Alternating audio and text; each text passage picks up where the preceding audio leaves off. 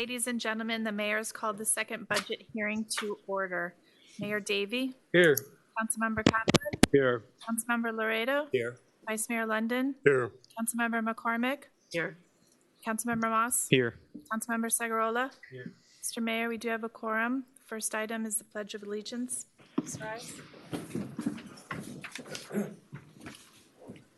Pledge allegiance to the flag of the United States of America and to the republic for which it stands, one nation, under God, indivisible, with liberty and justice for all.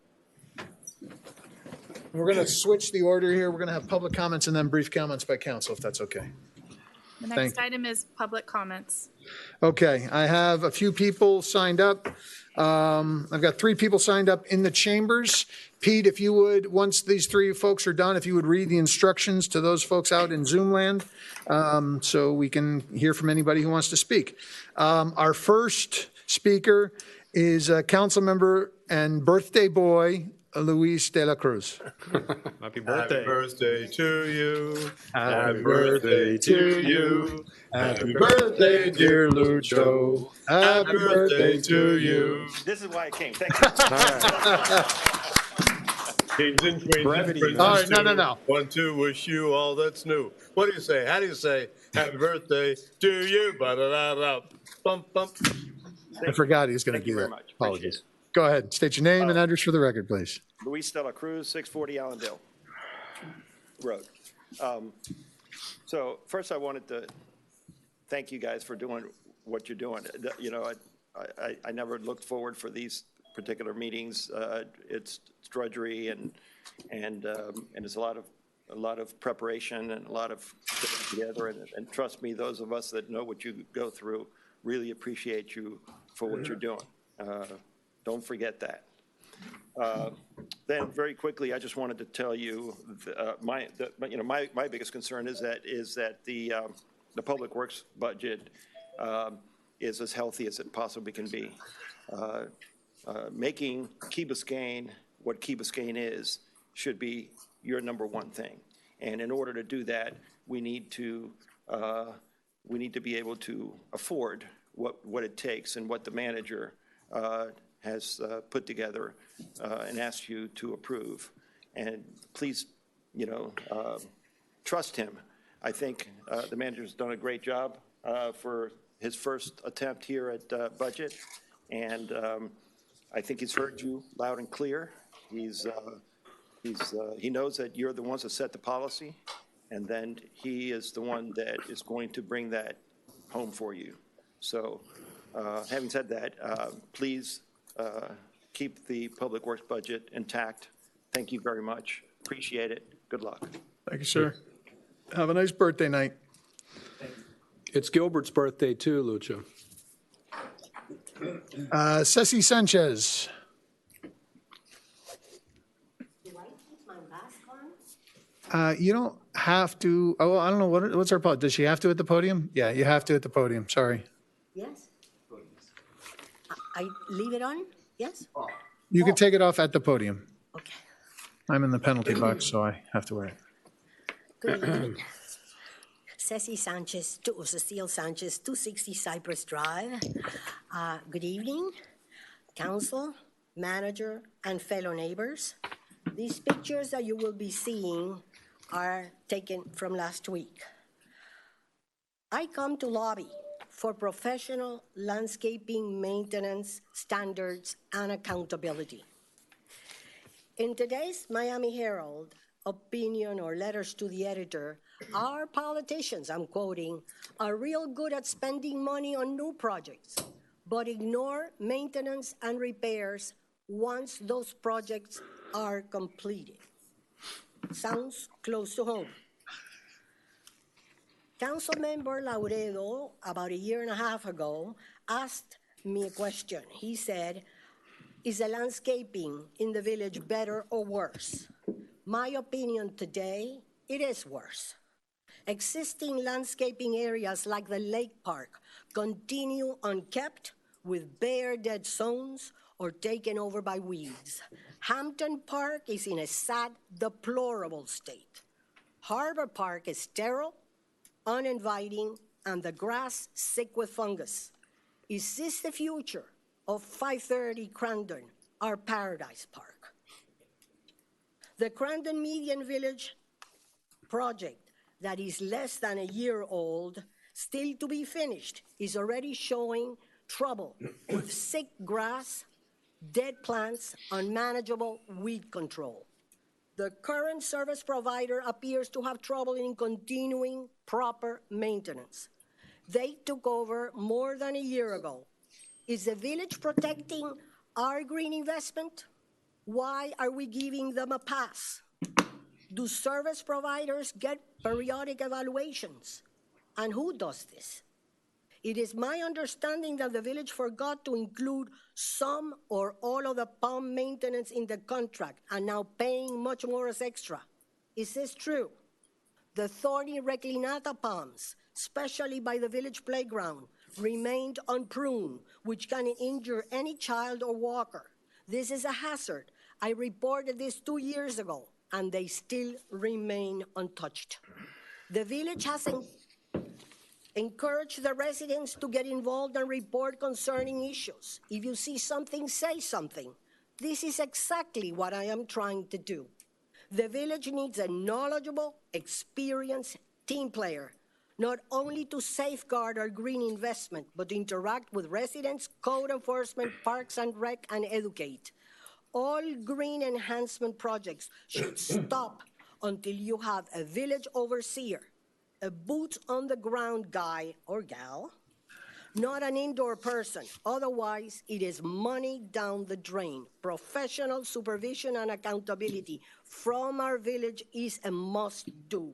We residents wish for our village to really look like paradise. Please make it a reality. Thank you. Next, we have, is it Maria Bernarda Arancedo?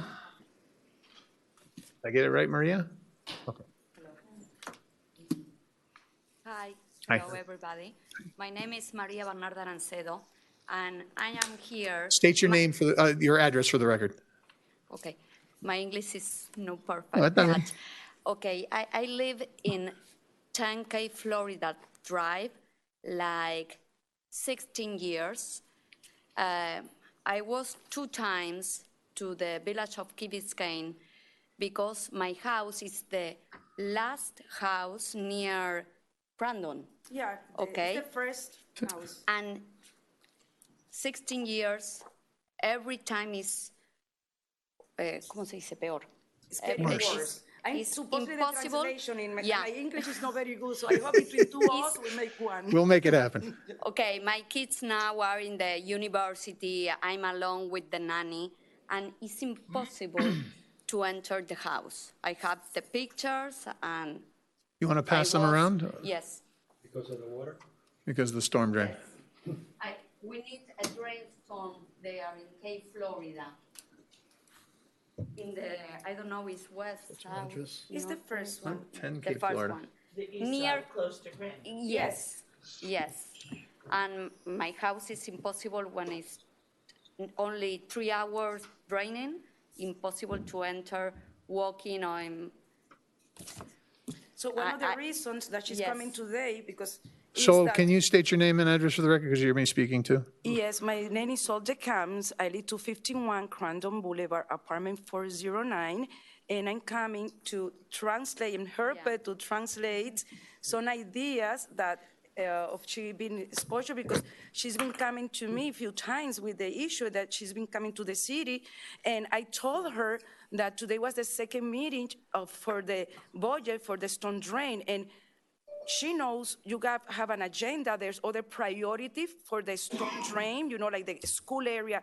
She's aware of that, but she would like to make sure that her property is going to be eventually taking care of that. So like she understands, she's not saying, I need it for tomorrow, and we totally are aware. There's other area that needs more urgent care than hers, but she wants to establish here on record that she can get in and out when it rains few days. So that's it. Yeah, few hours or constantly. So that's it. Okay, Just to make perfect. sure that her property it's going to be eventually be fixed. Perfect. Because Cape Florida don't have drain storm. Because the Cape Florida doesn't have a storm drain. Yeah. So, Okay. just, okay, that's it. Good night, everyone. Thank you. And thank you Thank very you all. much. This seems like a good time to make a plug for Thursday night's stormwater. Do it in brief comments. Maybe invite them to the stormwater. So there's a stormwater workshop on Thursday night. This Thursday, there's a stormwater workshop at the community center. Practice your Spanish, Roland. All right? Just for the record. He'll tell you. Yeah. Thank you. So, all right. Pete, do we have anybody signed up to speak on Zoom? Yes, Mr. Mayor. We have a Mr. Pedro Cotto. Okay, Mayor, you may want to make an announcement. If people are here to speak on the budget, you'll be having a hearing then in the millage, because this is just general public comments also. okay, fair enough. Well, all right, you can wait to speak on the budget unless you want to speak now during general comments. Okay, go ahead with the first caller. State your name and address for the record, and you have 3 minutes. And Pete, if you would give them a 30-second, a 10-second, and tell them when their time's up. Yes, Mr. Mayor. Thank you. Mr. Pedro Cotto? Mr. Pedro Cotto, you are live, sir. Yeah, I will. Okay, good. So let me get something here. I'd like to address much more as a comment for the council. I'm sorry, Mr. Kono, state your name and address for the record. My name is Pedro Cono. I've lived for the last 28 years at 425 Allendale Road. Okay, my comment is about the budget. So should I wait or should I address now? That's your decision. I mean, either way, you can wait or you can speak now. Let me go ahead with that. Okay. Okay, I would like to, now that I have more time, okay, than previous meetings, I would like to share with you. Can you see the chart that I have? Yes? Well, we sort of. Can you see? Yeah, go ahead, sir. Okay. I did some analysis about this budget for the next year. And what I noticed by looking to this analysis, I look into the revenues of the city in the last 3 years. And we are basically in the range of 35 million. We went down in 2021, and we came back 35,531. So the conclusion here is that in the last 3 years, revenues are the same level.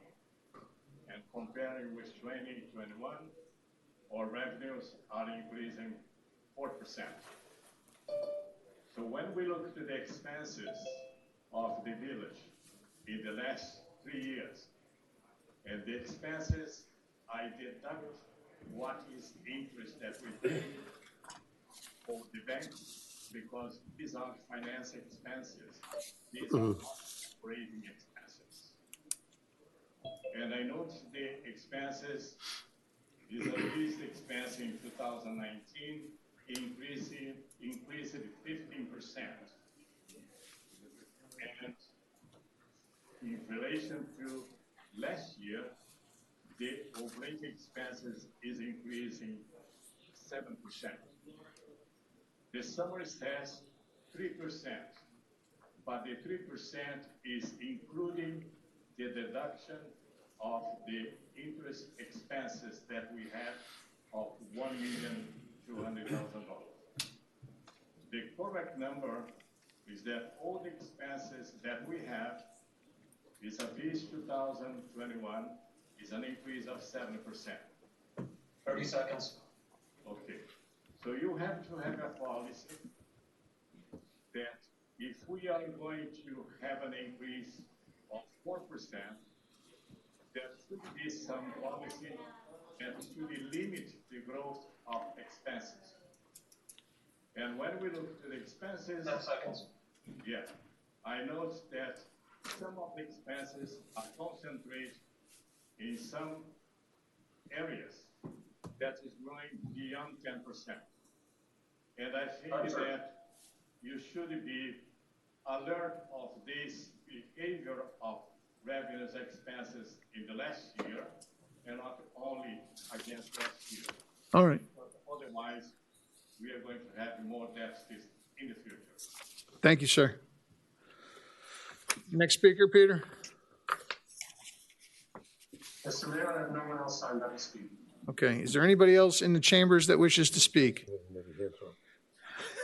Is there anybody else? I'm going to give them a couple more seconds online.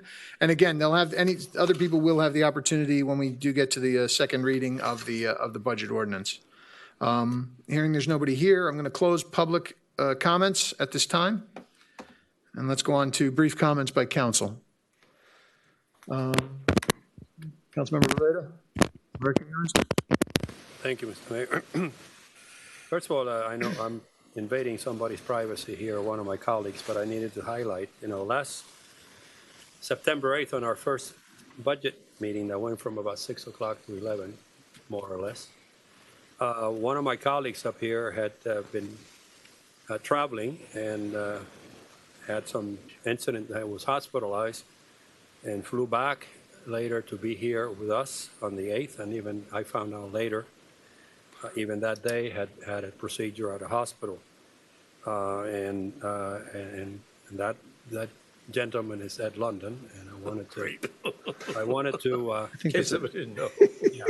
I'm sorry I invaded your privacy, but the point here is that shows the kind of dedication that not only you do, and also you dwell into the budgets, but I think it's also an educational tool for two reasons. One is to our residents and viewers, that all of us who serve here now and in the 30 years we're celebrating have a thankless, payless job, and we do it for you, long hours, whether you like him or don't like him, or you don't like or disagree with their positions, they need to be recognized, and I thank Ed London for setting that example. That's number one. And number two, thank you.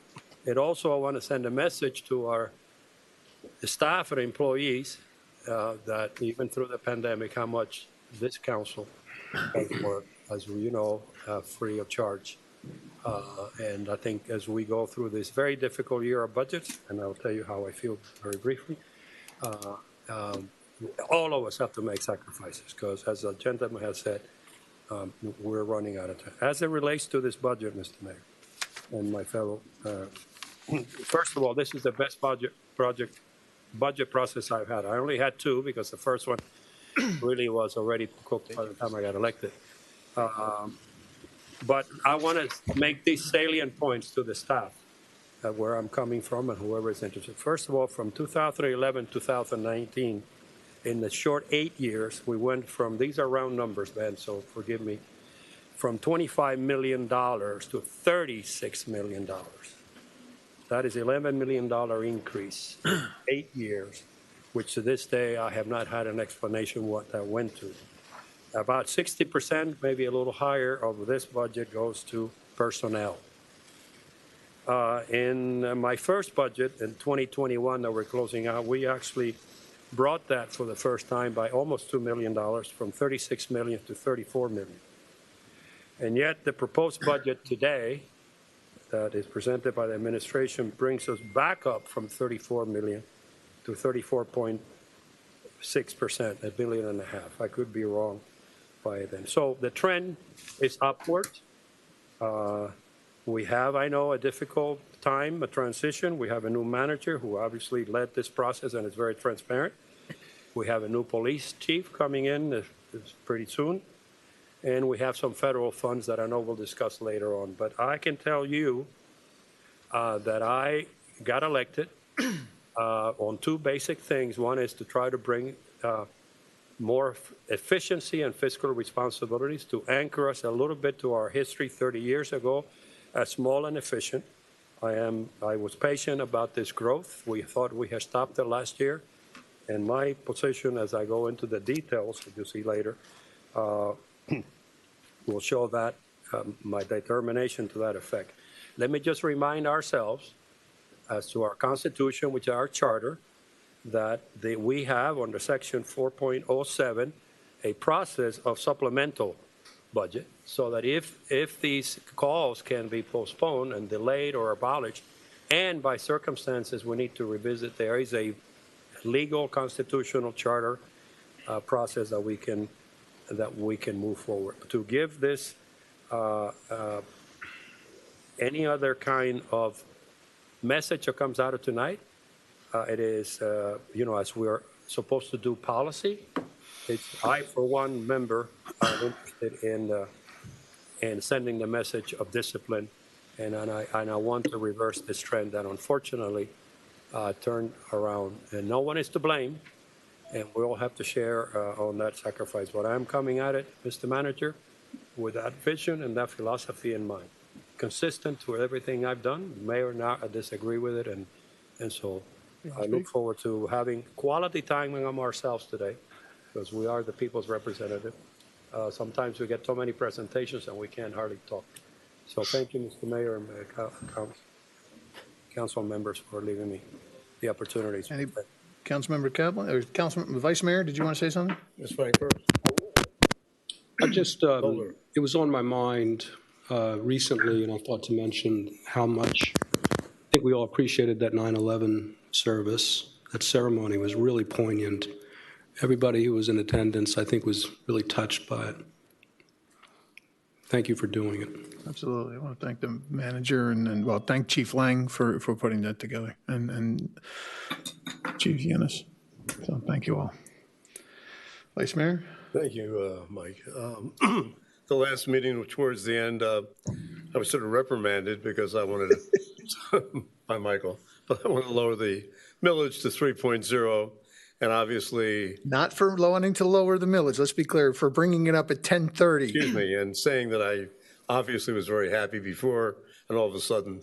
But I must make it clear that at the workshop and for the last 8 years, I've been basically saying the money we spend is excessive. We have to tighten our budget. We have to become more efficient. We go to a retreat, and I think the first or second thing we all agreed to, we're going to run an efficient government. So when I make these suggestions and when I have reason to do all these things, and the cuts, they'll result in people's taxpayers and a more efficient government with the same high level of services that we all expect. So I'm not blindsiding everybody. I've now given everybody all my comments on every department, on everything of what I'm proposing, and why not only with the things I'm proposing, it would go below 3.0 mil. But by the same token, I will propose again tonight, 3.0 mils for our budget. Thank you. Councilmember Segurola? I have to say, I was very disappointed with the budget. I'm not blaming the manager in particular. I think Councilmember Laredo showed the trend that's been going on for some time, and unfortunately we continue on that trend. I read the email that Councilmember London sent. I agree with some of the things that he put in there about cuts. I disagree with others. But without even getting to cutting personnel, my observations were this budget feels like it has a lot of vague categories instead of line items. There's not a lot of backup for the money that's being requested. And the issue with those vague categories is that it creates a very slippery slope. If we analyze the columns, we'll see that there are huge differences between historical spending, actual to date spending, and what the proposed spendings are. We see big increases that just by trimming that fat alone, you're talking about hundreds of thousands of dollars. We also have a lot of inefficiencies where you have every department has its own communications budget, but you have no idea what they're communicating about. And we're supposed to have one centralized communication person, or not. I believe we can get back to the rollback rate, if not lower, just by trimming the fluff from these vague categories that, I'll give an example. Across the board, every department has an other current charges category. That just seems like a miscellaneous pot where, gee, we need some more money later on in the future. Let's just take it from other current charges. It's too vague. That shouldn't be in a budget. Subscriptions, I'll point it out as we go through this presentation, but we can trim the budget without eliminating any services and affecting the quality of life of any resident in Key Biscayne. And that is my focus to tonight.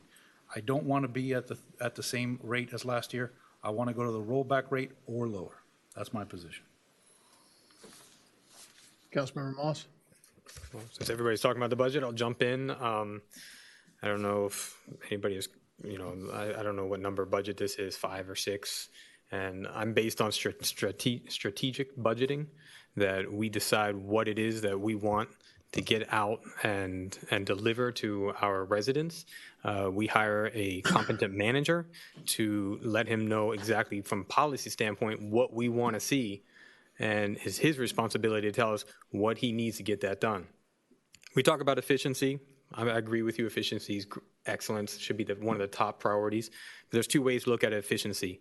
There's one about money, and there's other one about production. And if our manager, and I have faith in our manager, that's going to work with and free up a lot of our department heads to look at what production we're having coming out, where the bottlenecks are in order to produce more.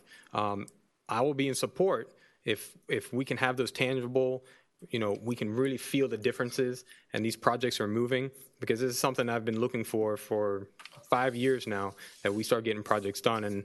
And this is the first budget where I feel confidence that we have a manager that wants to hit this running and get this done. And if he can deliver this, I'm for this.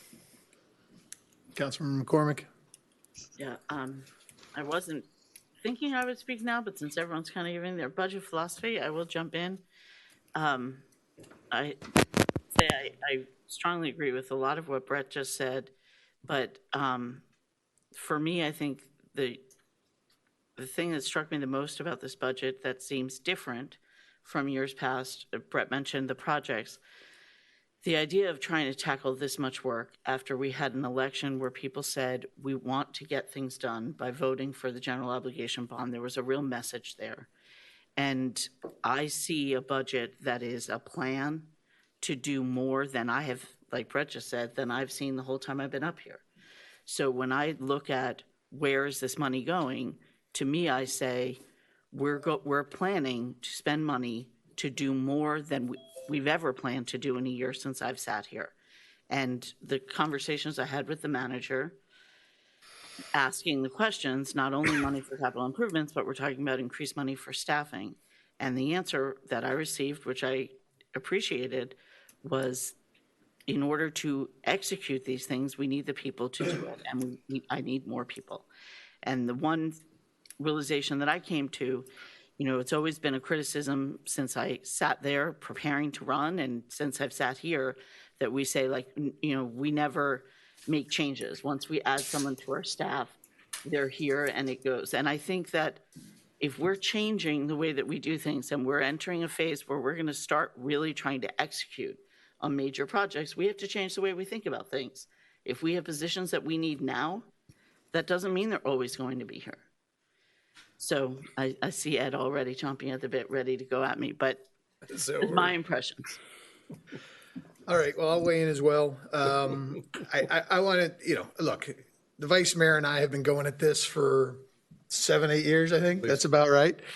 And I appreciate Ed's perspective. I really do. We disagree on this, but I appreciate that he wants us to strive for efficiency and to be as lean and mean as possible. And he's right in that philosophy. I disagree that on a number of ways that he wants on his plan of execution to get there. I disagree.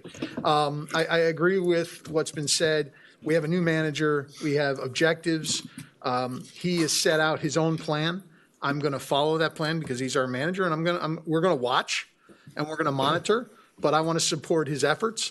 And I want to remind people that if we were to drop our millage from where it currently is to 3.0, that would save a taxpayer with a taxable value of $1 million. It would save that person, that family, $210 for the year.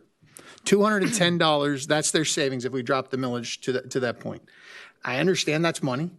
But for the services that we are striving to provide, I think that's a pretty good investment for the residents of Key Biscayne. And I think that's what we've got to think about. This is an investment in the future of this island. What the manager is bringing to the table is a clear plan of where we want to be in the future. And so I'm going to support him in his endeavors. I'm going to listen. I think, Ed's got a plan that he's bringing forward. I'm not saying that I'm not going to support. I'm going to be against all of the changes that he's proposing or any of the, Councilmember Segarola has brought up a couple points. But the manager has my full support and I will stand with him at this point. So let's move on to the next item. For the record, I support the manager completely. I know you guys. That was not the intent. I wasn't trying to suggest. So let's move on to the next item. Don't like him, but I support him. Let's continue this conversation. Well, this is brief comments, so let's move on to the Let's next do a little item. bit brief comments because at the end of the day, that's my primary job. Okay, I got elected, all of us, to set policy. Two things. Councilmember, respectfully, let's go to the next. You have a tendency to interrupt. Councilmember, I'm trying to move this. I am telling you, Sir, that I'm the chair of the meeting. I don't want to be. Can I have words?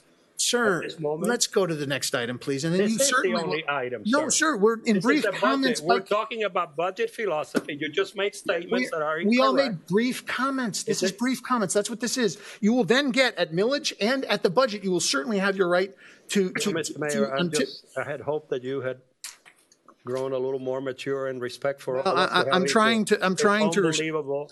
I know. It's I realize that, so sir. you're But we're denying going to me the move the right to item. speak now, sir? Is that I am your rule? denying you the right to speak during private, brief comments by council. Yes, let's move on. You started in a very divisive way. Thank you for doing that, sir. I was striving for Next unity, item, sir. but it's impossible with you. Next item, clerk.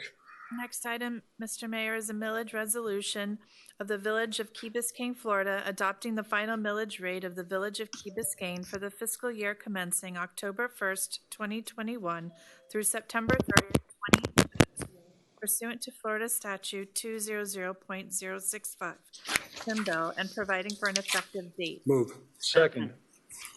Thank you. Now, do we want to discuss this now, or are we going to table this and then move on to the next item? I move to table. Well, the question is, I think there may be a proposition to drop. That's up to the council. Well, that's what I'm saying. That's So why. here's the premise that we were driven by forever and that we sort of forgot last time. We have to have a tentative budget and then apply the millage to be able to pay for it. Okay, So we but- should table this and we should get into the budget. We should make decisions on what we're going to do by way of either cutting or adding or leaving it alone, and then we come back. Fine. You've You've made the motion to movement. table this. Okay, he's moved. You're seconding, Councilmember Loretta? Okay. All those in favor? Aye. Aye. Opposed? Opposed? Okay. Motion carries. Next item. The next item, Mr. Mayor, is a second reading of an ordinance of the Village of Key Biscayne, Florida, adopting the budgets for the fiscal year commencing October 1st, 2021 through September 30th, 2022, pursuant to Section 200.065 Florida statutes, trim bill, and providing for an effective date. Moved. Second. Okay. We're gonna open for public comments first. Let's open for public comments. Is anybody here? Is there anybody signed up? Okay. Does anybody wish to speak on the budget? Okay, this is your time. Pete, do we have anybody on Zoom wishing to speak? Does Peter want to read the instructions? Yes. Okay, well then read the instructions. So then while that person's speaking, other people may want to try and join in. Good evening, ladies and gentlemen. For those of you watching us at home on Channel 77 on Comcast or Channel 99 on AT&T, or streaming us live via our website, if you do wish to speak to the budget, please dial the following phone number: 929-205-6099. Then please enter the meeting ID of 231-627-8415. For those of you that are currently in the meeting via telephone, please dial *9 on your telephones to raise your hand, or simply raise your hand within the Zoom account. Mr. Mayor, our first caller is telephone number ending 8168. Please dial *6 on your telephone, not mute. Please state your name and address for the record. Caller, you are live. George Mendia, 111 Island Drive. Go ahead. Hi, everyone. Thank you for tonight. Just wanted to comment. I'm actually very impressed with the action agenda that the manager has put together for us. It's been many years since I've seen such an ambitious look at trying to do good for this community. It follows the policy that's been set by many councils of taking care of our parks, our areas. I thought Ceci was right on target. She talked mostly about landscaping, but as you saw in the picture, our sidewalks are cracked, our circles are damaged. The level of service that we've been getting for the taxes we pay has just not been acceptable. It's just not working. And I think this is an opportunity to actually start investing in our community and really bringing this community to where it should be. We always compare ourselves to Coral Gables, and obviously when you drive their streets, you don't see broken sidewalks, you don't see the potholes that we have, you don't see water like the lady in Florida Drive was talking about. But their village is almost twice out. It's that easy. When their village is in the 5s and ours is 3.2, yeah, you just can't do the kind of service that they're getting. And I think this is time that we start investing in our community. You know, somebody mentioned lean and mean. Lean is okay, but mean means you're getting things done. We're not getting things done. You see it as we drive. That's it, guys. Good night. Good luck tonight. Thank you. Any other callers, Pete? Mr. Mayor, I have no one else signed up to speak. Okay, does anybody in the chambers wish to speak? Okay. One more time, Pete. Anybody? All right, I'm going to close public comments on the budget. And let's begin. How do we want to speak? I think we all have some ideas. Councilmember Laredo, you wanted to speak? Lead on. What is the motion is, would you explain the procedure? Yeah, there hasn't been a motion. we haven't At this moved point. the You table? could table it if you want. Yes, I was going to move the table. Right, that's a That's procedure fine. we've been following. Yes. I'll second it. All those in favor? Aye. Opposed? Motion carries. Okay. I wanted to clarify, as did Mr. London. First of all, Mr. Mayor, your reference to Mr. London is wonderful historically and all of that, but it's more than just Mr. London. I spoke about the same things, and efficiency it's not a relative word. Numbers do not lie.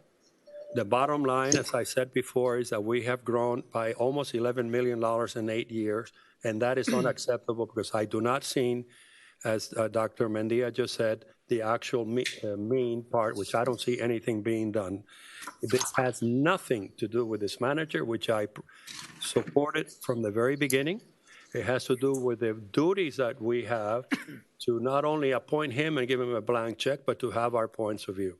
And let me just remind us as we move forward, two things. At the last meeting, we had a vote that was tied, 3-3 to go back to the rollback.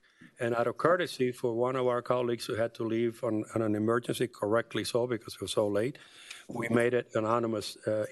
But nevertheless, this council is at a minimum divided on the millage itself, but right now 4-3. So this is a representative of democracy. At that time, between that meeting and this meeting, so by the way, we have not gotten, it's 3 weeks ago, the minutes, and that's why we have all these misunderstandings. So we don't know exactly what was said and all the direction, but I specifically remember a lot of things that were asked of the manager.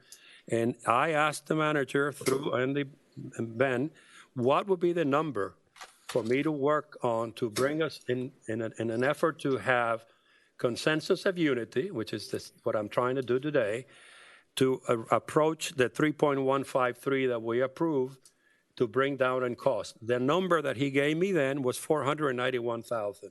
And that would have brought us in line with millage. You know, and millage is a relative term. We don't want to get into a discussion now. The bottom line is cash that we're spending, and we're spending more than ever.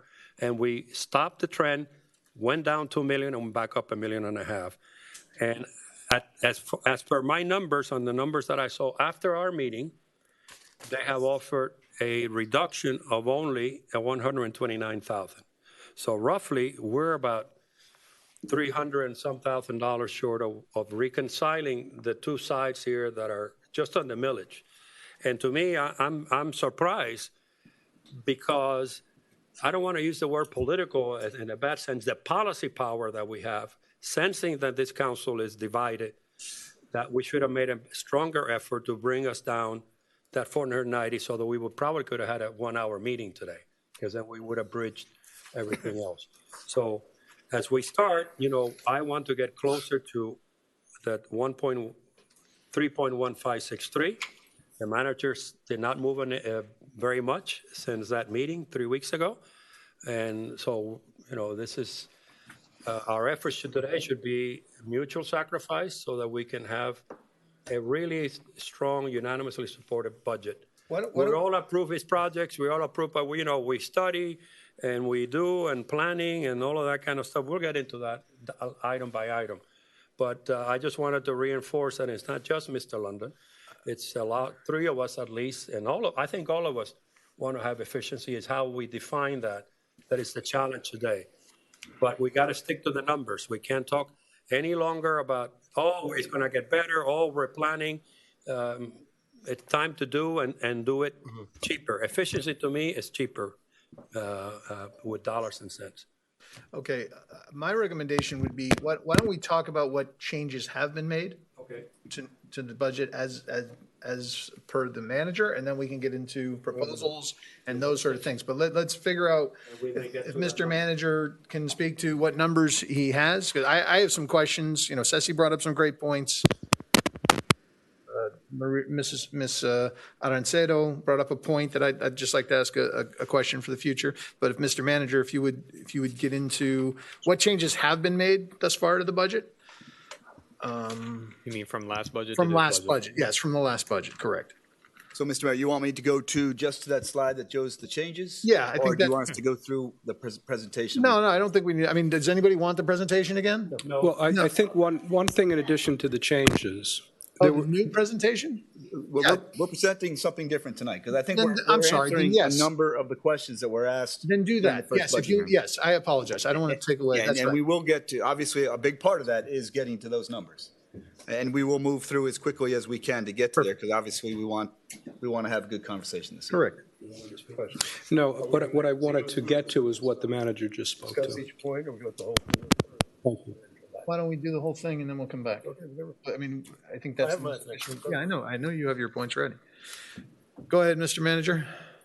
All right, good evening, and I will make this as short as we can, but I think there's some very important points to make, because as we've been discussing tonight, this is a very important topic, a very serious topic that we need to address, because this makes a big impact on the village, whether it's efficiency, effectiveness. I think we all understand where we want to be. So I want to make sure we set the stage for a very positive conversation tonight. Thank you, Mr. Mayor and council members, for the opportunity to present our proposed budgets this evening. I again want to thank our staff for their hard work and diligence in putting together this budget. I particularly want to thank their CFO and the Chief of Staff. They've been working the detailed numbers and helping me to create a very progressive budget that I believe is both efficient and effective. This evening, we are presenting a budget that is designed to use our resources wisely, while at the same time provide the public safety services and infrastructure our residents deserve and expect. It is a budget that puts residents first, encourages teamwork and collaboration, stresses stewardship, pursues excellence, and demands actions from our employees. Most importantly, this year's budget is a down payment on the future of our village. It is not just a budget for this year.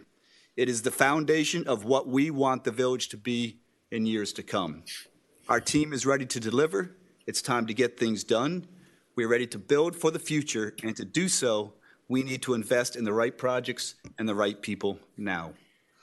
We have an aggressive vision, one that is informed by our residents, to ensure we have a safe and secure village, a thriving and vibrant community, engaging in active public spaces and programs, accessible, connected, and mobile transportation, and in particular, a resilient environment and infrastructure. This is not, as many people have said tonight, an ordinary budget, and this year's capital plan alone, we aim to take on 24 projects at a value of $6.8 million. Next year, we have an additional 24 projects at $17.9 million, and in the subsequent 3 years, we have over $60 million in program projects. To do this, we must staff up now in terms of numbers and in terms of skills. There is much to be done, and I respectfully request your support to help us build the team that can deliver the services, programs, and infrastructure our residents have asked for and deserve. Next slide. We saw this last time as we spoke in the last hearing. You've seen it before. We face a number of challenges. They haven't changed from last time. But again, I think we will need to take a look at this and realize that Key Biscayne faces a number of challenges, and we continue to need to keep that in mind as we move forward. Next slide. Many of those challenges lead to opportunities, as you see here. Next slide. What I do want to make, although we have much to do, and I want to highlight these 7 because I think so many of these are important because we've heard from many, many of our residents. I want to highlight these top 7 through surveys, direct requests, and continual conversations with our residents. These are some of the top 7 that we want to deliver in fiscal year 22. Here's our agenda for tonight, and much of our agenda is set forth from the discussion that we had on September 8th. So what we'll do is first have talk about the capital improvement program. We can either have the Director of Public Works come up, or we can have a conversation amongst the council. It's your choice, or both. We could bring Jake up, and then we can ask him questions on the capital. I think we'll probably have questions and talk about some things going forward. I mean, do you want to do that now, or let's get through the presentation and then? Yeah, so we get through the presentation and then we start with capital CIP. Yeah. Okay, Jake, if you. I mean, We've been seeing this. I would prefer just to go in the order that it was presented in the package. Right, exactly. No, I think that's what we're going to do. Once he gives his presentation, then we'll go. I mean, your slides were short. Okay. Yeah, I don't think All right. so. It's just that we already seen it. You sent it to us yesterday. It's just that the public. I don't want Yeah, to I get think this is for the public. Yeah, and I just want to make sure we have an opportunity to have questions. So if it's a 30-second conversation, then we can continue on. I just want to make sure that if there are questions on the capital improvement program, we give an opportunity for those questions to be answered. Go ahead. Well, let me get Ed, because I think Ed's part of his.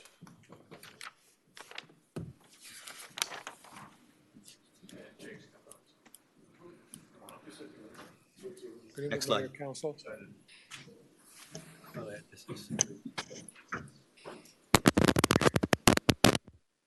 It's maybe a little difficult to see on the slides because I know the angle is difficult for you, but however, you do have a copy in the in your packet. The slide before is just the breakdown. Okay, fine. Good presentation he has.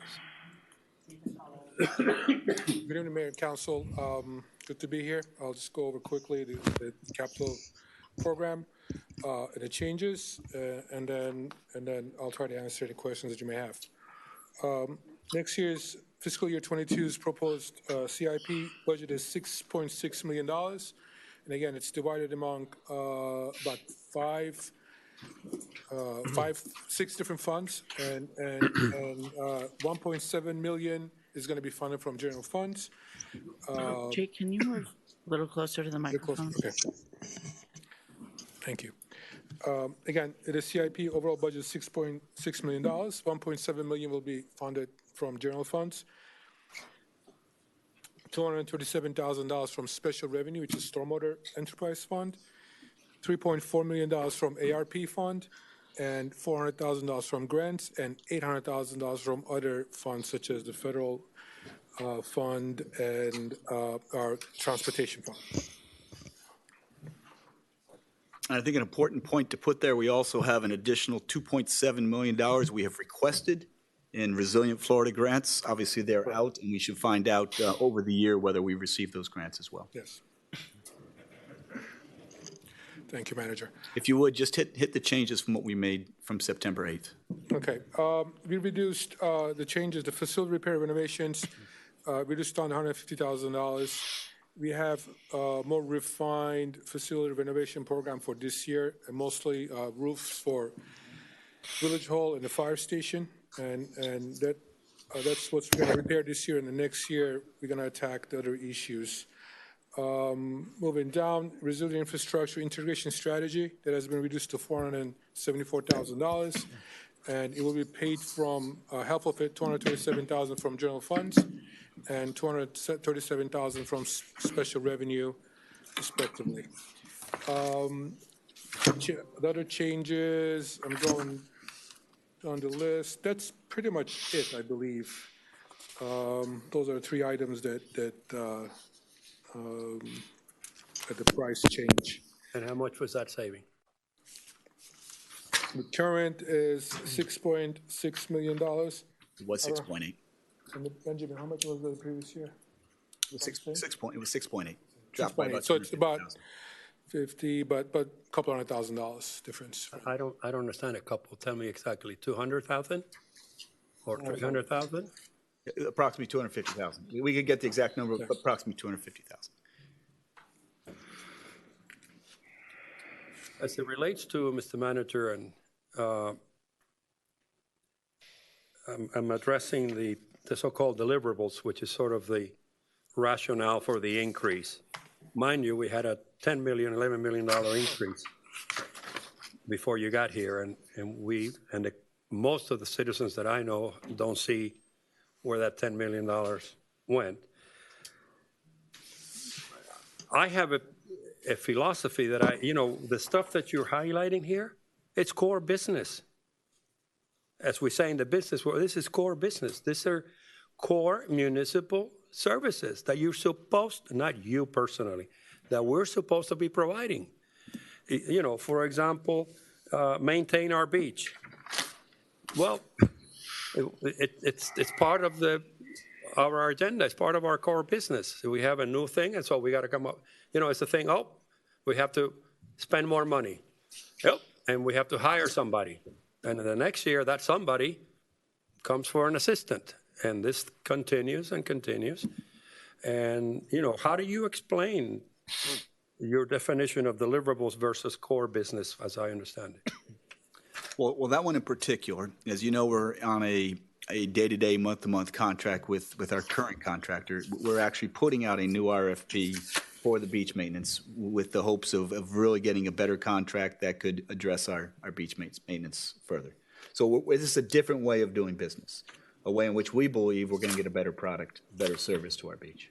Yes, I understand that, but I want to engage you because I don't want you to force me into micromanaging.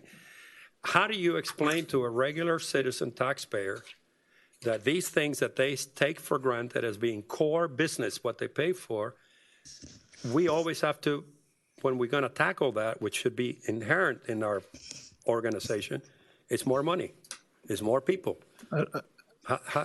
You know what I'm saying? This is not like we're building a new building. It's like... Councilmember, I'm sorry, can you clarify which item you're talking about specifically? Well, his slides on deliverables, which is a justification, philosophical justification of why we're basically going up to $1.5 million. And there isn't, just like I still, after this, I'll learn because I've asked for 2 years now, where did the... You go back to slide 5, please. That $10 million increase in 8 years go? We staffed up. And so that staff is not ready to provide normal services, normal municipal services. We haven't really anything new. Okay. Councilmember McCormick? It just occurred to me that talking about the beach is a good example that you can share with people of where a service that we've always provided has drastically increased over the last 8 years. Mm-hmm. The influx of the sargassum and us upping our maintenance of the beach and having to truck haul more often has definitely caused a need for us to increase how much we budget for the same basic service that we've always provided. It's not my budget. I mean, I've worked on it with the manager, but I'm not on the tip of my tongue give you 10 other reasons. But when you just mentioned the beach, it occurred to me, and I wanted to share that with you. I didn't mention the beach, he did. Oh, someone. So the beach came up, but that is an example of a basic service that the cost of which has increased. The same with, I know Councilmember London disagrees with me about what we are philosophically, what we think our police should be doing, but that is another one that I think directly relates to the increase in population. So there are some basic deliverables that have gotten more expensive. Mayor Ramos? Yeah, so thank you so much for the presentation. I think that, to give our residents a return for the money they're paying and the capital improvement program capital improvement budget is one of the best areas where people can really feel it.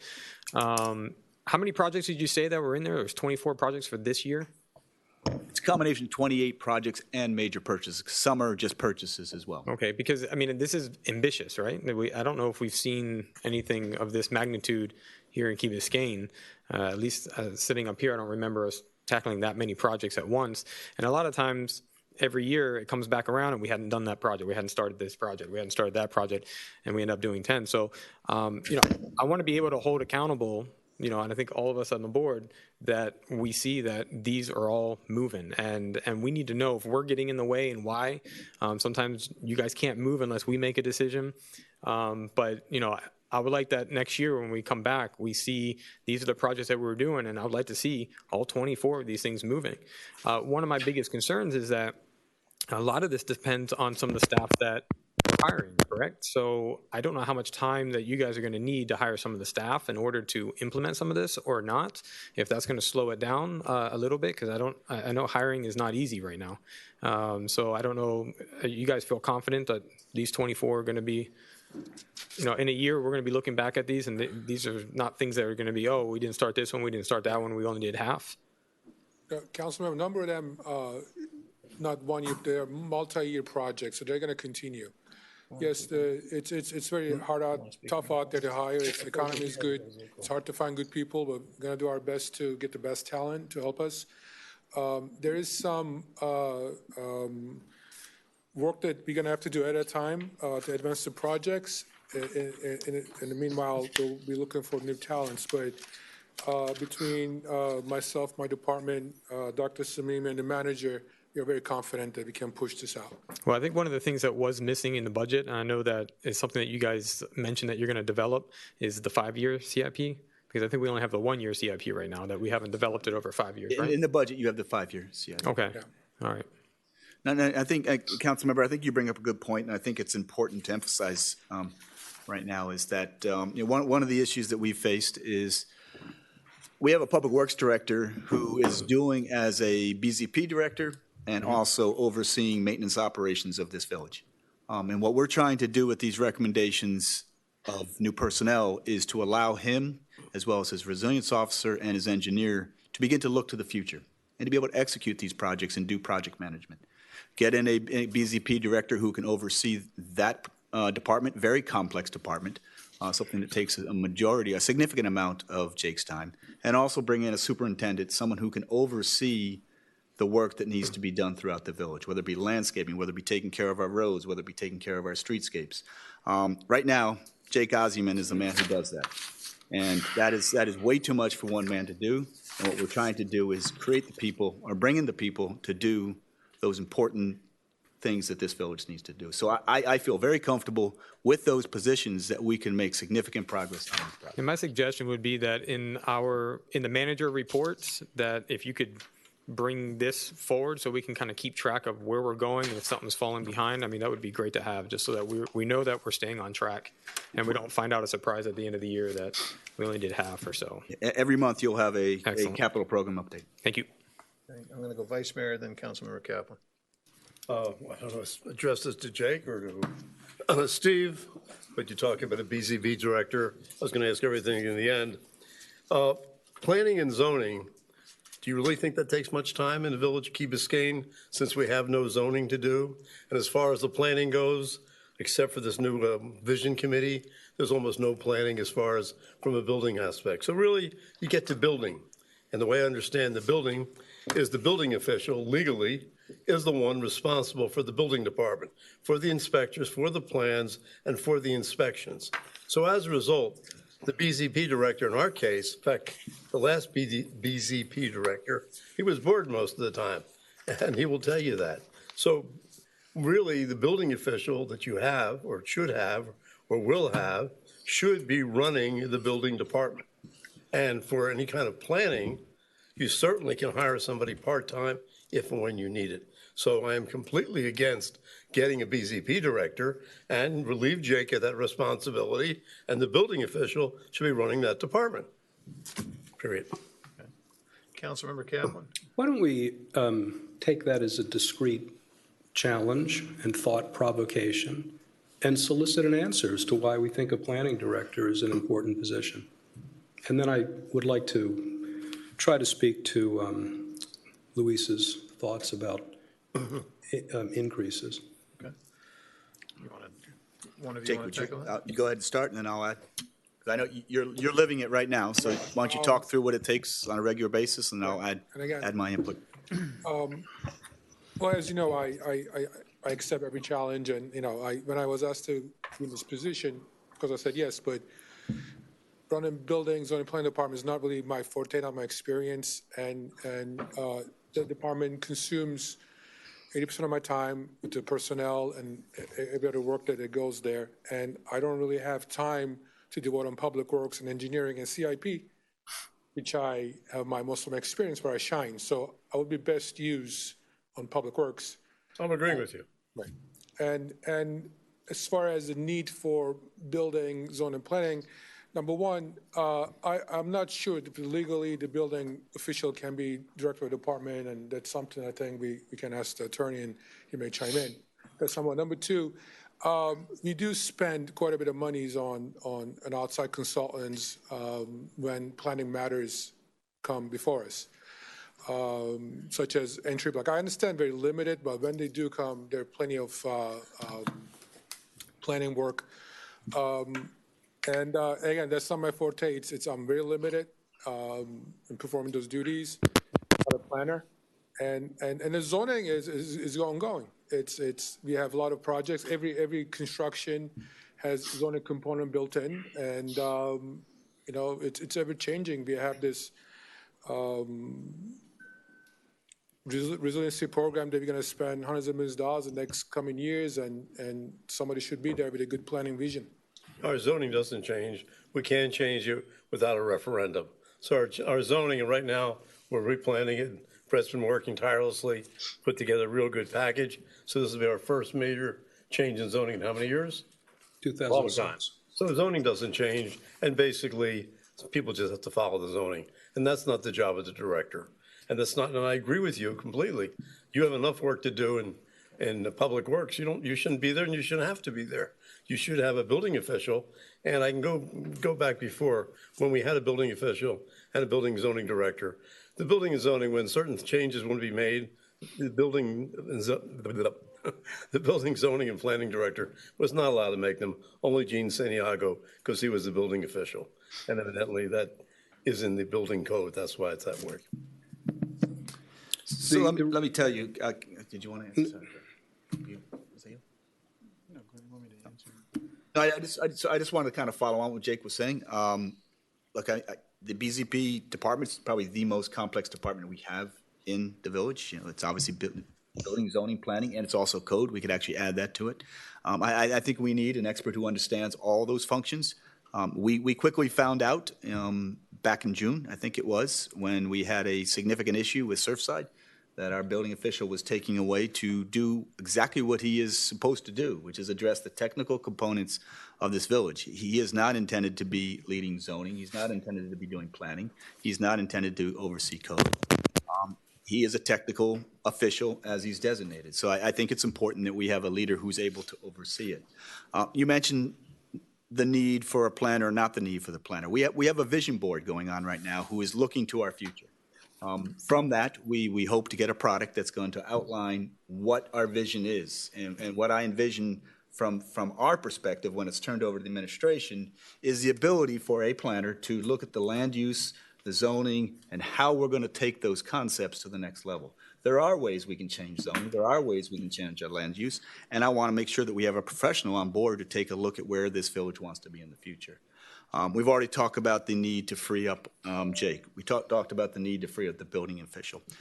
There's other things, and there's many other things this individual will do, but we need to restructure our building, zoning, and fire inspection fees. We've been kind of languishing with that for a couple of years. So there is a need for an individual to come in and lead this department.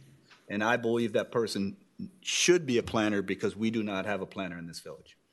And I disagree, and we're spending over $100,000 for a planner for the vision board who is going to do this plan that hopefully we will approve going forward for the next 20 years. 160, Well, that's max. 160,000. Well, anyway, so you and I can disagree, and I still can respect you, but I totally disagree, and I definitely believe the building official should do the jobs that I was talking about. And if he can't, you should get somebody else. Can the building?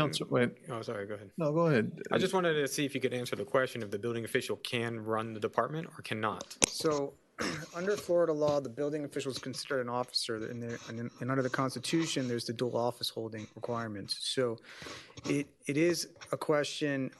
We think that without getting a particular opinion from the Attorney General, that the building official could not hold that office because it is considered underneath our code as two separate departments, and they would be officials, so it would be a dual office holding. What'd you say? I'm saying we would need to get an opinion from the Attorney General on that. But in the past, that's how we've operated. No, in the past, we had a building, zoning, and planning We director. had a building and zoning And then official. we had a building official. Who bowed down to the building official, the BZ No, director. only on building No, issues. yeah, the building official has the sole authority over the Florida Building Code. Over The zoning director. Which is the plan, which is reviewing the plans, Correct. making sure the inspections, all the functions of the building with the department. Florida Building Code. The BZP director, okay, historically, okay, what his job was to enforce Chapter 30 of the zoning code, which is the zoning code, or the village code. So you had someone that would review the plans for in accordance with the setbacks, the height, the lot coverage. I know you know it better than me. And then you would have the building official come in and make sure that it's being, the home is being built in accordance with the Florida Building Code. So they're two separate disciplines. But that's not how it worked here. The way it worked here, we had somebody named Bill Fair. He basically reviewed the plans for zoning, checked zoning, and the only time it went to the building planning and zoning director if there was a variance or you disagreed with him. But on a normal procedure, he had nothing to do with it. You're correct. There was a zoning administrator who was Bill Fair, but don't be. I mean, Judd was very involved. I mean, he was. Listen, I know Judd very well. He's very regardless confident, of that, and I know he's very regardless of bored. that, today the village does have a zoning administrator. Okay, you do have someone who reviews plans for zoning. The question is just, do you want to have someone overseeing the whole department? I think that's really what's happening here. And right now you have Jake overseeing the whole department.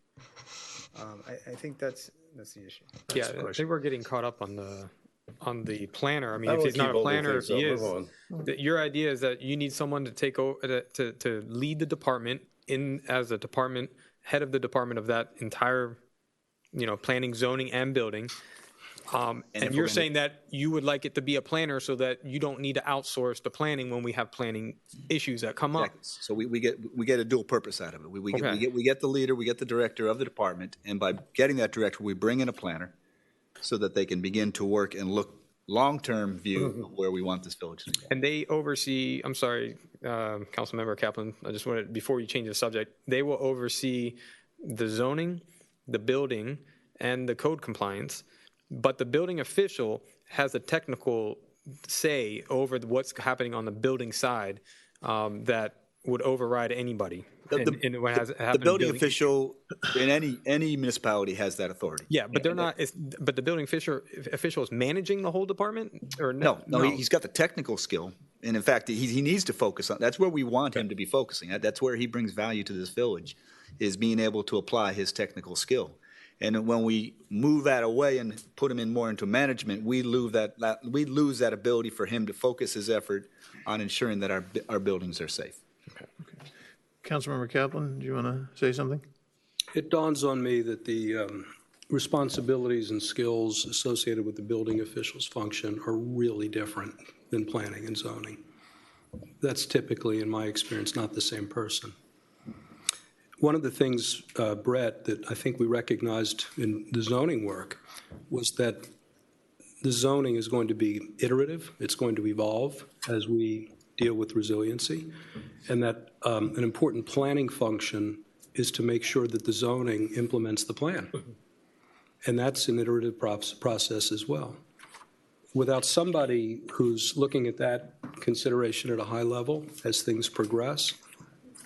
I think it's necessary that that happens, or we'll miss something. Councilmember Segurola, and then I have Councilmember. one last sort of gambit, if I might. Luis asked the question of why things get more expensive, and it just occurs to me that there are many reasons for that. I mean, our government gets more expensive.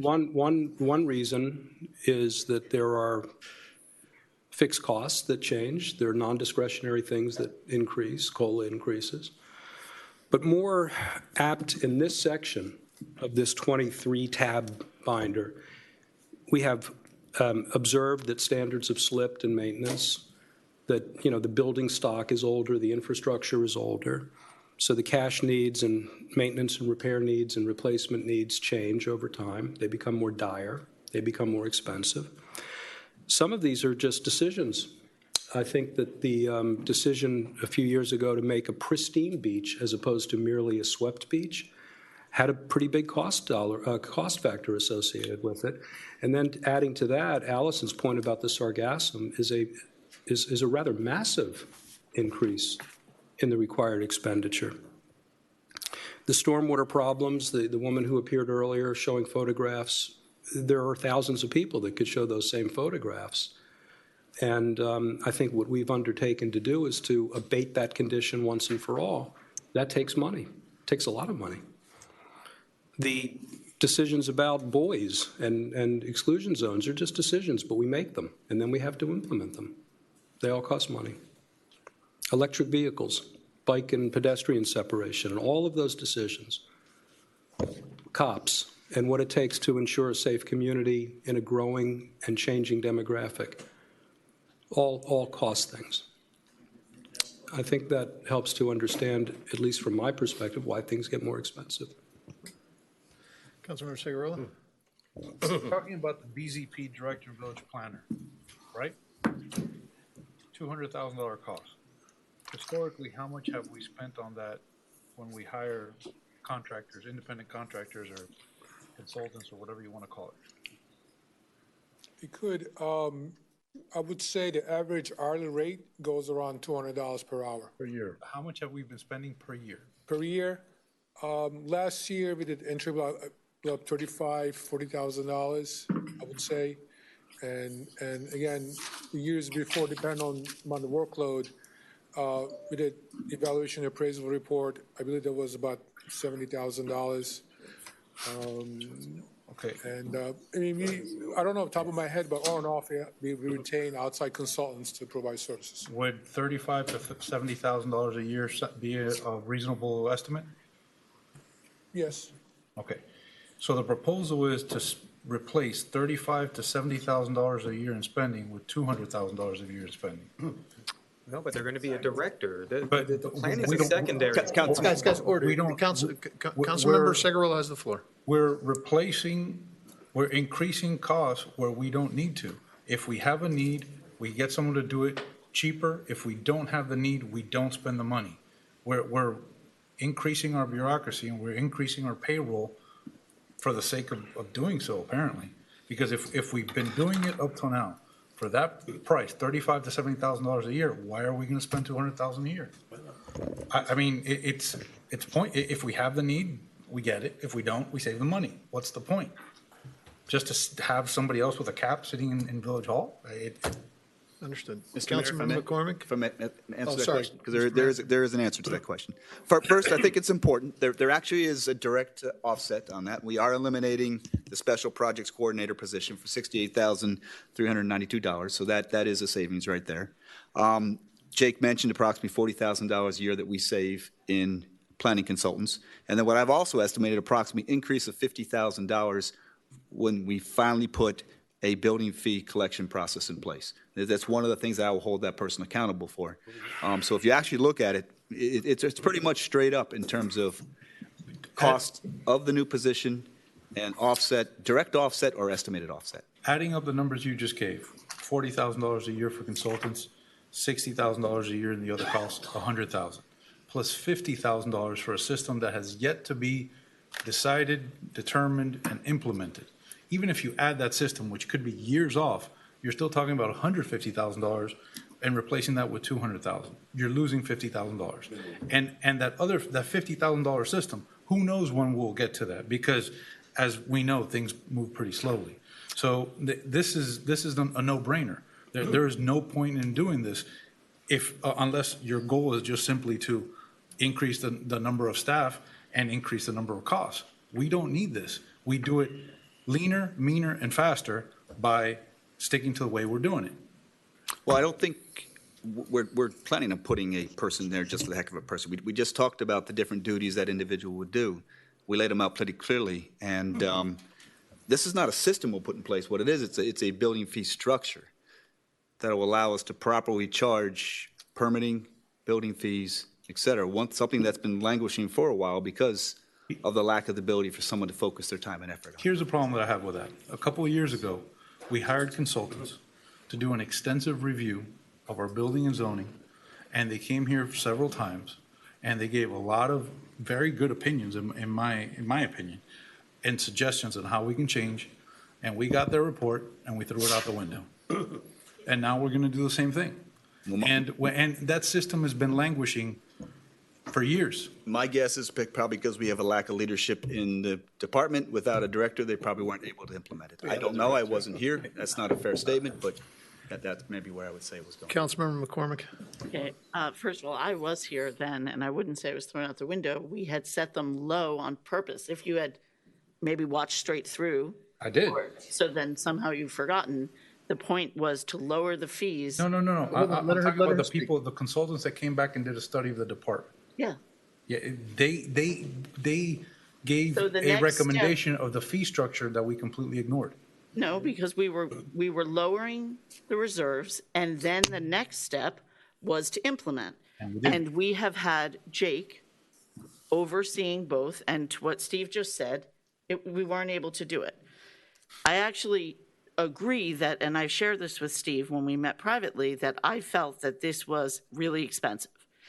And I think that there's a need for someone overseeing things in Jake's absence, but I'm not sure that we need someone at this level or at this cost. And I'll say, I said it to you on the phone, you disagreed with me, but I'll just share it again. I do see a vacancy when Jake leaves, and I think some of this money is us basically paying for more in public works by putting Jake fully back there. And we have to fill the vacancy of the things that he was able to do while wearing both hats. But it's a strong department. I think that we have a lot of people there that are very, very capable. And I'm not sure that we need to spend this level of money, as I shared with you before. And I wonder if it isn't possible, if we think that our building official is capable, if the only thing is holding us back, this idea that they can't do both things, is it possible that we should try to get that opinion? And maybe we do things a little differently and have him play both roles. You're in the back That of the was line the there. question. You know, we got a few. I'm air traffic control right now. I mean, we can, and the opinion would be for the building official to play both roles, is what you're saying. Yeah. I mean, we can. I mean. Is there an appetite for that? I think you know, that was going to be something that I brought up, but For us to seek an opinion to decide whether or not we could have our building official, you want our building official to do both things, yes, Ed? To do, being the building official. And run the department. And run the department, yes. And if what's holding us up is that we think it's illegal, should we seek that opinion before we fill the seat? But there's an earlier question. Hold on. Everybody just relax. Councilmember McCormick's trying to explain to you why she's proposing the opinion. So we need to get a legal opinion from the AG, right? Correct? I think there's an appetite up here to at least explore that. There's an earlier question. Well, hold on a second. That's the question. See if you can do it. Councilmember Moss, then the Vice Mayor, then Councilmember Laredo, then we're going back to Councilmember Segarola. All right, before we make a policy decision about that, I mean, we don't even know if the person wants to be the director. We don't even know if the manager wants that person to be the director or not. So we're making assumptions up here that we go to the AG, we do all, I mean, let's let the manager tell us what he needs up there, because this may not be what he needs. And I don't know why we would go through all this, because again, This is stepping into the micromanagement. We can say, this is how much we're willing to spend, but let him make the decision on how he wants to do it. If we're not willing to do it, we're not willing to do it. Going back to Councilmember Segurola, what he was saying is this is a no-brainer, but what you're asking for is a department head with a secondary function as a planner. And what I got from Councilmember Segurola is saying that you're trying to interchange this to a planner versus outsourcing planning, which is not, I think, what your intent from what I'm listening to is what you're asking for. You're asking that the planning part is an extra savings. So if you're looking at that savings of $150,000, you can calculate that we're only spending $50,000 to have a new department. But what you're saying, what I understand is that when we move Jake out of there, you have nobody heading the department and you need somebody there. That's how I understand it. So I just want to be very clear because I think this is getting mixed up with the whole planning, and I think the planning's a benefit, not that we're trying to swap out costs here. Okay. Vice Mayor, Councilmember Laredo, I you have want to say something? one thought possibly that might help things a little bit. Previously, we've had a plan reviewer or zoning reviewer. When you brought your plans in, and both Brett and I have used the building department many, many times, very familiar with it.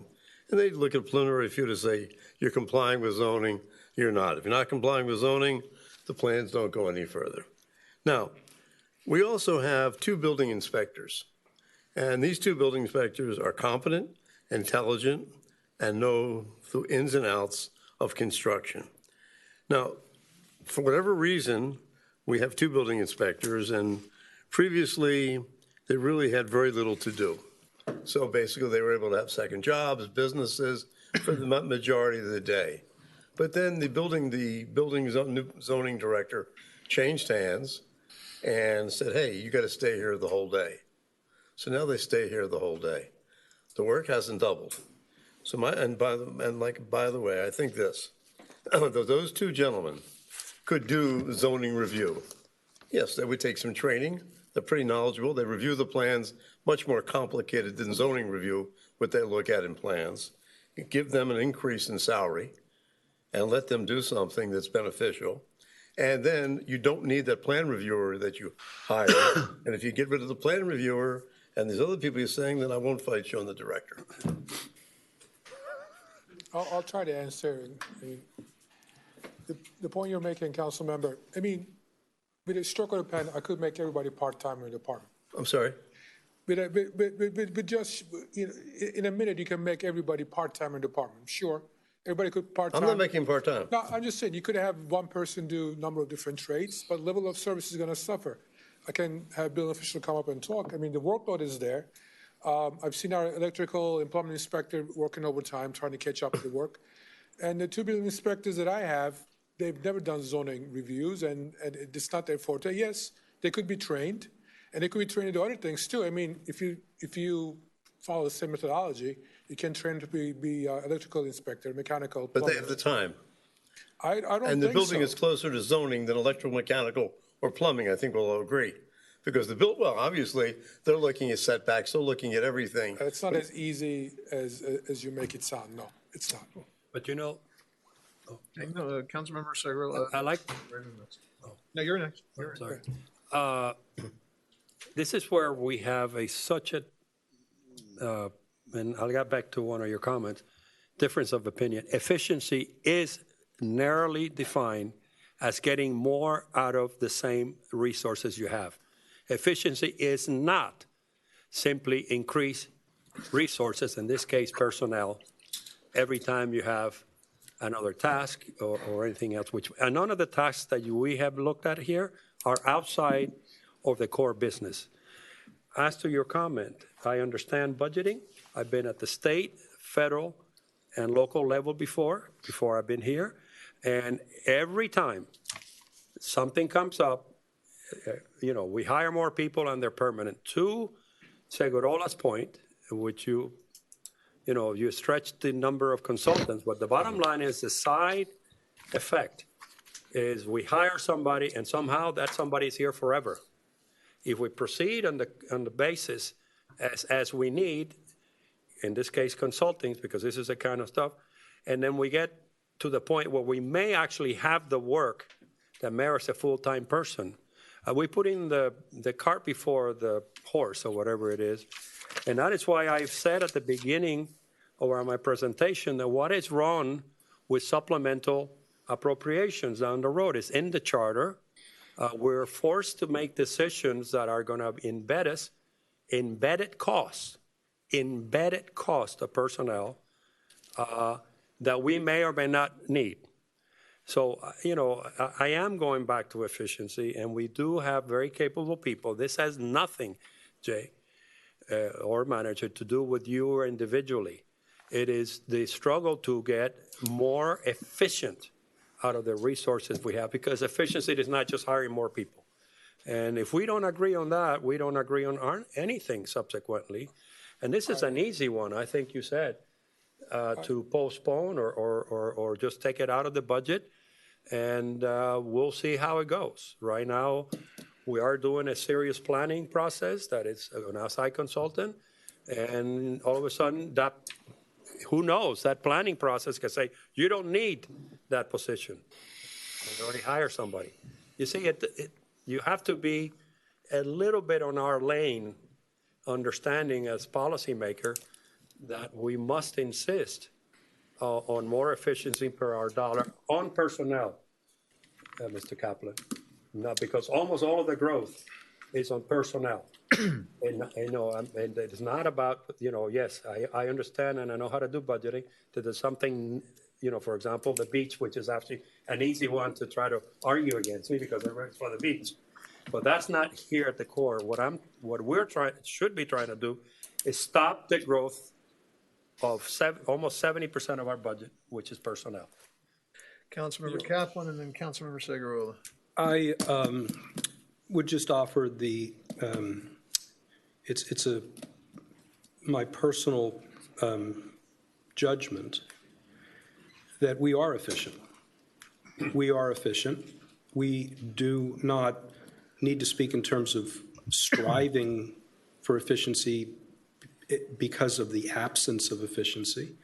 We have to speak in terms of striving for greater efficiency because it's smart to do so. That's just my way I'm looking at this. But in the quest for that, for what we're speaking of in terms of efficiency, I'm concerned about setting us up for a failure or a misstep on real needs. And I'm just dubious about the fungibility or the equivalence of two separate roles being filled by one person. The building code function, and it may be that that's doable, but I'm skeptical about it because they're so different. They're so different. Dick, did you want to speak to that before Yes. I go to Councilman Zigarella? Thank you, Mayor. I just want to speak to the point of efficiency, and I get the council's point. And I just want to give a little bit of background on what I think or what the department thinks about how efficient we are. We are as thin as we can get to have a fully functional building department. So we don't have additional personnel on each trade and doing only one trade. A lot of municipalities have two personnel for each trade. So, for example, if you go to City of Miami or Miami Beach, which is bigger, but they have multiple plan reviewers and inspectors. So a gentleman that works there does plan review all day, doesn't go out. An inspector that works there does inspections all day, doesn't do plan review. Each of our inspectors, they're actually chief building inspectors. They have the both qualities. They do plan review and they do inspection. They do plan review in the morning. They go out to the inspection in the afternoon. And again, making it more efficient, I don't think that we could make it more efficient in terms of the personnel and give the level of service that this village is accustomed to in terms of timely service. Sure, you can have same personnel do a number of different work. The quality is going to suffer, and then the wait period is going to increase, and you're going to have, if simple permit may take 1 day, it may take 3 or 4 days, and if the village is okay with that, sure, you could reduce number of personnel, the salaries, but the level of service, it's going to suffer. Right. Councilmember Segurola and then Councilmember Moss. Two things, well, a few things. One, I'm all for getting that opinion from the Attorney General. Let's just do it. We have nothing to lose. Number two, at the beginning during brief comments, this for me is one of the very clear examples of huge differences between historical costs and actual costs and proposed costs. It is very simple. We are getting the same product at a much cheaper price today without having to bind ourselves to this cost. As Councilmember Laredo pointed out, we basically have to reduce this budget by $370,000 to get back to a rollback rate. For me, that's the goal tonight. Here we have anywhere from $50,000 to $200,000 in savings in one shot for a position that, in my opinion, we just don't need. We definitely don't need at this time. We may need in the future, but we can determine that in the future. And whatever need we have for this service, we can get at a much cheaper price. Councilmember Moss? Yeah, I just want to be clear. There's things in the budget that I don't agree with, and the manager knows about it. And when we get to those, I'll bring those up. But this one's not one of them. And the reason why I see that this one is not is because this directly impacts our Public Works Department. We've been trying to get our Public Works Director out of building and zoning and what's it called, code enforcement. Yeah. Get him over there, get these new people staffed up in Public Works. We had people coming up here talking about, we don't maintain, and this is one of our biggest things that we want to do. We don't maintain the stuff that we already have. We have new projects coming in. That is extremely important. Moving him over there, and which is the strategy that our manager is trying to do, is important. And when he moves him over there, there's a gap. There's no head of the department. And he needs someone in that department running the department. If we don't approve that, my guess, and you can tell me if I'm wrong, he's staying split. And then that's going to be hurting our Public Works Department, which I really want to see where the main improvement is. So I think we have to be a little bit careful on this particular position. There may be other ways to do it. I don't know. But this one I'm going to support you on because I want to see our Public Works Department succeed. And you need someone that runs the ship over there in the department. Sorry, Councilmember Laredo, you wanted to say something, then Councilmember Kaplan, and then let's, I'd like to hear from the manager a little bit on this as well. And also how you want to Go ahead. I know you didn't mean to by comparing the city of Miami and Miami-Dade, and I'm not being pedantic, but 30 years ago, that is why we left the county. Because we wanted to be small and efficient. So we definitely do not want to have a comparison with the city of Miami, which I know well, and so does the manager. So that, it's important to understand the culture of this village as well, historically. Would it be in order so that we can start moving to make the motion for the opinion? Or on the legal opinion and then get it out of the way, or do you need a motion? I'm not sure. Hold on. If you want to give me consensus, I'm happy to. Yeah, consensus is fine. Okay, and then, that's fine. Consensus, if you could move on that. And how would you like to move? Like if you want to vote on this item, and then as we go through items, and Well, I think there's. That way we can start eliminating things.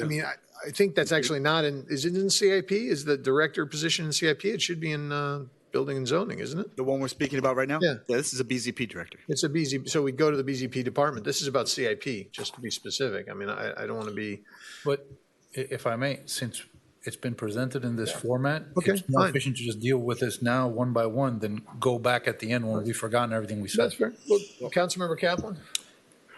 I think that Brett's remarks, especially to just put this back into where it started to me, is the question of whether a planner is required. I think everybody would like to see you go back to Public Works where you should be. So the question then is, there's a hole in BPZ. Does that hole need to be filled at all? Does it need to be filled by somebody who has planning expertise, somebody who's known how to work with zoning? Or could it be filled by somebody who's sitting there now working in code review, a building code official? That seems to be the question that we're grappling with right now. And I think the manager should answer it. I mean, I think that's his call, right? That's not that's ours. the- I mean, this is that's the way I operations, see and it. we're not in operations. Right. I also, excuse me, Mike. Go ahead, Vice Mayor. I made a sort of a compromise position, which is get your guy who is now going to be reviewing zoning that the building inspectors would do, so he could run the department, oversee the zoning that the two building inspectors would do, and get rid of the the reviewer that you have now, which isn't necessary. So, Mr. Manager, what are your thoughts on everything that you've heard from this council? I align, I mean, I do, you know, I wonder what could be done because of the opinion and everything else. I shared the interest in efficiencies, but I also don't want to hamper returning Jake over to strictly Public Works. And I also don't want to lessen, you know, the services that are provided by BZP. So what are your thoughts on this? I stand by my recommendation. I think BZP, and we'll put C on there because code is in there as well, is probably the most complex department we have. I think we've been running it as a mixed match department for a long time, dual hatting Jake and having our building official trying to do things that are outside of their lane. I believe we need a professional to oversee all four of those disciplines and also dual as a planner. About my question several times now about, because we have a timeline issue as well. You yourself have been here very few months, and you've done an extraordinary job, but still, you know, you're still fairly new. And there's a lot of collected history here that cannot take our time, and a lot of failed promises and astronomical growth, which I'm not going to pun on again. But I mentioned to you supplemental appropriations 3 times. What do you think about that? Because there's a good group of people here who want to get close to the 3.1563. 3-0. Yeah, well, yeah, I was about to say, you both have your own opinions. I want to. Perhaps I'm not understanding the supplemental In other appropriations. words, I don't want to be locked into expenses and authority that may not be needed. This is a moving target. And there is in our charter, as I told you before, specifically 4.07, a supplemental budget that we can take up at any time you call for. You advise us that you know, if we bring this down to, you know, we're targeting, let's say, $500,000 reduction, some of it. And because we may change our mind. You were right, Mr. Manager, but not on September 21st. We just have a history of doing things, hiring people, they stay on, et cetera. You heard it, and we're not going to hear it again. Do you have any reaction to your ability to come back on a supplemental? I don't think my mind is going to change differently. I think we need the person now. Okay. So that's where I stand, and I think that's where. So let me then interrupt you and ask you this, because otherwise that way we can just go home early. I'm sorry. I just have a question before you move on to your next. In this idea of supplemental, I mean, we've had budget amendments come before us before, but it's always been moving pre-approved amounts of money from one place to another. In this concept of supplemental, if we set the millage rate below the threshold of the money that he's asking for now, where does that money come from?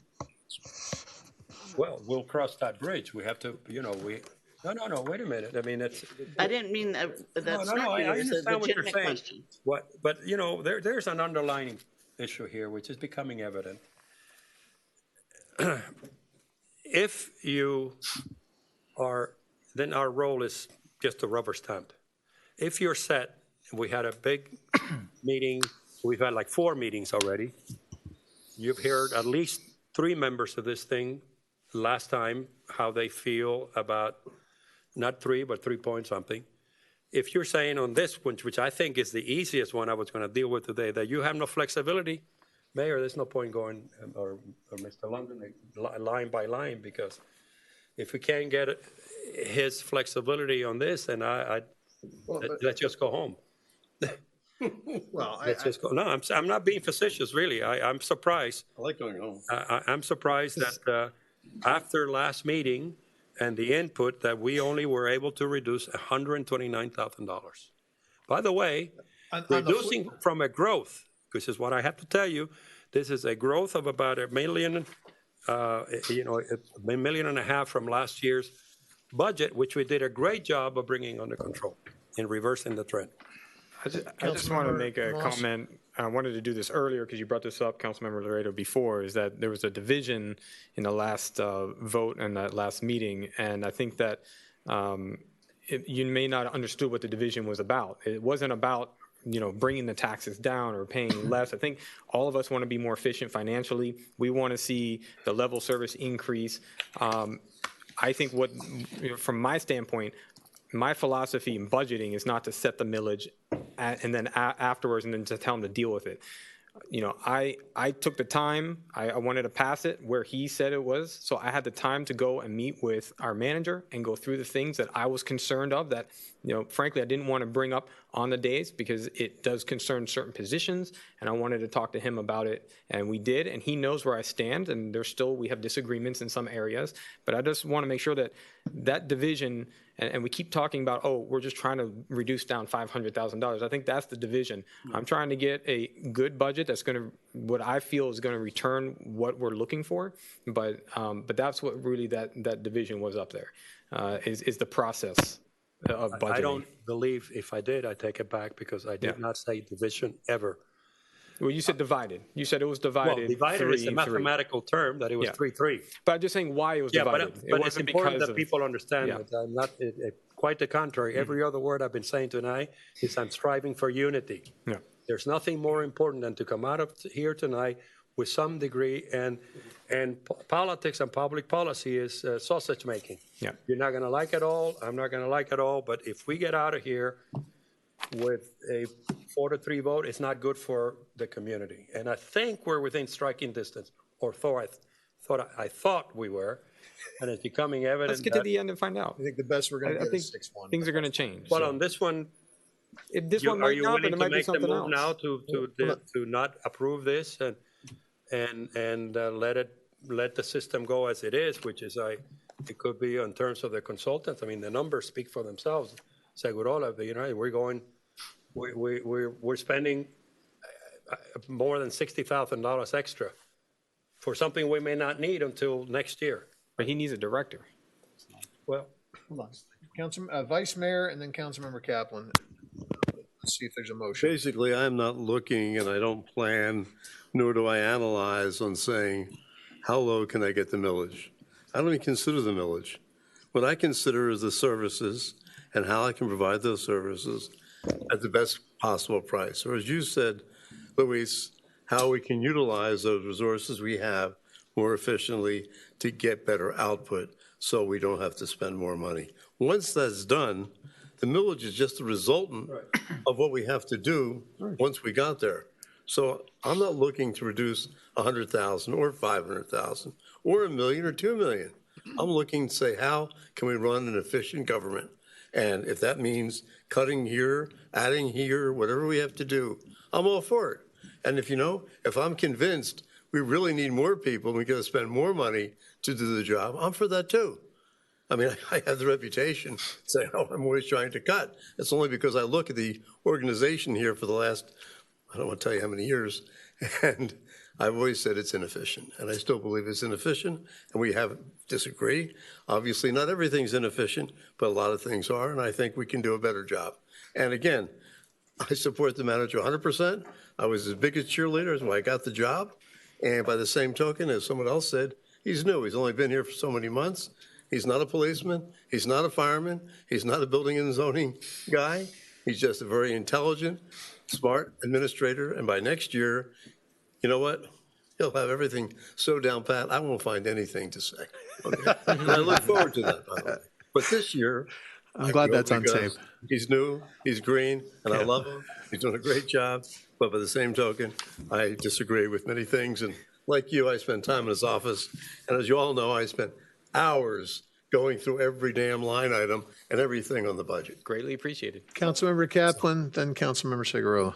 I'm really delighted to hear your theory about millage, and I hope that you'll remember that next time you think of not bringing up the kind of motion you brought up last time, because that's contrary to your philosophy. Not at all. Actually, I believed at that time I could lower below 3.0 mils. But you okay? can't. And basically, I asked Benjamin, and I got all, I don't know if you guys got it, but I got the cost of every personnel, of every person we have, every expense we have. So when I come up with these numbers, I've already thought about these things. I've always put the numbers to it. You have, but it takes 4 people to vote on a budget, and you have to pay for that budget. The tentative budget before us at the moment that that motion was introduced was the manager's budget, possibly with $16,000 extra for the clerk, and possibly with a bonus for the police chief. Kaplan, I know you didn't mean it in the way that it might be interpreted by some, but as I said at the very beginning of our meeting, he was coming through and No, it's okay. It's okay. He actually apologized. No, it's okay. No, because let's just talk about, we're all here together. He actually apologized. I remember to the mayor that he didn't know that he had to wait until the end. The only real reason that I think even to touch on that now is because of what I think our purpose is. And I don't mean to sound pedagogical, but what our purpose is to adopt a budget that provides for the services and the staffing, the program and the policies and everything. We all agree. And then we have to pay for that budget. This is an example of what's probably going to happen, taking the first budget hearing as an example, 15 times. Maybe there were 15 issues that came up. We need to make a decision on each and every one of them, and that will result in a budget, a final budget, and then we've got to pay for that budget. Agree. Right? Agreed. So in terms of process, we've asked the manager, we've probed his analysis on why he's slotted this position, and he's told us his answer. And several of us don't like the answer or question, whether that's really the ultimately necessary answer. The question of whether Ignacio's point about a consultant kind of runs into the brick wall of having a department without a department head. So I guess I'll ask the question very directly on that point. Is it necessary to have a department head that's not a consultant? I think I'm next, and I want to actually add to that point specifically. Go ahead, Councilman. I guess I'll start with that and then go to what I was going to say. That's a very good question. And the follow-up question to that is, do we have to have a department? Can that department be merged with another department to create more efficiencies? I'm just throwing it out there. So if one person can do it and you have subordinates that can do the job, or maybe that's the way to go. So those are questions that I would like an answer to. Aside from that, I'd like to give a different point of view, contrary to Councilmember London said. I am looking at this in order to reduce the millage for 2 basic reasons. Number one, every property owner on Key Biscayne, when they get their trim notice and it's got all the little pretty columns, this is what your taxes will be if nothing changes. This is what it will be if it's a rollback rate, and this is what it'll be if the proposed rate goes. People see those numbers, and sometimes it's a punch in the gut. You're saying, why is it going up when I'm not seeing any difference? So the millage, that's the number everyone understands. So I want to bring that number down. But then when you analyze the budget and you start looking at the numbers, you start realizing we would not sacrifice absolutely any services or benefits by lowering the millage and collecting fewer taxes. And it all comes down to analyzing the historical and the year-to-date actual expenditures of many of the categories that are presented to us. Sometimes we are budgeting multiples of what's actually spent. So we are actually taxing people for money that never gets spent and has never been spent for years. So why are we collecting the money? It's pointless. We are taxing for the sake of taxing. That is the number that needs to come down. And that's why the millage needs to come down. And that's where the fat is. I'm not for slashing and burning personnel. I'm not for slashing and burning benefits. It's just, if you just go with the numbers, you say, last year we budgeted $300,000 for X. Year to date is $50,000. And this year we're budgeting another $300,000. Why are you budgeting $300,000? It makes no sense. So, but they developed the budget. They disagree. And we are the council that tell them how to at what level of taxes they have to operate under. But we're And we are doing cross-examining our them. residents a disservice by allowing overtaxing on a yearly basis. And we're cross-examining them on every item that we think is controversial, or about which we have a question, whether it's controversial or not. I mean, for me, the public works is important. This is directly to that. I mean, that's why I'm going to support this. And that was one of our big concerns, Why don't is we to get speak that the right. process so that we can make decisions? I make them. I'm still waiting. Oh, I'm sorry, Councilmember McCormick, and then we'll go to the Vice Mayor yet again. She is. Not always. Yeah, true. To Ignacio's point about, merging of departments, we've seen this in between Public Works and the Building Department for how many different incarnations. I mean, Frank, I'm sure you've seen it, Mike, with where we have one person overseeing both. Sometimes it was a building person. In Jake's case, it was a Public Works person. And we've seen it with two separate people. We had Sergio, we had Jake at the same time. And I think it'll probably be a while till we really figure it out, but I respect right now with what we have in front of us, the need to really, really focus on Public Works and to say Jake needs to go there, which means we're taking someone away from the Building Department and there's a void there that needs to be filled. I think that for me, and I've shared this with the manager, I said it earlier in the meeting, maybe not clearly enough, but I'm not sure that we need, I guess I'm not sure that we need a person who is a planner also, that I don't know that we have that need for, and the manager and I disagree. And I think that maybe we're budgeting too much for this position. So whether or not it's possible to use the building official, whether or not the manager wants to, whether or not he wants to, I don't know. But I think for me, what's bothering me about this is that I feel like we're making this position maybe more than I think it needs to be. I see the value in it. I know that we need somebody there.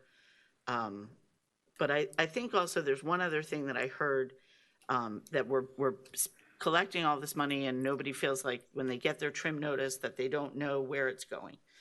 And my hope is that in this next year, people won't feel that way, that we have this very ambitious budget with so much, and we have somebody in the manager's office who in even just such a short time has already proven to be able to be getting things done. We heard complaints about the cyclists amping up their presence on the causeway.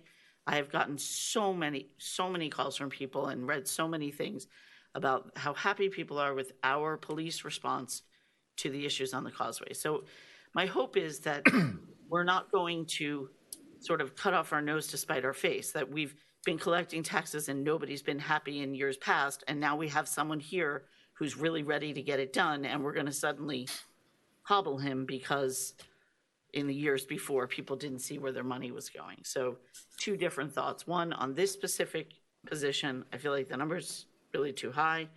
And the other, I guess, is just philosophical about the budget in general. Vice Mayor, and if you're going to make a motion, make a motion. Basically, would you consider my compromise, which is put Jake back in building and zoning, back in Public Works, he doesn't want to be in building and zoning. And have the two building inspectors do zoning review, hire your person who will be overseeing the department head, and of course eliminate your plan reviewer, which you don't need, because those two gentlemen can do that and give them a raise in salary. They'll be very happy to have a raise in salary and something to do. Can I ask what the net effect of that would be? Well, the net effect is you're eliminating. No, money. Money, like how much money would? Benjamin, I'd bring the paper with me. What's the plan? What is the plan reviewer getting? What's our cost for the person who's a plan reviewer? The plan reviewer position. All in. All in, total, all the way to the right. The full loaded cost with benefits is $129,000. Okay, and what is the budget for the director? $200,000 fully loaded. So that's $71,000 difference? So basically, if you get rid of you only have one person, you get rid of the one for 129, you pay two. I'm sorry. All right, 129 instead of 200. Got two right Sorry. That's right. It's water. Drink some tea. So we're gonna eliminate the 129 and put in the 200, okay? So No, the other way around. Eliminate the 200 and put in the 129. well, no, we're gonna have to pay the director more. We're saving 129, but we're spending 200, okay? Instead of having, so we're saving the 129 because we're still gonna have the 200. His plan is to have both of them. You give the two other inspectors $10,000 each additional, okay? I'll take that. So you basically save net $109,000. But we haven't answered the question of whether these people are competent to do this function. I've known them for, Well, that well, means how many years? And believe me, they're competent. They're super One's an competent. architect, They're okay? super competent. The other one's a general contractor. They do this in their sleep. So I think that we're getting really deep into telling him exactly how to do his job. And I'm not making that I a don't suggestion. respect Ed, I'm sure that you clearly know this stuff better than I do. I hope so. You haven't built any homes. No, I haven't. You haven't spent hours and No, I days and haven't. months in the building department. I have. bow down to your knowledge, Don't Ed. bow. But he's the one in the seat. And I we have understand. pressed, and we have pressed, and we have pressed, and we have All right. all shared I our made a opinions, and suggestion. he has not That's all. budged. And I I made a think the suggestion. question now comes down to, do you trust him to make the decision or not? Yes, I'm ready to make a decision. I think people, that's Hold our. on. I'm sorry. I make Andrew wanted to respond, I think, to Ed's I proposal. like, and I want to make sure that, I think it's maybe been passed over a couple times. We are eliminating a position to get here. We're eliminating a position called the Special Projects Coordinator. It's a Good. $68,000 position. So I just want to make sure that's in the mix and everyone Well, understands. that was an extra position, as I wrote to you and everybody else. It started, we had nobody there. We called them different things. And then we had one part-time administrative assistant. And then we had one full-time. And then we had somebody else. Now they call them, what's it called, special program? Well, that's the position. What you're getting rid of. So this is one of the things we all talk about, how things get I done. like to make a motion that we support the manager in hiring this position. I'll second it.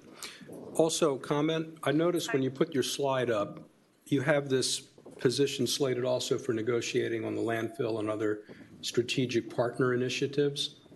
If this person wasn't hired, who would do those? Well, and that's one of the things that we do not have. We do not have a real estate person in the village. You know, it usually ends up being the manager, which I can do it, but I'm not a real estate expert. But that's also one of the expertise that we are going to look for when we hire this person. And you'll see that at the bottom. It's in one of the bullet points. Down at the bottom. Yeah. Tony's head's in the way, but.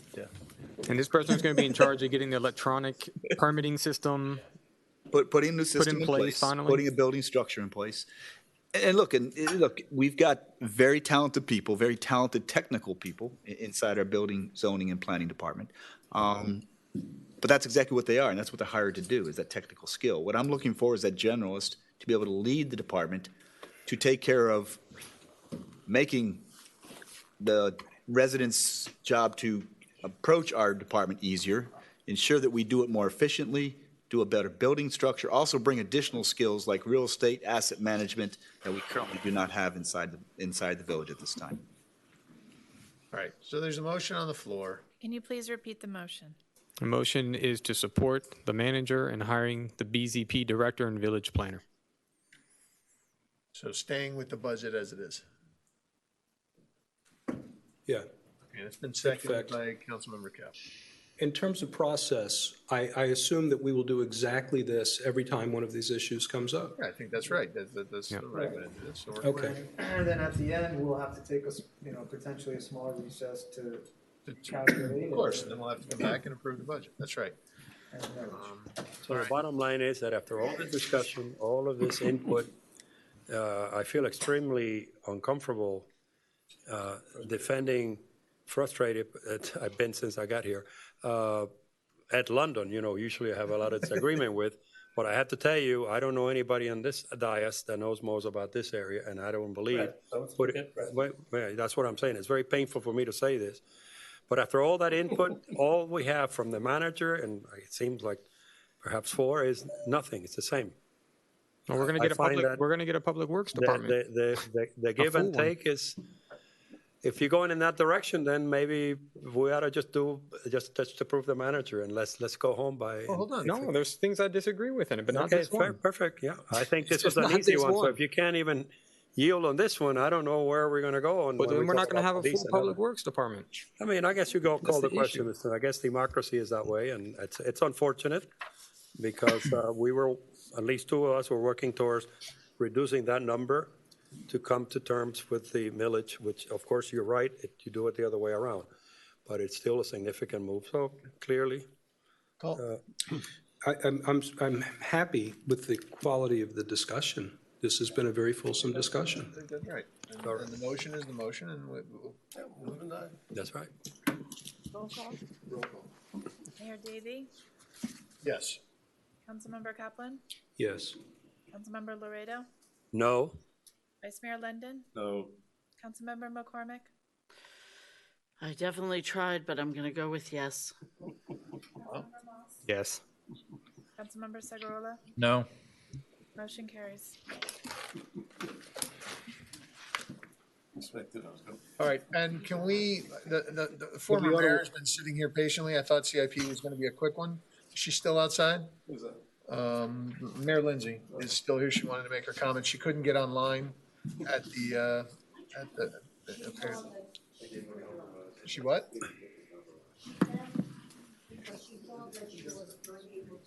Yeah. I told her she was going to speak. I wrote. Mr. Mayor. Yes. And fellow colleagues and Mr. Manager. Yeah, and I was going to say the same thing, I think. We got to fix this. We can't. Yeah, this is really, I mean, when a former mayor. it's unbearable for us. This has got to work. She claimed that, now I know I sent her the directions that Pete said were on there, but it's got to be clear for our residents. And especially if a former mayor can't, if somebody who's sat up on this dais can't call in, we've got a problem we've got to fix. Okay, so let's get, we got to get that fixed. Yeah, if you can get her on the phone, if you want to try, and Pete, if there's any, if she's on the phone, if she's listening and she wants to chime in, I think, that's right. I don't think we can be, we've got to allow as many people as possible. What's that? Pete? Okay, and just let her know, yeah, whenever she gets called, I apologize. I really thought our CIP was going to be quick. She came in the start of it, and I figured it would be done and she could talk, but,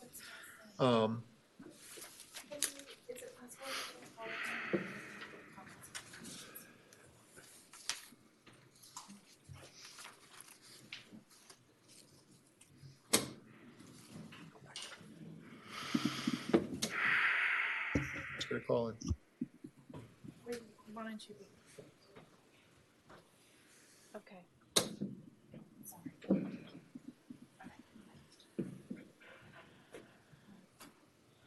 Okay. All right. Let's move on to the next one. Is the next one CIP? What's that? Is there anything else in CIP that there are adjustments that we need to discuss? No, I think we've hit them all, Mr. Mayor. What I suggest we do, I think it looks like most of the topics are going to be on the additional people, so I suggest we just go straight to those new positions and discuss them one by one, Okay. if that's agreeable. I think that's the will of the council, so. Okay. Are we in agreement?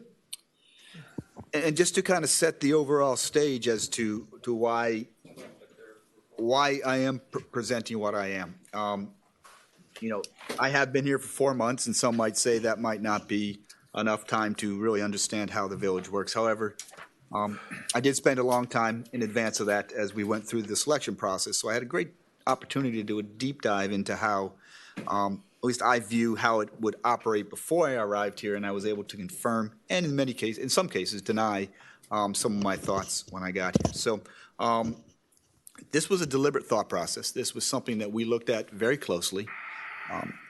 And after really looking at the structure that we have, it was obvious that over the last few years, there were some positions pulled out, put in, pulled out, maybe contracted at some time. And we left a couple open spots inside the village. And so this is my attempt to fill those open spots, to create the structure I believe we need to achieve where I've proposed we go, and I think what I've heard the residents say they want to go. So as you see this slide here, this is kind of the overall, and that we can go one by one into each one of the positions. First one, I believe we need to reinstate eliminated leadership positions and skill set. We just talked about that one with the BZP director. We need to add additional skill sets, and you'll see some of those that come up. We have emerging complex challenges and many opportunities that we need to seize upon, and I think we really need to take that opportunity. I think we need to look forward. I mean, this village is moving forward. We have a significant resilient infrastructure issue facing us and bearing down on us. If we can't look beyond a year or two, I think we're going to put ourselves in jeopardy. I believe we need to have more contract program and project oversight. We have very little of it right now, and I think we need to put people in place. Not only is that the right thing to do, but also it's an opportunity for us to save money as well. Mr. Manager, let me cut you off because the former mayor did just call in, and I want to give her the opportunity to get her 3 minutes. Yes, sir. Pete, if you could let her speak. Madam Mayor, just go ahead and press *6 on your telephone now. State your name and address for the record, please. Good evening. Myra Lucy, 5 Lebanon Drive. Good evening, everyone. Thank you for your service. As you know, I came in because unfortunately, I did not have the instructions for calling in, so I hope you fixed that on the website, but I was glad that you gave me the opportunity to speak. I walked in the beginning of the meeting, and I did watch part of the last budget hearing, and I'm calling a resident taxpayer, and I am hoping that you all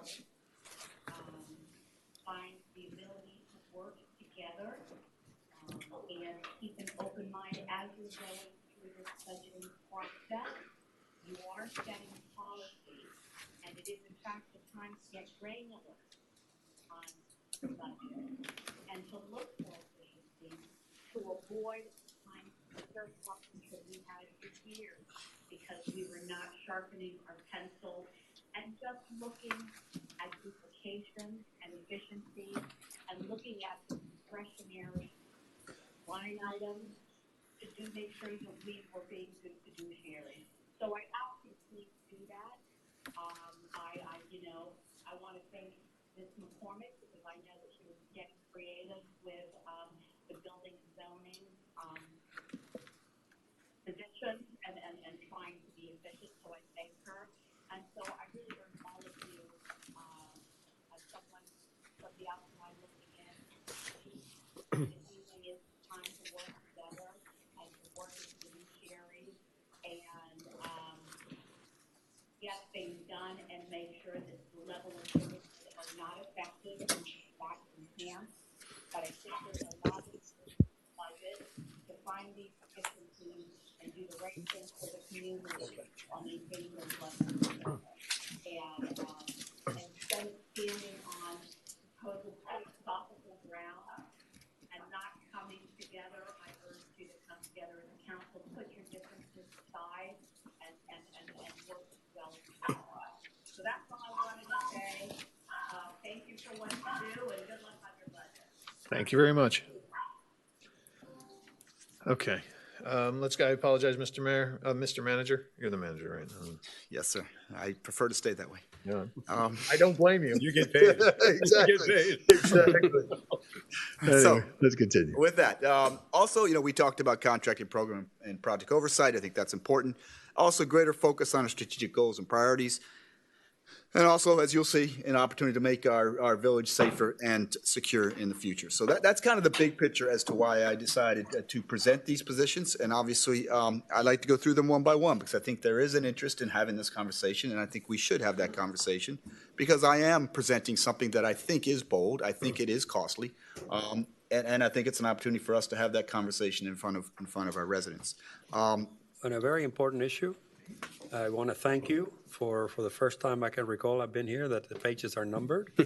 Now perhaps we can put the date for the next time. That way, as we get so many copies, we know which one to work on. So you're on page 15, right? The date is in your book, though. You're on page. Yeah, I'm being sincere about thanking you. No, I appreciate it. And if you notice the I understand each page is okay to put it. Also painted. The manager, you have to get a little sense of humor. No, I'm getting sense of humor back. Yeah, thank you for, so you're in page 15. Or what? Correct? I am on page 15. Thank you. Sir. I'm about to move to 16. Wait a minute, page 15. All right, I think we talked about this one, so let's go to the next one. So I understand on this one, the salary, 150 is with benefits. No, go back one. So the cost, that's the full cost is $200,250. What is the salary? $150,000. Benefits are insurance, Pension. everything that goes into, do we give, I guess, The 401k. benefits, let me just make sure, because it's, you know, when you get into the forest, the salary, independent of benefits, 150,000? Yes, sir. Mr. Mayor, as we move forward, all of these are going to positions. Let me just make a little parenthesis. I have been rather vocal about salaries over the years. I have brought up examples of the private sector that you are all aware of what the salaries are. We have an agreement that sometimes, you know, you compare, well, but it's just different because government is different. You know, people with masters are entering the market today, $60,000 and very happy. But to yield to that supposedly difference, I submitted, and I want to submit this formally for the minutes, the federal government, since I'm doing other work, government top salaries of the United States government of the United States. The top salary for which is a cabinet member is $219,000. And I'll introduce you. And it ranges from 160 to 219. And president, for example, to give you a specific of the Export-Import Bank, which is a big bank, makes about 181,000. Just so that you have a sense of $150,000 for a planner, whatever that is, that we had a tough hour discussion. It's unbelievable to me. In which that I'll stand up. Can I comment on what he just said? What's that? Let me comment on what he just On said. which one? What Louis just said. Go ahead. Well, Louis, I understand where you're coming from, and I know it sounds crazy, the salaries we pay relative to some government officials and private things, but what's happened over the years, our salaries have gone up, and you can't hire somebody for $150,000 a year or pay him $100,000 when the people he's working for or working for him are making $130,000. So that's the major problem. You have administrative assistants that cost us $150,000 a year. So you can't take one isolated person and say, okay, fine, we're going to start now and say, you know, we've done that, and I think with somebody right now, and then all of a sudden we're saying, well, she's underpaid because everybody else, probably her assistant, makes more than she does or will. So that is the problem with the situation we're in, and maybe you have a way of addressing it. No, Okay, I'm but consistent in my what it is. philosophy. It's not like he's trying to. What I'm trying to tell you. I'm not, don't personalize it. If you share my views, I'm cutting back, saying. we have to act. Well, the question This is completely out of the market on the private sector by double. But the point is, And in the federal government, when you have understand. government. So what are we going to do? We're governed by, for most of our employees, then- by collective then why bargaining are we agreement. here, Ed? No, we have a collective bargaining agreement that you all agreed to. So then, Okay. let's just ban the council then. I mean, No, I'm just saying. you're just flying over this. No, I'm telling you that I you're hear what you're fine. saying. Yeah, I'm you agree, agreeing but with you. what you're saying. It sounds ridiculous, okay? I'm agreeing with you. I have to take a walk because. All right. We've already moved on this one. Yeah. What's the next one? Next slide. So next slide is our buildings record technician, administrative assistant. Renee, if you'd like to come to the podium and we can have this discussion. Nobody wants to come to the podium today. Good evening, Mr. Mayor, Vice Mayor, council members. My name is Rene Velasco, I'm building official for the Village of Key Biscayne. This position, basically, we're requesting that position because of the level of service that we provide or want to provide to the customers here at the village, especially when it comes to the process of reviewing and inspecting. And the process make it quicker and facilitate it for them. This is the reason why. And I think one of the things I would like to add to that as well is, again, always hate to go back to the tragedy that we had at Surfside. But we quickly found as we began to go through our records, and by no faults to Renee, because obviously he came on board in November, there was a significant issue with our records.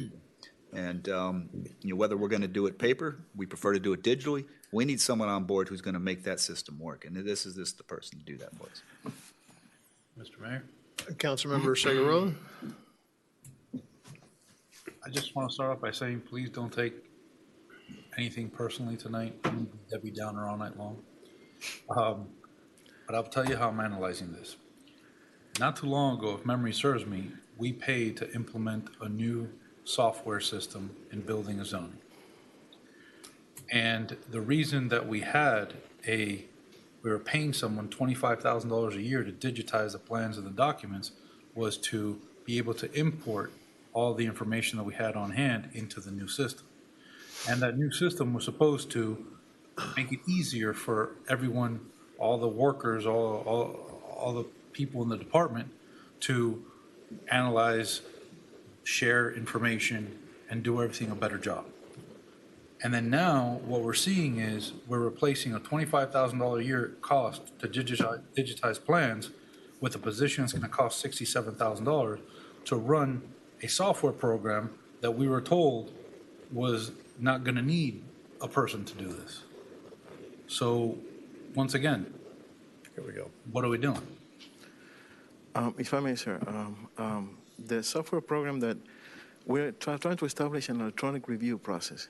The electronic review process does not take away from the responsibility of the clerks to process the plans, and basically, instead of doing it physically, they're distributing these plans to the department electronically.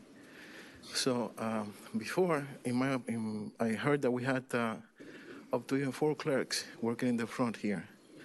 I'm not here to compare before to now because I wasn't here, but it's very busy this year, and it's getting busier and busier. So the purpose is to be able to, with this electronic review, increase the efficiency of the department. And again, it's not going to take away from the work of processing the plans or the permit. I understand what you're telling me, and this is not, again, personal towards you. But the reason we paid a whole lot of money, which I don't even remember how much it was, for the software plan, was because supposedly that was going to automate what we're now hiring someone to do in terms of distributing plans and information among the clerks that are there. So why can't the clerks use the software that we supposedly paid for to do what we were told it was going to do when we bought it? And why do we need now a $67,000 position to do what the software was supposed to do automatically? Again, when you upload programs system, you upload your plans to the system, the person still has to be, the clerk has to be there picking it up from the electronic bin and doing the same process that we do physically. So it's not that we can eliminate a person by doing the electronic review. But what's this person going to do that the clerks now can't do or have trouble doing? No, they can do the same. It's just the volume of work that we have and establishing this process to provide better service to the customer. Instead of having only 2 clerks, we'll have 3 full-time persons. But this isn't a clerk. This is a records technician. Wouldn't it be better to have a clerk? Well, that was my choice there. What I wanted to make sure that this person had, and that's exactly what Renee asked, but I wanted to make sure that this had a dual function. Because again, I agree with a lot of what's been saying tonight. We want to make sure that our people are capable of doing more than one thing. This person can dual as a permit clerk, but when Renee came in first, before I did, when I came in, I believe, and we believe, that this contract to do the digitization and to create the system failed. This is an example of a contractor not necessarily working as the best way. So we believe we need to bring in this capability to get it done. We can also dual as a permit clerk, so this person will not just be doing one job. And the clerks, the permit clerks, at the end of the day, they do.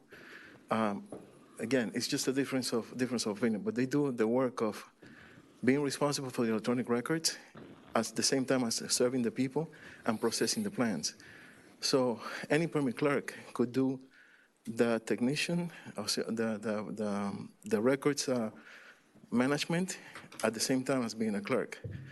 This person that we're talking about would be put more emphasis on that, but would also be a clerk. Okay, how much does a clerk cost? About the same cost, right? Yeah, it's about the same cost. No, we just wanted to make sure that we have more flexibility with the name, but the price is about the same. Okay, and question number 2, if the software is not doing what it's supposed to be doing when it was sold to us, why don't we cut our losses, terminate the contract, and go find the right software? I don't think it's an issue of the software. I think it's the issue of our Implementation. implementation of the software. Well, Which is what the director is going to be responsible for. but something's not working because the way it was sold to us, we weren't going to need a building records technician because the software was going to do it. So either we're implementing it wrong or the vendor's implementing it wrong into our system. No, it's not started yet. It hasn't been fully implemented yet. What's missing? The electronic The review electronic part. process hasn't started yet. We're right now going through training to start that process. Okay, and if you go through the training, isn't it possible that you won't need a building records technician once everyone's trained up on it? Once everyone knows how to use the program and is comfortable with it? Again, aren't we putting the cart before the horse? Well, we still have to manage the electronic records that we have.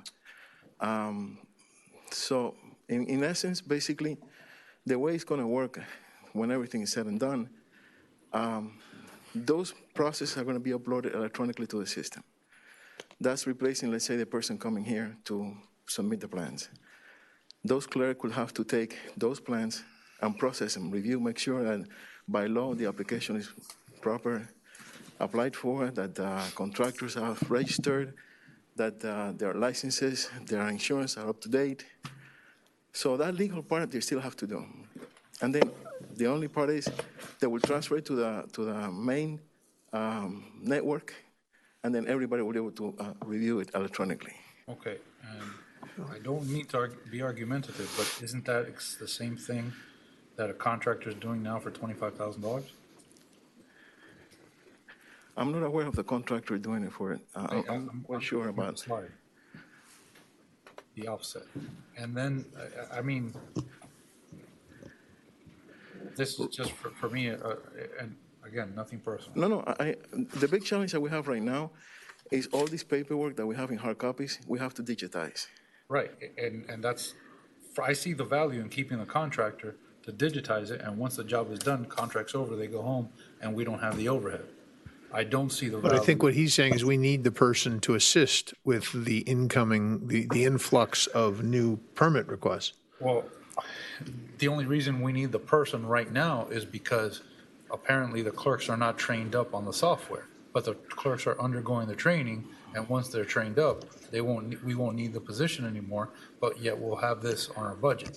I don't think that's right. I don't think that's what he's saying. That's not what I got. No, for full-time 3 clerks, we'll, in my opinion, we'll always need that. The 3 clerks up front. Right, and now you're getting an additional, I'm not talking. No, we only have 2 clerks. We only have 2 clerks. This person's going to come in as the clerk / record technician. Okay, I'm not saying we don't need the people we have. I'm saying this seems to me at best as a temporary position, a temporary need until everyone's trained up and the system is implemented. But So why can't we just do it with a right now, we contract? don't have 3, we have 2 full-time Right, clerks, right? So because of the increase of the work that we have right now, the issue of answering the phones appropriately to serve the customer, again, the management of the process and the management of the electronic records that we're going to have, we need at least 3 full-time people. But they're going to be, they do clerk, and they will also do the management of the records. And that's... I understand what you're telling me. I don't see efficiencies in this, but that's my opinion. No, okay, Councilman, if I would add to what he's saying, and I think he said it clearly, but I want to make sure I reinforce it, is this person actually is a dual-hatted person, and we were talking about that before. Obviously, the ability to do records, but also be able to fill in for a permit clerk as necessary. The ability to do customer service, speed through permits as necessary. So this gives Renee an opportunity to actually use someone in many different capabilities. Yeah, I just wanted to jump in. I mean, from what I'm listening to is that you need another permit clerk. We do. And what the manager's saying, let's get rid of that $25,000 that we're spending already and use that clerk to pick up that load as well. The question that I do have is that we had 3 permit clerks before. We went down to 2 maybe a year or 2 ago. And now we're going back to 3, but we were functioning with 2. Is it that there's an input here and an output. It's how much demand is coming in. And obviously we know with COVID and all this stuff and the explosion of the housing market is related to the amount of demand that's coming in. But the question is that going to last all the time? Obviously we go through cycles. It goes up and down. So when it comes back down, are we going to need the 3 clerks? And what do we do if we don't need them? Or the other side of it is, how fast can they return from a customer standpoint, how fast can they process? Are you saying that with 2 clerks before that the COVID, result of the housing market, we still were not meeting that demand, and now that we would need 3 clerks in that position when things were very slow? Or is it, because there's 2 things going on. When demand goes high, obviously it's going to take a little longer. I just don't know what the parameter is. It 2 days, 1 day, 3 hours? What parameter are we setting that makes it that we need 3 versus 2 versus 4? And then also, how do we adjust with the fluctuation of demand that comes in? So the goal of the department is for us to, at the maximum, have reviews for 7 days max, first time. Okay. Right now, we had a situation when I started here in November, and it was still in COVID. But yet, we were getting very busy, and we're still very busy. I don't know what happened after COVID. Maybe people thought that things were going to slow down, but they haven't. So if we have a clerk that is sick, if we have a clerk that right now goes on vacation, needs an operation, we struggle a lot because we only have 1 clerk. And it's a lot for the amount of work that we're having right now. So we're not providing, in my opinion, the customers the service that they look for and they need. 3 clerks will give you that flexibility. And we can also use it in other things like answering the phone properly to attend to the customer. Those have been major complaints. And in many other areas that we can use them there. Councilmember Kaplan and then Councilmember Vice Mayor. Yeah, so that's kind of what I heard you saying, that essentially, forget building records technician. What you really need is an additional clerk. And this person, as the manager said, perhaps has the capacity, if hired correctly, to do more than that. But what you really are driving at is you need a 3rd clerk, is what I'm hearing. I strongly agree. We do need a 3rd clerk. And the contractor is not performing that function at all. So the contractor is digitalizing records. That's it, right? Yeah. I thought that should have been done, but I'm surprised that we're still doing the digitizing of plans. That was a couple of years ago, and I thought that was like a 1 year. I think Sergio brought that forward, and I thought that was only be like a 1 or 2 year thing, and we were all. Do we have a lot more left in the digitizing? We do. We do have, and I got hit really hard when it came to the recertification. Found out that all the documentation was in hard copies on folders. We had to go through one by one through everything. So the need for digitizing all the records that we have is there. How much more is left? A year worth of work? I mean, do we know? Okay, so to my knowledge, we have right now, we have, I would say not a year, but I would say probably a good 3-4 months of digitizing currently. But we still haven't, which I'm not familiar how much, on storage. We also have paper records that we still have to go through them from many years before, and we'd have to make a decision whether we're going to digitize it, which in my opinion we should, because we should have those records for the public. And they want to build something in their house, we should have those, we should be able to provide those plans for them. So, but I'm not aware how much we have in storage. And I know it's quite a bit. And this is something that we can't give to Miami-Dade County and put so they do microfilm, or is this our responsibility only? Anything that's from 1991 when it was It's outside the county and it's inside. Yeah, okay. it's in our court. Yeah. Would you agree that 7 days turnaround is very, very high quality service? But that's only the building department, but that's very good. Yeah. Well, the key is to the first set of rounds to do it building and zoning. that's because, and then of course there is a fire department part, but we have to get together on that and see how we're going to approach that. Yeah. Vice Mayor? My memory is probably fading, but I think you had 2 permanent clerks, and then I think you also had a part-time clerk on the budget too, don't you? Yeah, 3. So it's 3. Is that right, Benjamin? No, we have. Excuse me? Oh, you mean right now in this budget, we have a part-time? I'm talking about the new budget has 2 full-time clerks and 1 part-time budget clerks. Now we're going to have 3.5, 3 plus a part-time. Is that right? That's correct. So answering your thing, 2 before, now it's 3.5 if we approve this, right? Right now, That's it. Now we have 2 plus a part-time. We have Once 2 we plus do a- this, it'll be 3 plus a part-time. Yes. Okay, thank you. But do we need the half? That's something we'll have to consider. I mean, I depends on, like I said, right now, to get rid of all the digitizing that we have to do, I think it would be convenient instead of paying a vendor to have a part-time person, because we really don't have to incur the cost of benefits, and that person could help us get up to par. Could you have 2 part-time people? Instead of hiring another full-time person, could you have 2 part-time people and use them as you need them? So when you do digitizing and you have a rush or somebody's sick or something else, they come to fill in. Is that a possibility? Anything's a possibility, yes, sir. Okay, thank you. What would be the cost associated with having 2 part-times as opposed to bringing in Depends on how much you use them. I understand, but That's what's gonna the, be tough. we obviously Yeah, but have you don't something pay the cost. benefits What- on We have to top. budget something for them. No, I get that, but what are we budgeting for 1 part-time person in terms of budgeting almost Maynard, do you think that'd be wages. okay to do 2, just add a part-time instead of full-time? We're budgeting better than 50% for benefits. No, we budget about 30%. 41,000, 67,000, wasn't it? Yeah, that's 50. The full cost of the part-timer is 36,000. 36 flat or total cost? Yep. Total cost. Yeah, Total that's what I'm saying. And Yeah, it's like half. Plus of our benefits. So that's a fair question. could we bring in 2 part-timers? Would that, Need them. and you have them when you need them?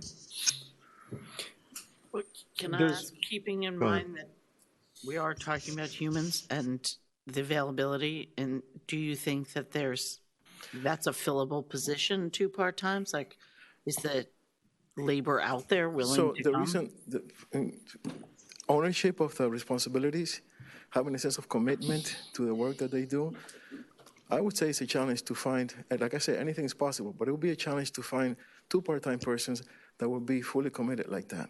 I would say that 1 full-time would be more of a better situation for us, Instead of the part-time?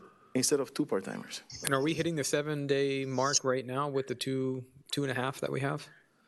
The reviews? Well, the 7-day mark is mainly also on the reviewers and the Once you get it from the permit clerks. Right. So you have to add the time the permit clerk has it. The bottleneck that we have right now is in the front, as people come in, being able to process that initial process, do it fast. Because we're getting a lot of applications, not only for main permits, but revisions, shop drawings. Those things take the same process almost as a permit. And you know, the checking of all the licenses, there is a legal obligation to do it that way before we accept anything. And that's on the responsibility of the clerks. Yeah. That's why I think full-time clerks you can depend more on them. Well, I think the policy decision that we have is what level of service we want, the speed of our clerks. I mean, we know that the building department can get it through in 7 days, but if, what's the difference between a part-time and a full-time employee, and how's that going to affect the level of service of time from the front office? As a sense of responsibility and ownership, I've had better experience with full-times than part-timers. There is more of a skin in the game. No, I understand that. I'm just wondering if from a customer who's coming there to submit, is it going to take 2 days longer because we did not staff that position and we left it the way it is right now? Would it, if we give you a part-time, that you have the flexibility, might be able to bring somebody else to kind of push it a little bit more, what effect would they see that versus hiring somebody? I think that's just from our standpoint, from what we're making a decision based on, are we okay with this versus that? If you tell me it'll take 3 months and then we hire this person, it'll take 3 days. I mean, it's an easy decision, right? Because it's such a big drastic. But if it's a small difference, maybe it's something that we can make a decision on. Everybody so far since I've been here, there is a different kind of customers they're used to, in my opinion, from where I come from, they're used to having a special kind of service to them. I mean, you have other places that they work faster, they do it, you would say, more efficient, but they don't have the time to dedicate to the customer like is expected in the village. For instance, we have people that they may come in and they want to just sit down and talk about their plans, something that they sit down with us, face to face. We could deny it and do 15 minutes and the clerk can get rid of them right away and then send comments out there, and that takes a long process. Whereas if we address it right away with the help of the clerks and the reviewers, that doesn't come back again. That means a lot. And that's been my experience here with the contractors that we have and the owners. And if I would, Councilmember, if I would add to that also, I mean, I think we talk about two types of customer service here. One is the real-time customer service, which you're talking about right now. But the other one is constant customer service where we work from the backside, the ability to put records online that are more accessible for people who want to reach out to them, whether they want to do future work, because we do have a backlog. We've got a significant backlog. And so we're trying to hit customer service from both ends, the real-time, in the moment, permitting processing, and also ensuring that we get the records up online so that people have better access to them. And what I understand is that $25,000 there's not, even though you said in 4 months, that's just the current stuff. We got to go backwards and pick up many years of stuff. So that $25,000 you think is going to be many years that we're paying this to do, if we don't hire somebody, that we would be paying to digitize plans? I see the paperwork, but I'll let Rene tell you exactly what he thinks. But there's a lot of paperwork.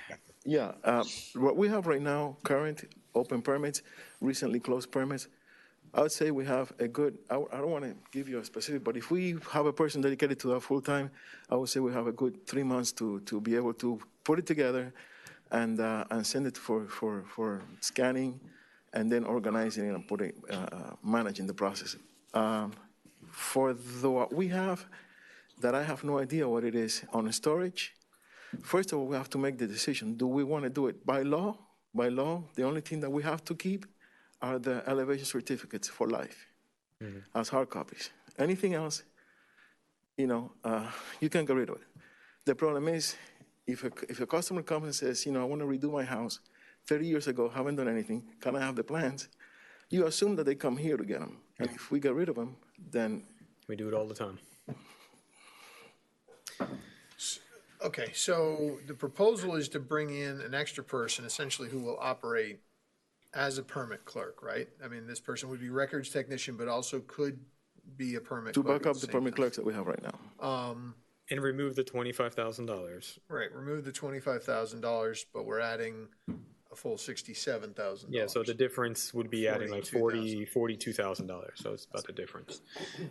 And if we did a part-time, you said it was $39,000. 36. 36,000. Would we remove the $25,000 if we brought somebody part-time on, or no? A portion of it, probably. I'm not sure exactly what that'll be. All right, so there would still be some savings. Well, I'm also thinking if getting somebody full-time is would you consider, I mean, is it possible to just have the 3 and not have the part-timer right now and see how that works? And then, because the $36,000 and a part-time person seems a little easier to get later on if you need it. You make the part-time full-time. Yeah, basically. Exactly. Have 3 Not hire full-time somebody people and no part-time people. I'm just asking the question. In my opinion, I think that the village and the service will benefit a lot by having at least 3 full-time clerks. That, again, it's not only the processing at the beginning, it's also what follows afterwards. Right. And the reviewers are as good as how quick the clerks can process all this load of work. Okay. And also, just so that electronically, it's going to be the same amount of work. Okay. So the question on the table, would you be willing to give up that part-time clerk for a full-timer? Yeah. I would. And the option, if we, I mean, like I said, in my opinion, we need it now in order to be able to get the new clerk, train the clerk, and in the meantime, get rid of the digitizing that we have. in hard copy backlog. But then after that is done, then the ideal thing, would be to have the 3 full-time clerks. See how that works, and if Right. you do, or if you're finding that service is going down, I think it's easier to bring in a part-time, because I agree with that. If you bring in somebody full-time, it's much more difficult to remove that position later on. But if Right. we need a part-timer down the road, we can talk about that. That's an additional cost, but hopefully you've got the incoming fees, right? We've got incoming fees And to that's deal with another part of thing that. that the fees, we're adjusting the fees right now because basically anything that works in the building department, anything has to be covered by the building department. Right. Well, that's my point. So if we're seeing more permits come in, we can bring in the part-timer because we've got additional work to really explain that person. So this is fine. You started with the premise that you need 3, and this solution gives you 3. Correct. Just less the part-timer. Maybe that could be the same person, but you have That 3 work? instead Can I of make a 3. motion to remove the part-time person? So moved. Second. Not remove the person, it's just making the position a full-time position. Right? Well, we know, because we have the record technician already in there. That's what I thought we were doing. Okay.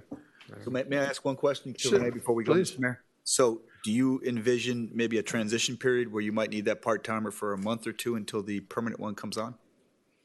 Yes, definitely, yes, also, and to digitize what we have in the backlog will help us with that. Okay, so Because maybe we ask for 2 months of pay? 3 months would be best. 3 months of pay? Is that something we could look at, consider as well? So, I mean, because if it's you going need to it take a for while the, to bring on a full. if there's a need, there's a need. I'm just saying, I mean, this just seems to me to be a way for us to, reduce costs a little bit. And if you do need to ramp up again, you're a peculiar department in that you actually can fund yourself. And if you have the work to fill if you have the need, then you have the funding. So, yeah, I think So that. perhaps I suggest instead of $36,000 for the clerk, let's suggest a $9,000 for the clerk for 1 quarter of the year. All right, so moved. For a savings of $25,000. Okay. Second. All right. All those in favor? Aye. Aye. Aye. Nay. Okay. Next. So Benjamin is going to keep up with the math as we go, right? That's what I'm paying for.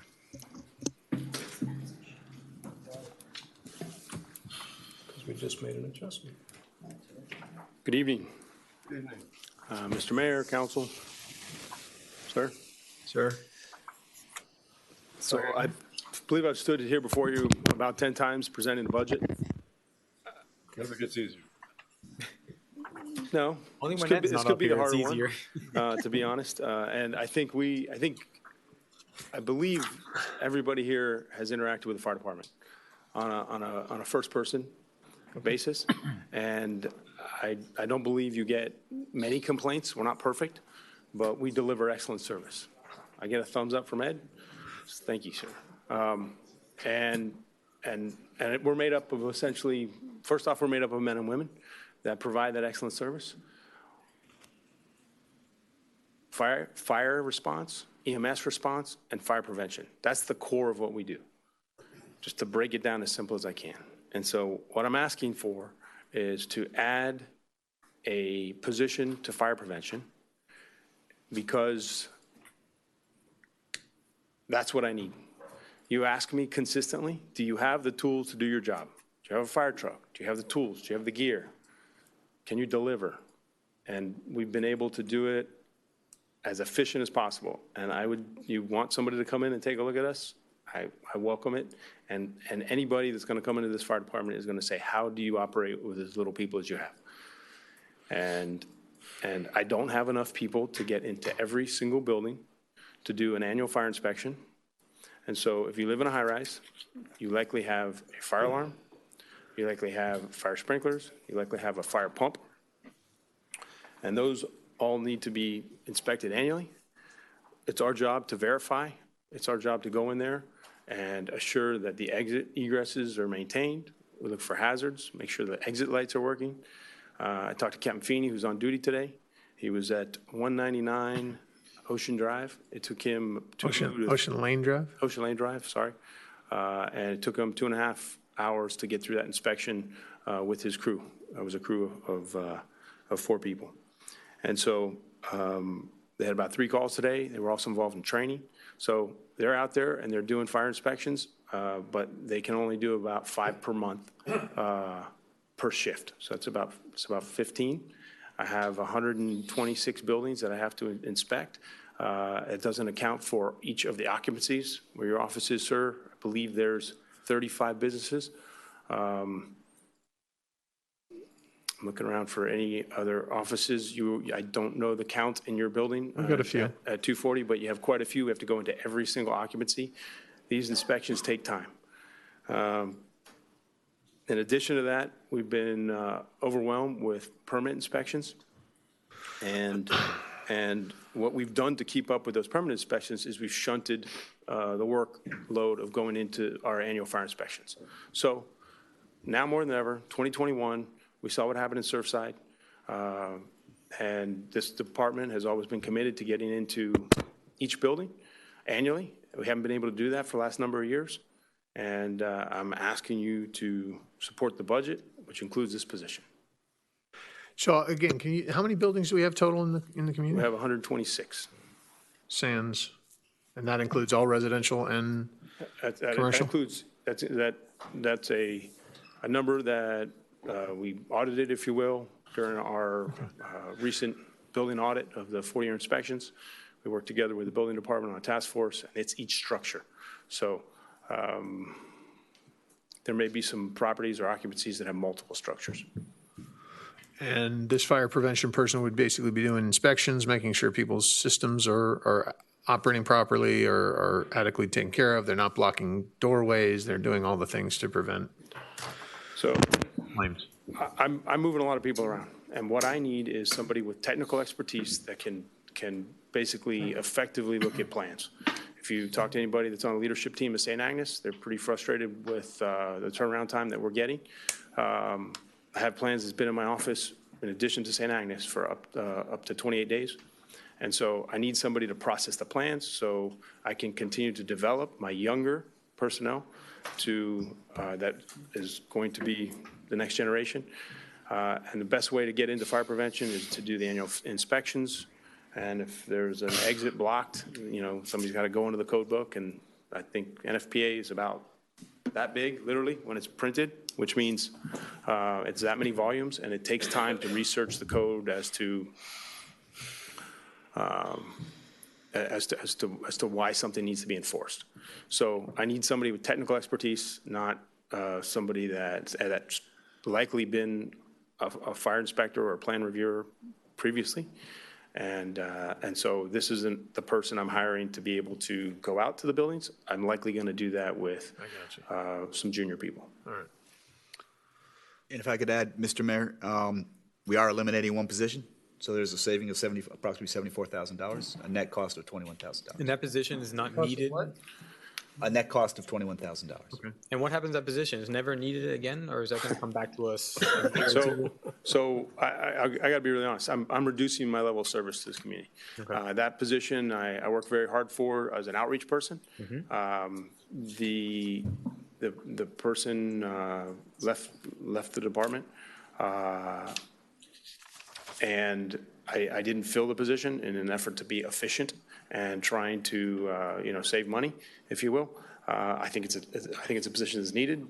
Ed, you never felt that position was needed. You wanted us to get rid of that second administrative assistant. So how about a trade? How many of your firemen are trained as inspectors? 17. 17. And it costs about $7,000. Sorry? That costs about $7,000. Each year? Yes. So we have trained fire inspectors on staff. Eric and I fight about this all the time, by the way, so this is nothing new. And then he was hiring an outside fire inspector to come in also, because said these guys didn't want to do the job. Now you tell me they're doing the job, right? They are doing the job. They are inspecting, which they weren't doing before. So now they were. So the question really is, again, going back to Luis, can we be more efficient? Can you do the inspections? You told me 126 buildings. You can do what you said, 15 a month or something, right? I think. Yes. So it's going to take you about eight months, 8.5 months to do them all, and then they'll be able to rest for 3.5 months, right? No. Why? Why? 8 times 15 is 120. I just promoted a new lieutenant last week. We're hiring 5 new firefighters this year to fill the vacancies that have occurred over the last year. It takes a tremendous amount of training for each firefighter to get up to speed. And if they're going to be out in the buildings doing fire inspections, they're not going to be training these young firefighters. But they're going back to the same old thing again. And again, Luis, you'll remember this when this, and Frank, you probably will. One of the things we said, we'd have a fire department. You remember the same thing. We're going to hire retired people in this fire. You remember that thing, at least half of them, correct? And so if I, You're saying you're hiring people that are going to start from scratch? Yeah, but so let me be clear. We have 10 people in the process. The numbers I know, I think 4 of them are senior people. 5 are not. I'm not sure the other 2. This is off my memory. So 4 of them have worked with other fire departments. And so I got to be honest, I'm looking for the best person, man or woman, for the job. They have to be qualified, and I want the best person riding our trucks.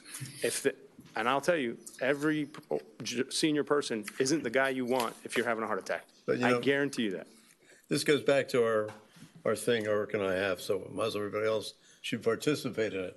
So what Eric does, he wants the best, and that's great, and it's terrific. And he gets these young guys, the brightest, the best, et cetera. And they come out here. Well, they got a real problem out here. No fires. That's boring. A lot of people at the hospital, all that stuff. So what happens? No fires. They want to be this hard-charging fireman.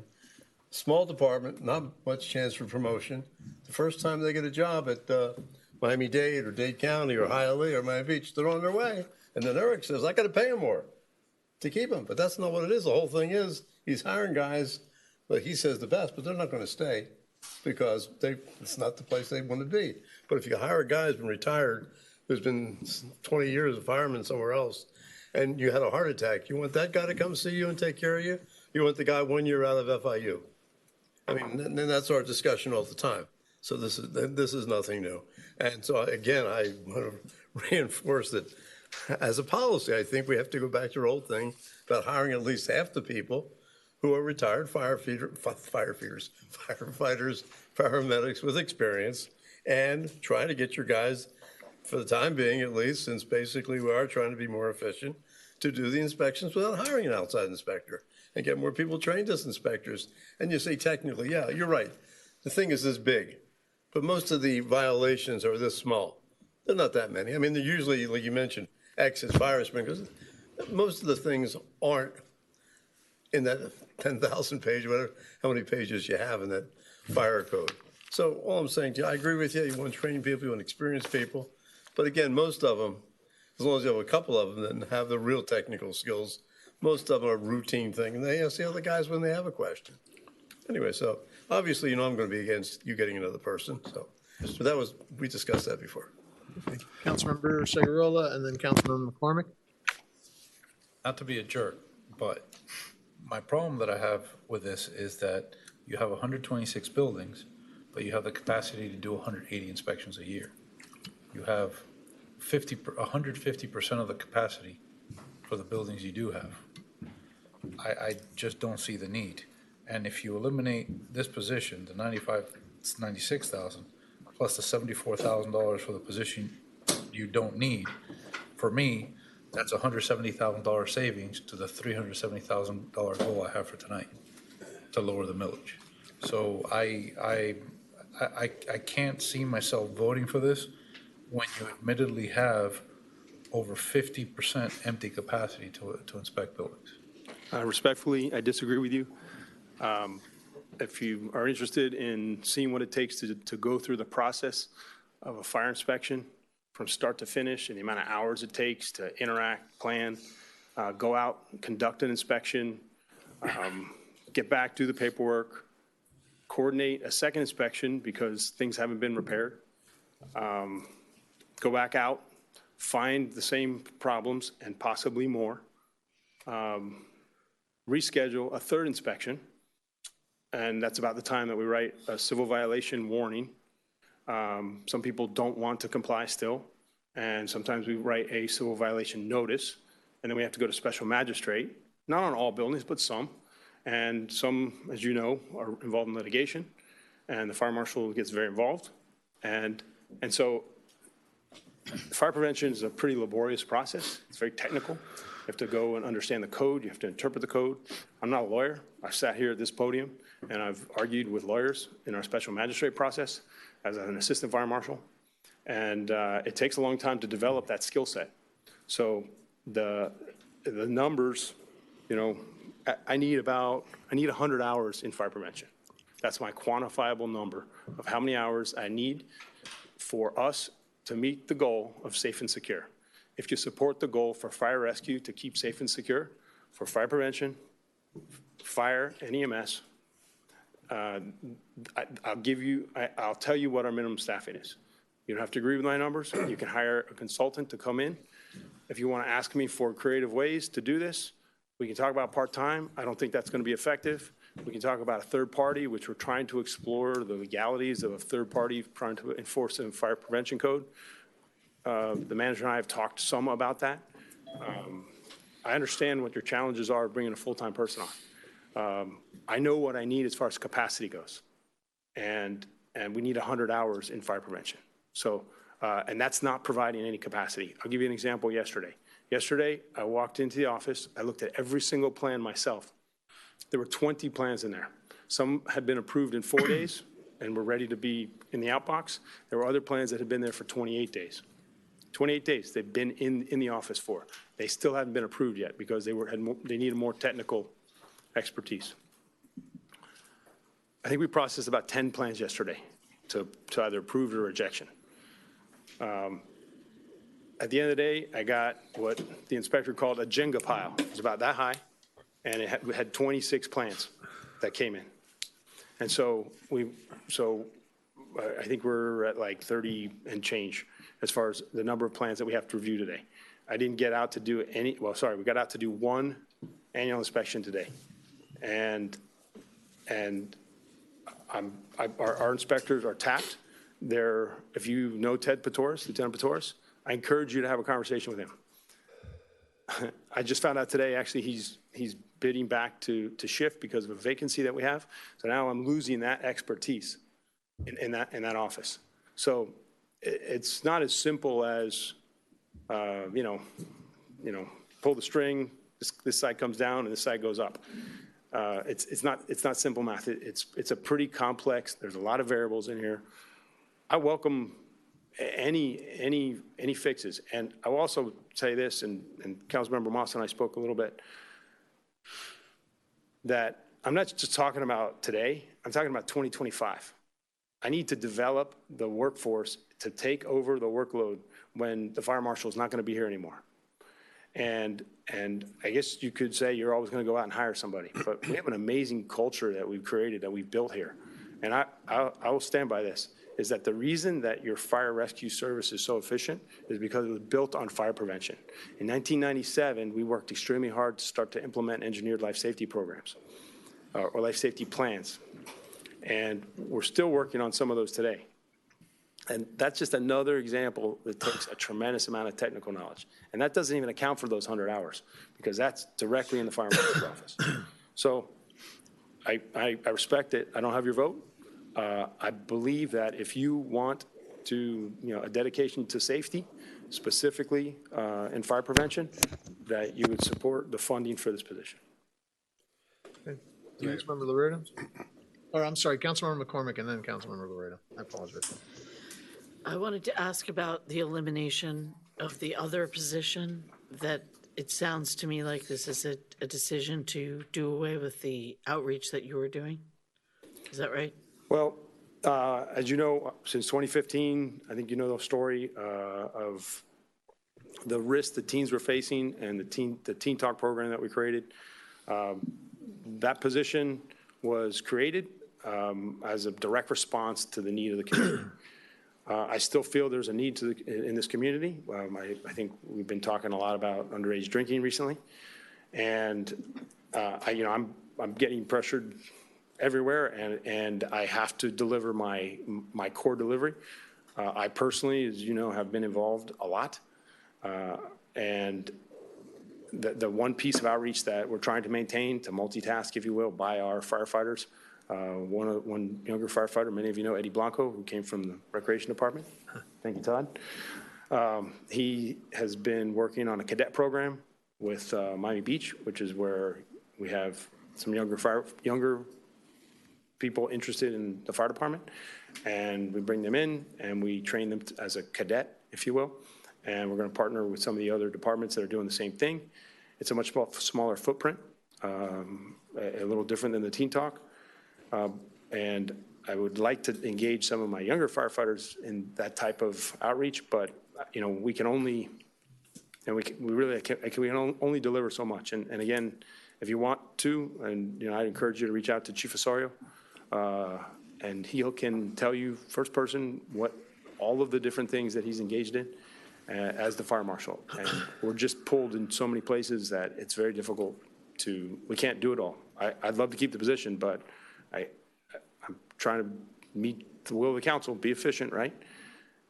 Councilmember. And I appreciate that, sorry, but for me, this is like really when we talk about the difference between the council setting policy and the council micromanaging, this to me seems like a real policy decision.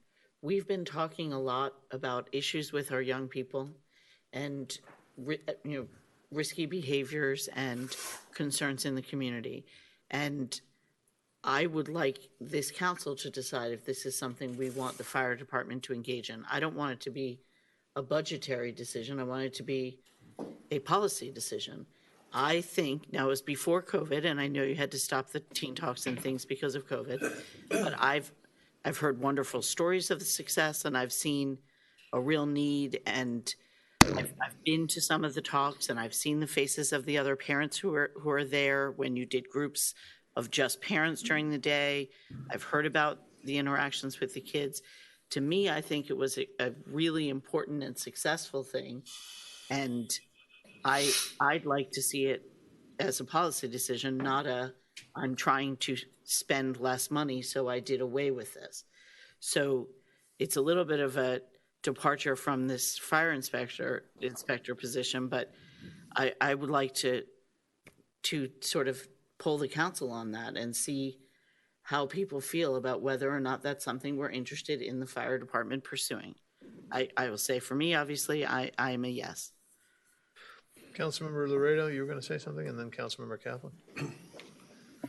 Since I've been here, Chief, I supported every single request you made. Yes, sir.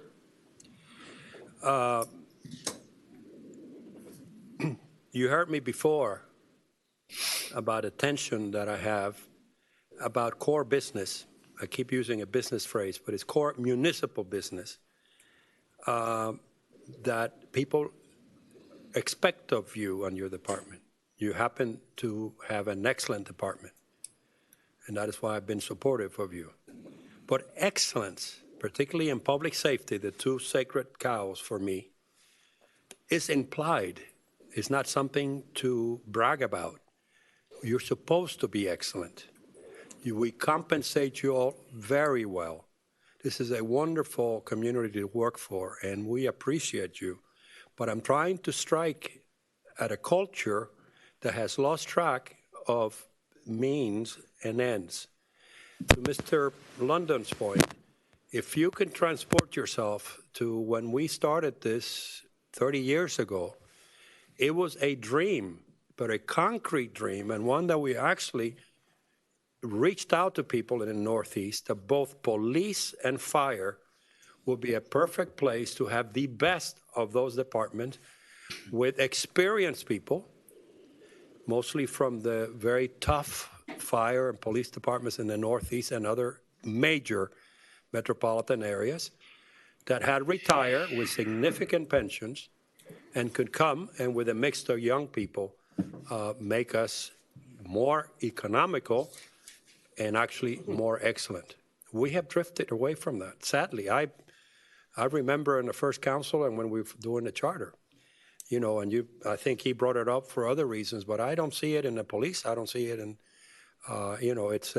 these are people in their 40s, fully retired, and coming to Key Biscayne is like a gift.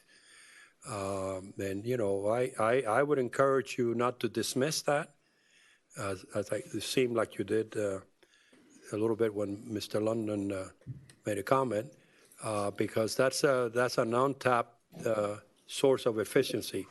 And efficiency, Chief, is not, again, just throw more money at the problem. Having said that, you don't need to react. I'm going to support you because I have given you carte blanche. But I want you and our employees, and this is why I'm pounding on, to understand how privileged they are to be working for us. We love you. We know what you do. Sometimes one gets the feeling that it's you, not you personally or your department, that you are entitled to things. And excellence, it should be in the job description. It should not be anything to highlight. Okay.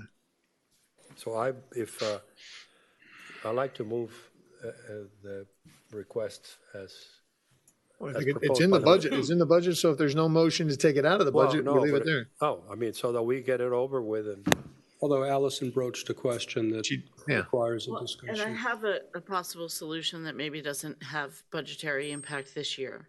But if it is the will of the council to have the fire department providing this service of this outreach about drugs and alcohol and doing their teen talks and working with the community and with our youth and their parents, then perhaps since we're still in a pandemic and we're still trying to discourage a lot of gathering together, maybe this year could be a year to explore and develop and decide exactly what that means, and it could come before us next year in the budget.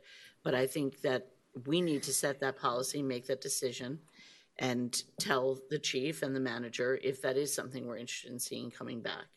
So You lost me. Where are you on the? It's at The budgetary. position Not about the budget. eliminated. He eliminated position for forward. community reach. So Outreach. Frank, you're a yes? I'm completely sympathetic and more than sympathetic. But I think that a little segue is actually useful too, because we'll have a new police chief who will be assessing, this demographic problem that we've considered, and I think possibly his and his department's inputs in collaboration with fire rescue would possibly lead to maybe a more evolved program when we come back and look at this. But I would look at it again next year. So then maybe I'll make it a motion that over the course of the next year, without committing any money to it, I would like to ask the manager and both chiefs to come up with a plan of how we're going to address these issues. Yeah.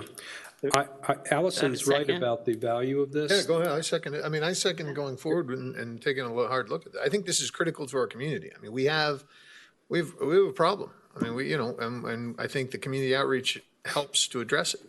And I agree that, we've got the new police chief coming in, but I think this is something we can't ignore. So I fully support it going forward. I like the idea What that happened? Why do we make it a motion on this and not on? Well, my I agree. motion? I was about to actually It's bring like that we point. gotta be- You're right. I don't I agree. We have to be. He has told us, if you're consistent, which would be great, I don't think we some need- of you are what the staff does, and then sometimes you don't. I mean, if that's what you said, this is how you can do it. I told you that I support it. I give you carte blanche, but I also hold you to a higher standard. And one of the things that you see that is concerned some of us is creating positions that may be necessary today, like we have this series of crises, including the Sunrise issue, that in 2 years or a year we may not need it, and now we have an embedded union-protected salary. Please. I understand that. Get on our lane. I am, sir. Okay. Okay. I don't mean to preach, but, No, it's but part of the I do reason hear we're you. here is to try to reflect to the best of our ability how people who talk to us and pay taxes feel. I understand. Okay, And there's many of us that have been here since the beginning, and I appreciate your support. And I will tell you that the experience that I have and the experience that we recruit are as tough as they get. Yes. And they're respected in New York and Philadelphia and Buffalo and San Francisco from coast to coast. And I do appreciate you sharing that. And it very much resonates with me and every firefighter, paramedic, and probably every employee that it matters what you think and what your opinion is, whether it's good or bad. And as a director, I'm very conscious, and I work closely with the manager to assure that we do capture that. And and there is going to be an ebb and flow over the next couple of years in the fire department's transition. And I'm hopeful we can collectively work together on it. And the reason I want to make a motion, forgive me for interrupting for time purposes, is because I think we need to show a special kind of motion for our law enforcement. So I'd like to, if it's okay, to pass it as he presents it. I would like also, if you allow, just to add that if we could get a report back showing what we were doing and what the difference is, because I would like to see that this position is really tangible out there and people are feeling it. Second that motion as well. So I've got two motions on the floor. I think that's three. I will withdraw mine for right now because we'll finish up this fire inspector, and then before we move off fire, I'm going to make it again. Okay, so we've got the motion to support the fire prevention inspector. It's been seconded. Seconded by? I seconded it. Okay. All those in favor? Aye. Opposed? Aye. I'm sorry, who opposed? Aye.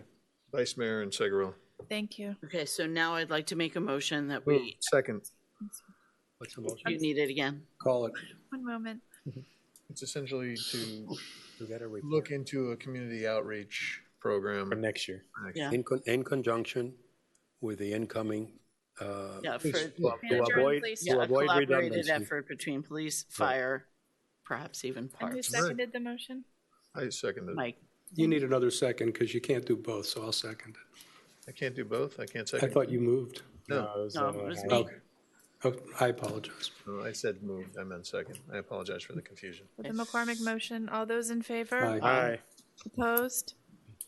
Motion carries. And Mr. Mayor, if I may add, going back to one of our top 7 deliverables, one of them is youth programming, and so I'm looking at that very seriously.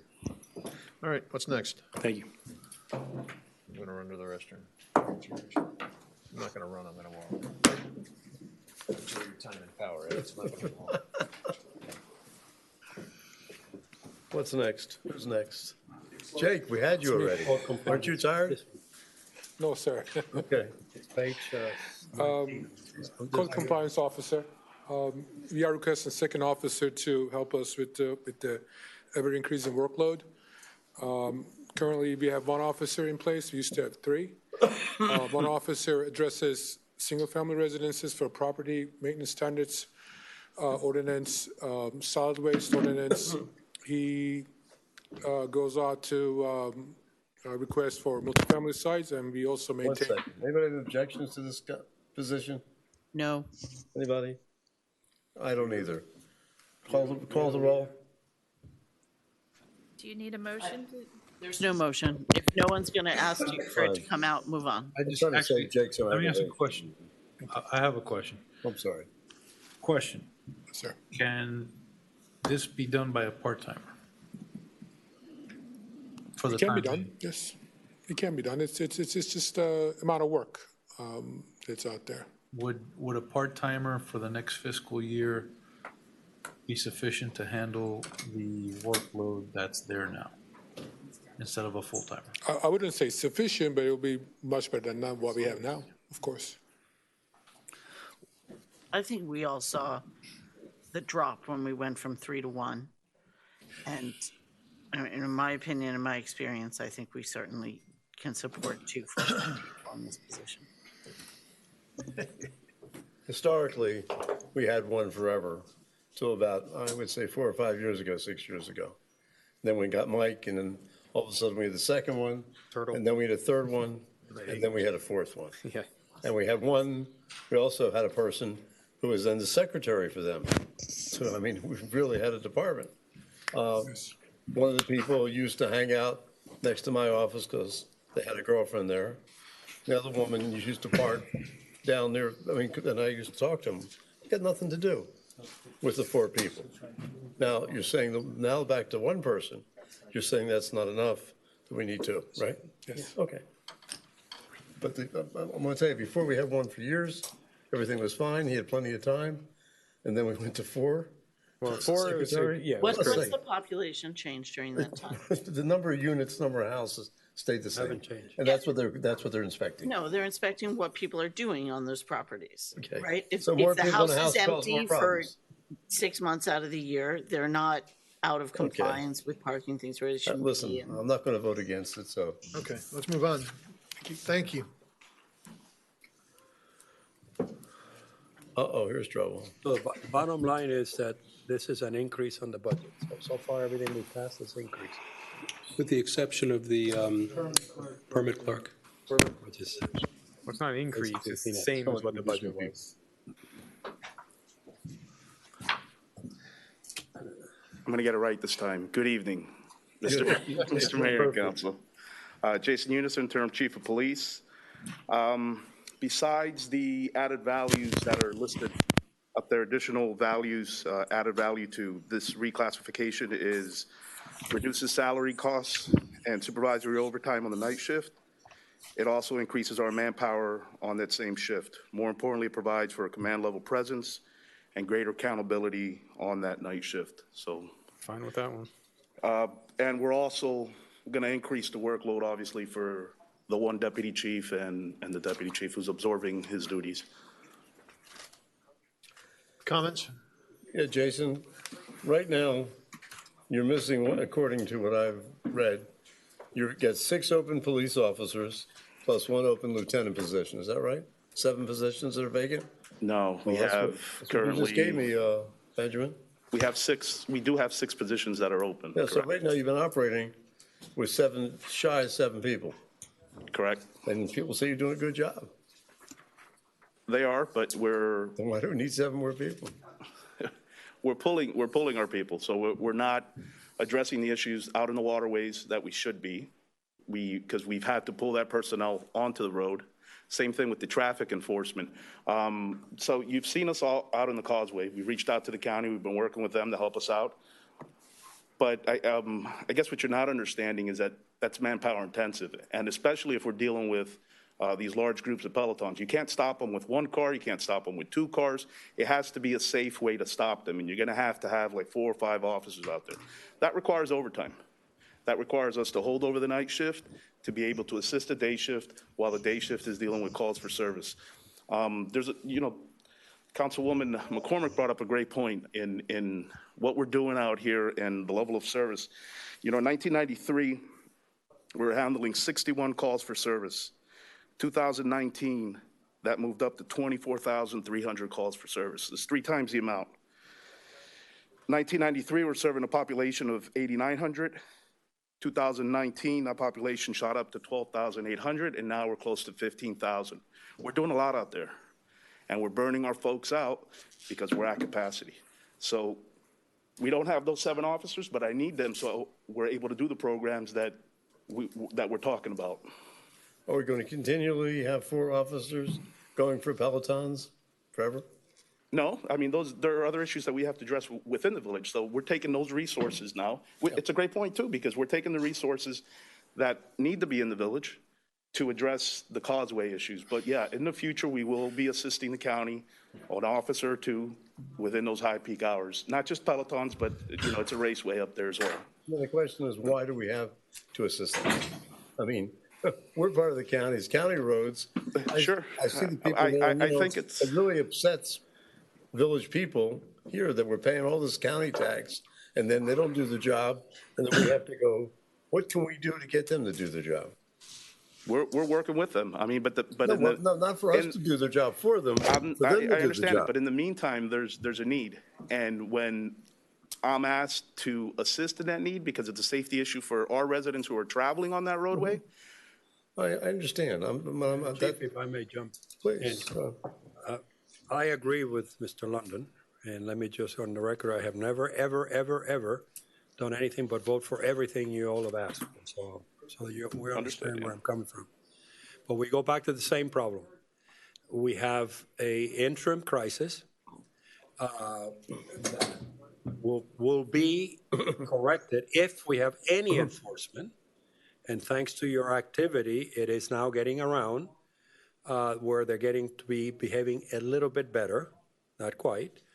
And let me tell you, Mr. London, the county is doing a lot because they have people all over Rickenbacker Speedway, and I see people actually behaving within the law, which is like an they are literally, and we have to thank them, Mr. Chief, their chief, because it's just obvious. And voters, residents have told me, and I'm sure others, that they see the difference that these guys from Metro are all over the place.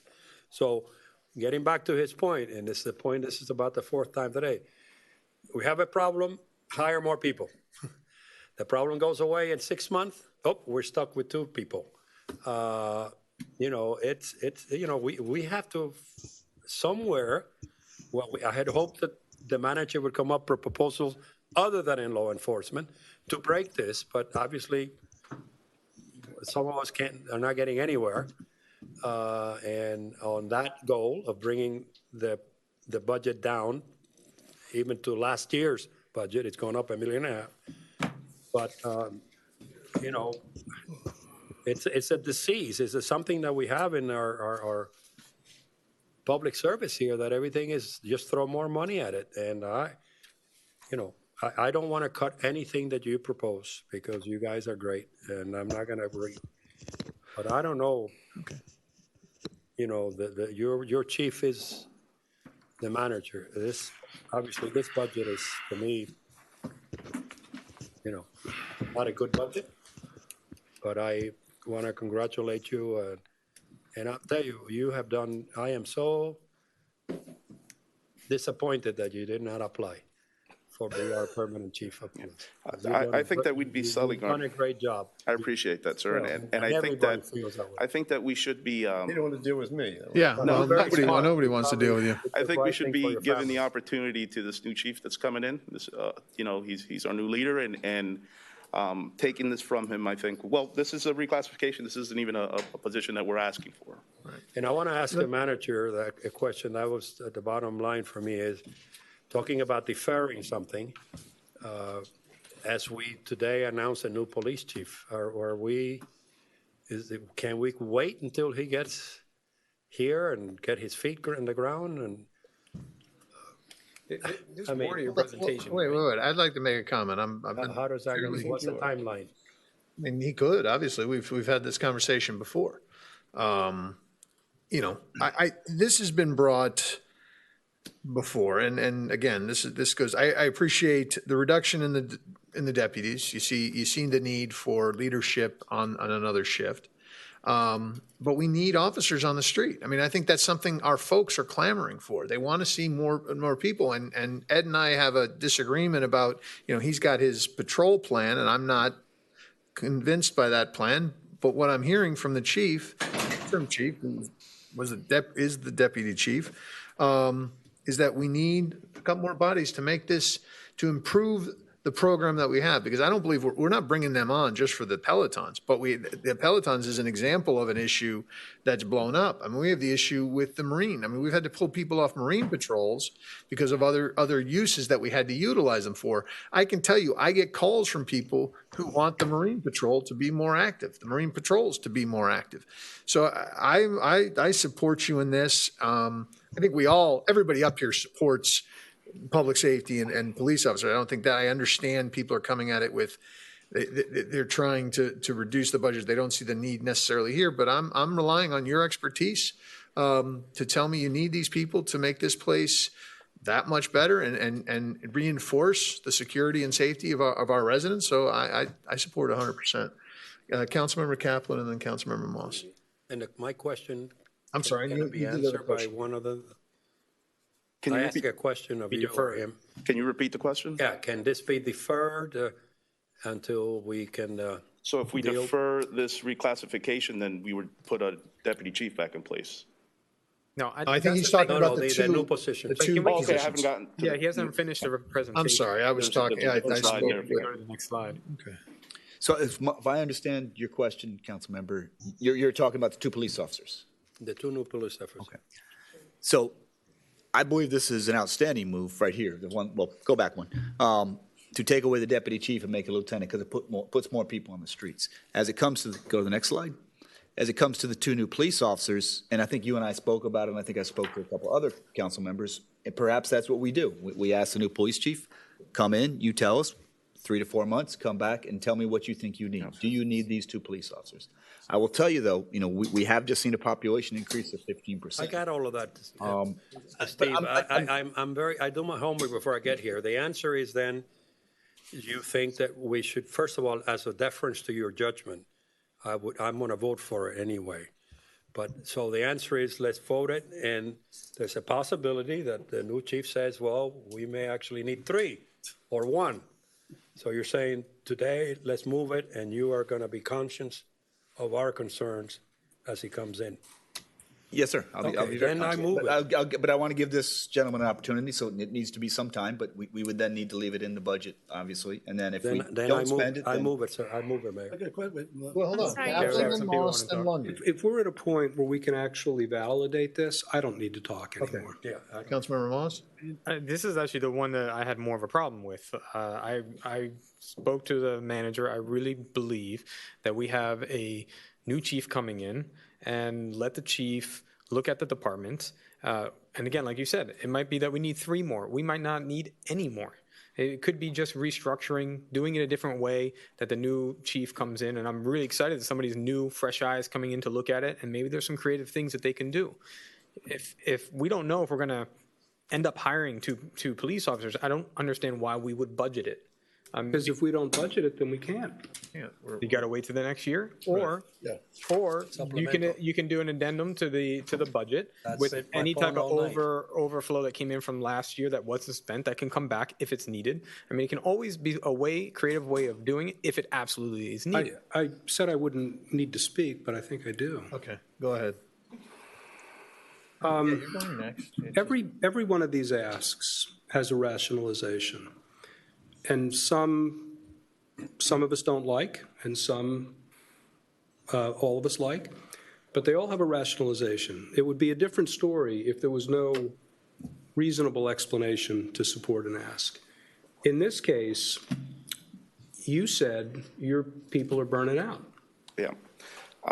If I could too, because I did have some talking points on it, so maybe I can address some of those. Is what you'll see and feel is an increase in police presence and greater visibility throughout the village. It's something that's been asked for, and it's something that you will get, and it'll be delivered. You'll see that, you'll feel it. It'll be addressing crime and disorder with an increase in the presence and the visibility that we're talking about. There will be a greater sense of safety and security, which is, you can't put a price on that. Your safety and your security and that of your families is our #1 priority. You'll see an expansion of the community engagement programs, a host of programs geared toward youth, seniors, faith-based, and businesses. One of our goals and plans, well, a part of a lot of our goals for this year is community-based programs that are engaging with the youth. And some of those, we're talking to the fire chief about, with Todd's position that he's asking for. So it's a 3-prong approach to this. That's, it's a greater program for all of us to get involved in. You'll see significant reduction in overtime because of the positive impact these 2 positions will have on daily staffing manpower shortages. They will allow for patrol squads to be fully staffed and address the issues within the village. Specialty units such as traffic and marine patrol units would be effectively used and uninterrupted in these types of situations, so they can handle that. These 2 officers are going to be used in conjunction with Marine Patrol. They're going to be used in conjunction with programmings. They're going to be used in conjunction with the traffic issues that we have. So it's a big program, and let's not forget the schools. They're going to be engaged in schools, all of our schools that we have here. So you're going to see the difference when we get them on board. As a matter of fact, we have 2 already. We have a sergeant that we're looking at, and then we also have a lot of the officers that are interested in getting involved in this program. So it's just a matter of backfilling the positions and putting them through the trainings. Vice Mayor, and then Councilmember Cigarella. I know you didn't create this, but to the best of my knowledge, you have 4 AAs with different titles: senior executive, executive senior. And I think Chuck had 2 secretaries, et cetera. Do you really think you need 4 AAs in your department? So we have a senior executive works for the chief. She has multiple roles. She has multiple roles. She does record management. They wear multiple hats. All I'm saying to you is that, to me, again, and this is what I discussed with Steve, you know, you have a small department the size of a military platoon, and the number of executives and the number of administratives you have to operate it seems to me unbelievable. And Steve is a 22-year-old Green Lieutenant. He managed 41 people with no problem. Right out of school. 36, council member. And all I'm saying is that it seems to me that, yeah, you create all these jobs. We have a fleet management. I mean, this is crazy. But Let's talk about that. I was going to ask you. okay, well, that's all part of this whole thing. So obviously, everybody here is going to vote for, you want 20 more cops? They'll give you 20 more cops. Anything you want, they're going to give you. Because you're going to say it's safety, it's protection, it's all these things. And that's motherhood and apple pie. How can you vote against that? I can, but they can't. So basically, then look at the other end, the administrative end, all the non-sworn officers you have. Isn't there anything you can do about that? No, Okay, I think thank I'm you. understaffed. Okay. Councilmember I give up. My problem with this is just, I think we're spending the money, no offense, Chief. No, none taken. We're spending the money before we know if we're gonna need it. It makes no sense to me to do this now.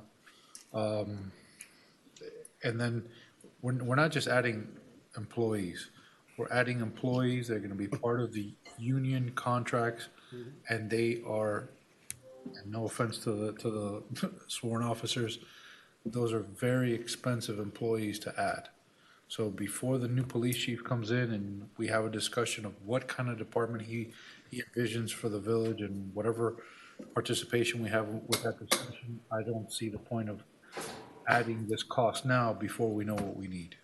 This could easily wait till next year. Have a freeze. Is there anybody making a motion? I move to Loretta. approve this as it's presented. Sorry. What else is there? No, I Councilmember just wanted to Loretta ask a few made a questions. motion. What's that? You had said Well, you let me, moved it. because I made a motion for one item. You know, I was, you know, the two officers, the classification, they told me to go back to. The They told me to reclassification? go back to page by page, so I was on 2020. He has brought up a number of issues in a memorandum, which I don't know if you got any answers. No. It served me to focus. I told everybody. And one of them is, well, I mean, for administration, eliminate the fleet maintenance position. That is under your department? It's currently under our department, correct? How much does that person make? I'm not 100% on that. Total cost. 108,000, fully loaded. And what, May I add something to that? It's also a fleet manager, even though we just enrolled in a program to be constantly changing Yes. our vehicles so they don't get overworn. yes, that, So, thank you for bringing that up, but independent of, I think he does too, even though he speaks differently, and I don't, I mean, cops on the beat is our goal, both in visibility and service. All this other backup, which add up to a lot of money, like that, I mean, $100,000, I don't know, again, I go back to, these are really very good salaries. For a fleet maintenance, he asked the question, what does he do? And thank you, Mr. Segurola, for bringing that up. I was going to do it. We just went through, you know, and I voted for the new fleet with all the argument, blah, blah, blah, blah, blah. So we just seem to, we haven't found any savings. So what does he do? What does the fleet manager do? So the fleet manager, they manage our fleet. They take our fleet to Miami Beach where it gets serviced or wherever else it needs to go to get serviced. Yeah, we could have an officer do it, Mr. London. And what's going to happen is you're going to be paying, You're paying a guy $60,000 called a municipal utility worker who is a messenger, right? No, he's not a No, messenger. council member, we've actually switched him And over to that's- Public Works, and he's now one of our maintenance laborers. Yeah, we Is don't have that okay? We don't have that position. And if I may jump in, and I'll interrupt you, Jason, I apologize.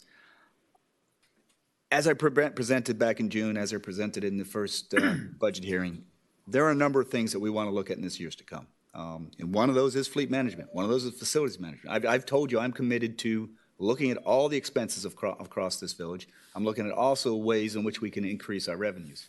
I haven't gotten there right now. I don't know fully what the fleet manager does, but we are going to find out what the fleet manager does. I know the fleet has to be managed. At what level that is, I don't know. That has been my commitment, and I've mentioned that every single time we've talked about the budget. So I'm very aware of some of these things that we need to address. We can't do it all at one time.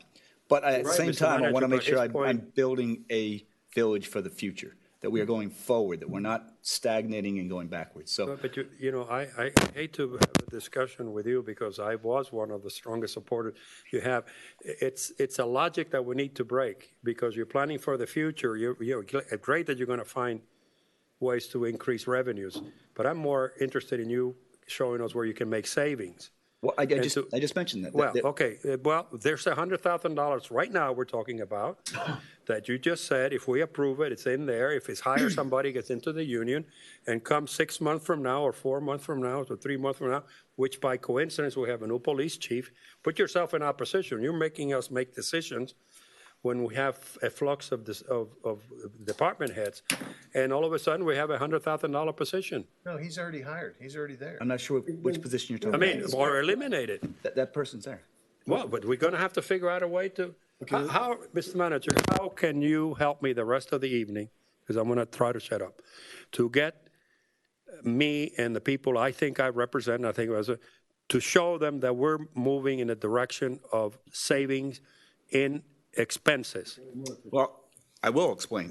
Okay, let's go because back to I June, knew it was let's go back supposed to to be. June 16th. And recall on Why the. don't we stay on this item first before you get to that? No, I'm answering his question. No, we're still talking with the fleet manager. That's. Okay, go on. Yeah, so I went back to June 16th and we identified areas that we believe we need to take a look at. One of those is fleet management. We had a number of other items on there as well, but I haven't had an opportunity to look in depth into that position. What I do know is we need to bring in a superintendent, which is going to take care of maintenance and operations. My goal is for that individual also to oversee facilities and maintenance and oversee fleet management. I don't know if a single person can do that yet. I need to find out the type of person that we hire. But I need some time to make those decisions. So yes, I am looking at that. I'm looking at that very carefully. So I'm looking at both sides of the ledger, both revenues and expenditures. I identified that in June. I identified that in September 8th. So that is on my radar. Jason, would you say that it's reasonable that possibly our fleet is used 5 to 10% for the village and 90% for the police officer? Since basically the mileage he puts on it is driving back and forth to work, with usually a long distance, and very little driving on Key Biscayne. That's not true. Since it's so tiny. It's not true. No, The okay, officers no. are active and they put a How lot many of miles hours. do you think they put on a day? I patrolling don't have Key that number Biscayne? right now, but I can get it to you. Oh, is the GPS system back in operation? It's not on now. It's part of this budget that we're going to put back up. Well, I mean, you say part of the budget. We have it already. We paid for it. It was removed before I took this position. Okay, thank you. Okay, I quit.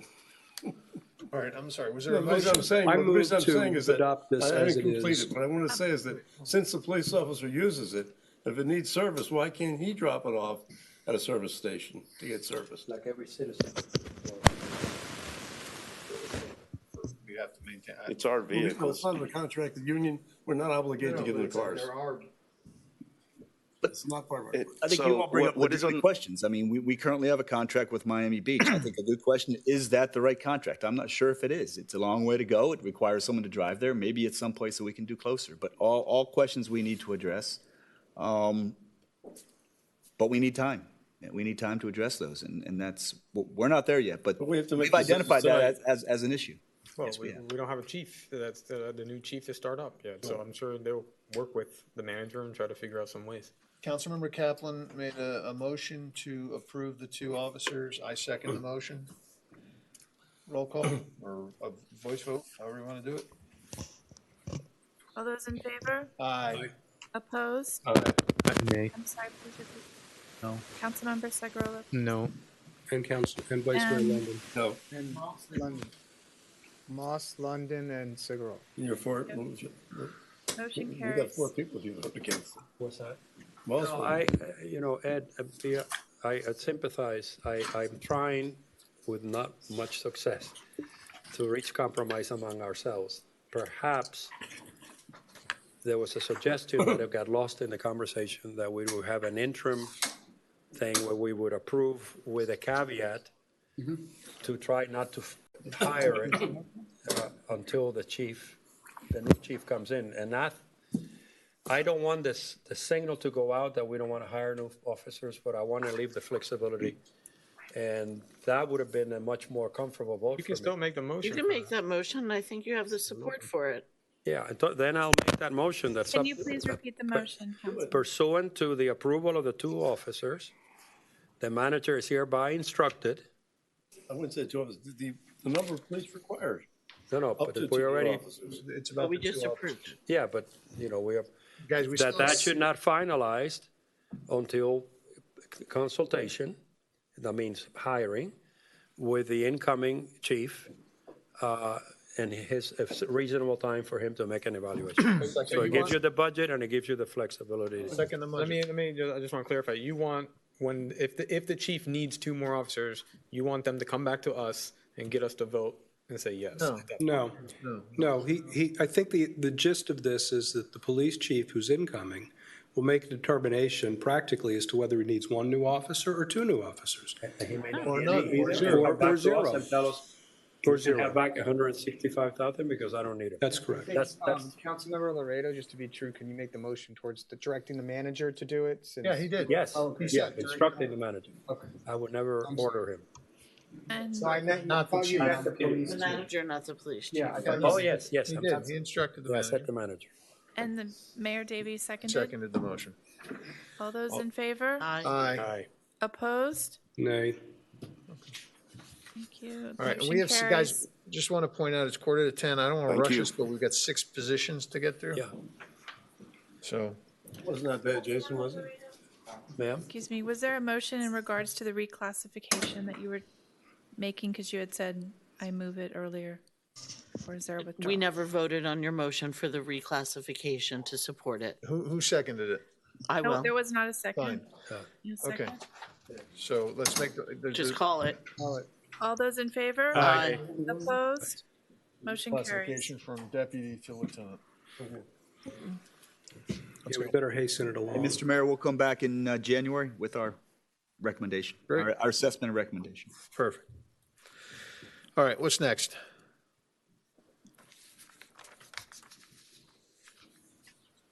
Grant manager? Jake.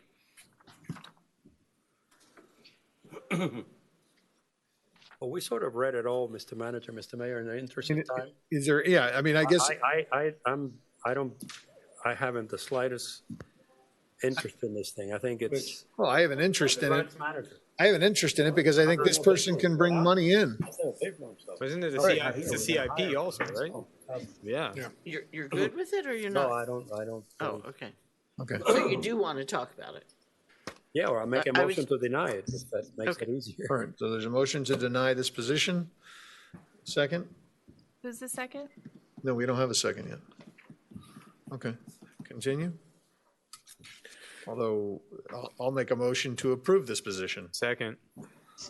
Good. All those in favor? Aye. Opposed? Nay. Thank you. Motion carries.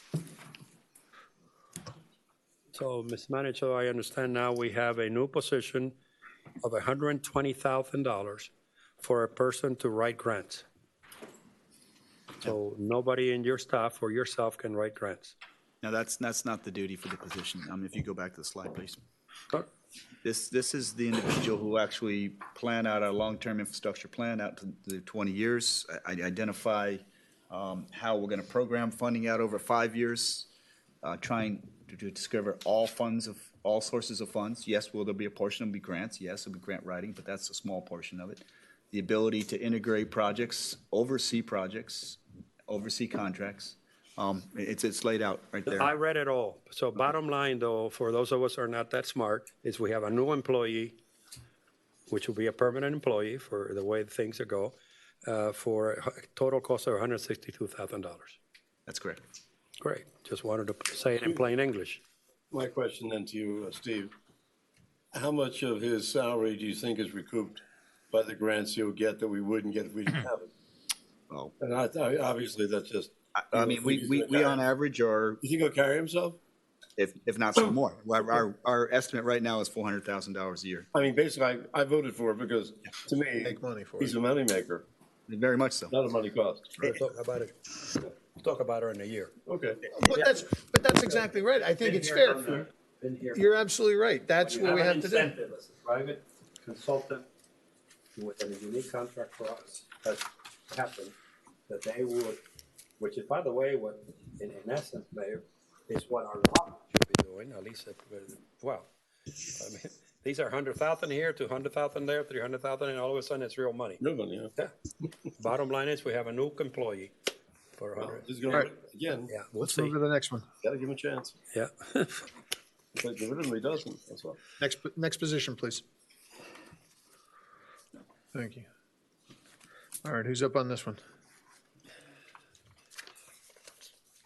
Who's going to speak to us on this one? I'll talk about this one. So this is a recommendation to bring on a procurement officer. Now, we've been talking about where we want to go in the future. I think I started the night talking about 24 projects this coming year, $6.8 million capital plan. Next year, we have another 24 projects. I believe it was 17.2. And then the 3 years subsequent to that, approximately $64 million in capital projects. At this time, we are not represented at all by a procurement officer. I think that we are losing out on a lot of money that's left on the table, the ability to oversee contracts, the ability to find the best types of contracts out there. And it's my recommendation to hire a procurement officer. Okay. Councilmember Cigarola, and then the vice mayor. This is the one where you wanted two different people to do the procurement, one a higher level, correct? This would be the new position, and we currently have a procurement specialist, yes. No, okay. We had some extensive discussion about this at the last meeting. I'll make it short and sweet. I do not support having two people doing this job.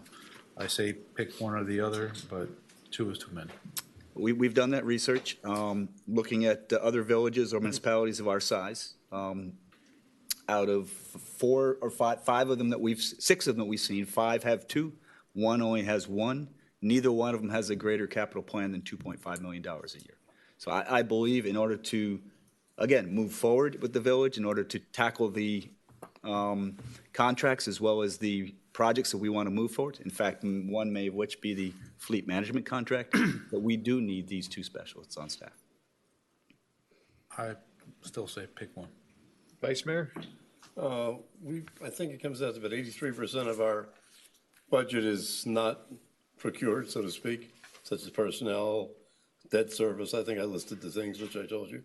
And so basically, currently we have a budget of about $5.5 million possibly. Part of that would go into procurement. So again, to me, I don't see how possibly it could be 2 people. One should do it. I think I'm all for having a first-class procurement manager. The one you're getting, that's fine. I got no problem with that. I have the same problem Ignacio has, having 2 people to do the job. And that same person we're talking about, when it comes to big major contracts, et cetera, that's something that more than he is going to be involved in, because that's major stuff. It'll be great and really helpful, but that they're kind of things that are going to come before you, the council, and everybody else. So I'm all for this job, procurement officer, with the proviso that we terminate the procurement specialist. And we have one person, and it should be a qualified person. If he's good, he'll pay his way. It's like your grants manager, no problem. He'll save us money, but I cannot support 2 people. And I think, and I'm not sure exactly where you're getting the $5.3 million. I mean, I know we have. Well, I just said if it's 83% of $35 million, I just did it in my head, it's about $5 million. Now, I'm not sure if you added the capital program on top of that as well. Sorry? I'm not sure if you added the capital No. program. Because that's, again, that's another additional 6.8. Well, no, but. And then $17 million. The capital program, great. Again, take those things, that's big dollars. When you go big dollars, you spend as much time on a $100,000 program as you do on a $5 million program. So the bigger the program, it's much easier to do $10, $50 million programs than $100, $1 million programs. Do you agree? Depends on what you're buying. That's true. When you're trying to buy a complex engineer project, I would say that you want. But pretty good that's talent. why I want a good person. I'm with you 100%. I just don't want to. Okay. Your rationale specifically on this, and the reason for the two, is because of the numerosity and complexity of the projects that you're projecting over the next some years. And yes, number one, and also to actually establish a program, a procurement program where we're actually looking at our options. Right now, we're just reacting. We do not have a program in place, and not only do we have a lot of work to do in terms of projects, but we got to put the program together, policies, procedures, making sure that our folks are doing the work. You know, we talked about Jake before and him doing Public Works and BZP. You know, what's also saying many times he was also procurement officer as well. I'm glad. Jake likes that. That's fine. And so I mean, it's time that we actually put a professional in, and that professional needs that assistant to help her or him do what she needs to do. All right, I'll make the motion, because I assume we're going to have a division on this one. I'll move to support the manager on this position. I'll second. Without terminating. All those in, Sorry. For this point, yeah, I mean, your point is taken, but I'm going to defer to the manager on these things. The manager's coming, and Lisa, why are you being here? Is that? Just accept the thing. Why are we wasting our time? I wanted to move that earlier tonight. You know, it's kind of a methodology to get to ask close questions, which is what we're doing. But we tend to theorize about what it takes to perform these functions. And, you know, we run the risk of substituting our own possibly unsophisticated or uninformed, relatively uninformed judgment. For the manager. And Speak for yourself, Frank. every one of these answers, you know, makes sense to me. I agree with you. All right, so there's a motion. I made a motion. all those in favor? Aye. Opposed? No. Nay. Please clarify. We have one more council member. Councilmember Moss, oh, there he is. He just washed his hands, I hope. Just say no. Yes. That's for procurement, right? Yes. And keep the other ones, the other two. So, Thank you. That was a yes. All right, what's next? motion carries. Let's go home. Next. Boy, we got a few.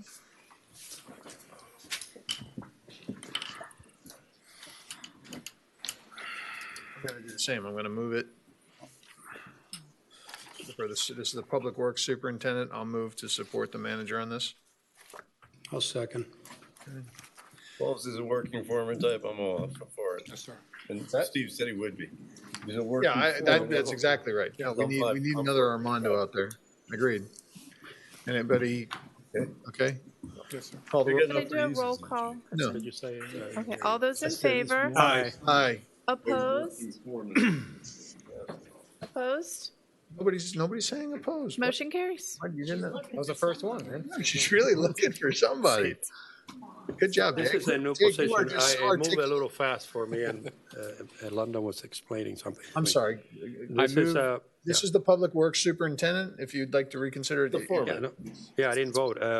This is again, in plain English, a new position? Yes. Yes. Or $120,000 total? sir. Yep. Okay, so another new position, 120, which would be embedded with us forever.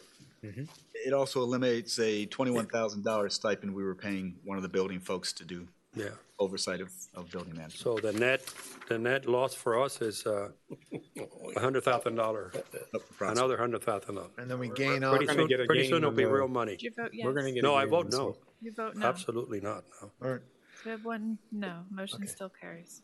next item, Moved. second. The maintenance, well, you've got maintenance to approve the, Approve the another maintenance. laborer. This is, again, somebody's going to be out there doing the work. And to Ceci's point today, and I think a few people have spoken to it, this is why I'm voting for it, is because we need to be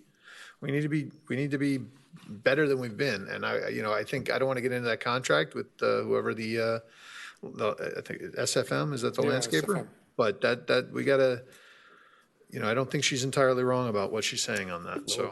She's entirely correct about it. She's 100% correct. And let me tell you something, I believe in helping our people, and I'm sure she would kill me for saying this, but she would be the ideal person to be in some sort of role because she's spending all her time doing the job that some people in this village should be doing. Every time she comes up, I know that she rubs people some the way, but she speaks the truth. No, And she backs it up with pictures. Yeah, exactly. She backs it up. And I'm telling you, this is now 2.5 years of the same story. And I would approach her for some sort of, since we're throwing Councilmember money McCormick? around. I have a question, Jake. Wait, Councilmember McCormick's up, then you can go, Vice Mayor. I wanted to reach out to you and didn't get a chance, but this position, are we seeing them as really having an opportunity to oversee what SFM is doing? Or is there somewhere like that? The reason I ask is I sat in traffic at the entry block myself when they cut the grass, and it was green and it was tall and it needed to be cut. And I watched them cut with a push mower and a weed whacker, and then it was all bald. Like the blade was too low, it was a little bit of a hill, they pushed into the hill, it's all, now the brand new grass that was there looks horrible. And that to me was an issue of how they're executing what they're supposed to be doing. You're correct, council member. It is contractor's fault that grass died. We spent quite a bit of money there, and we talked to them today. They're actually going to replace it at no cost to the village. And yes, that contractor has some shortcomings that we are working on it, and we have a fallback plan that I'll be coming before the council in a few months.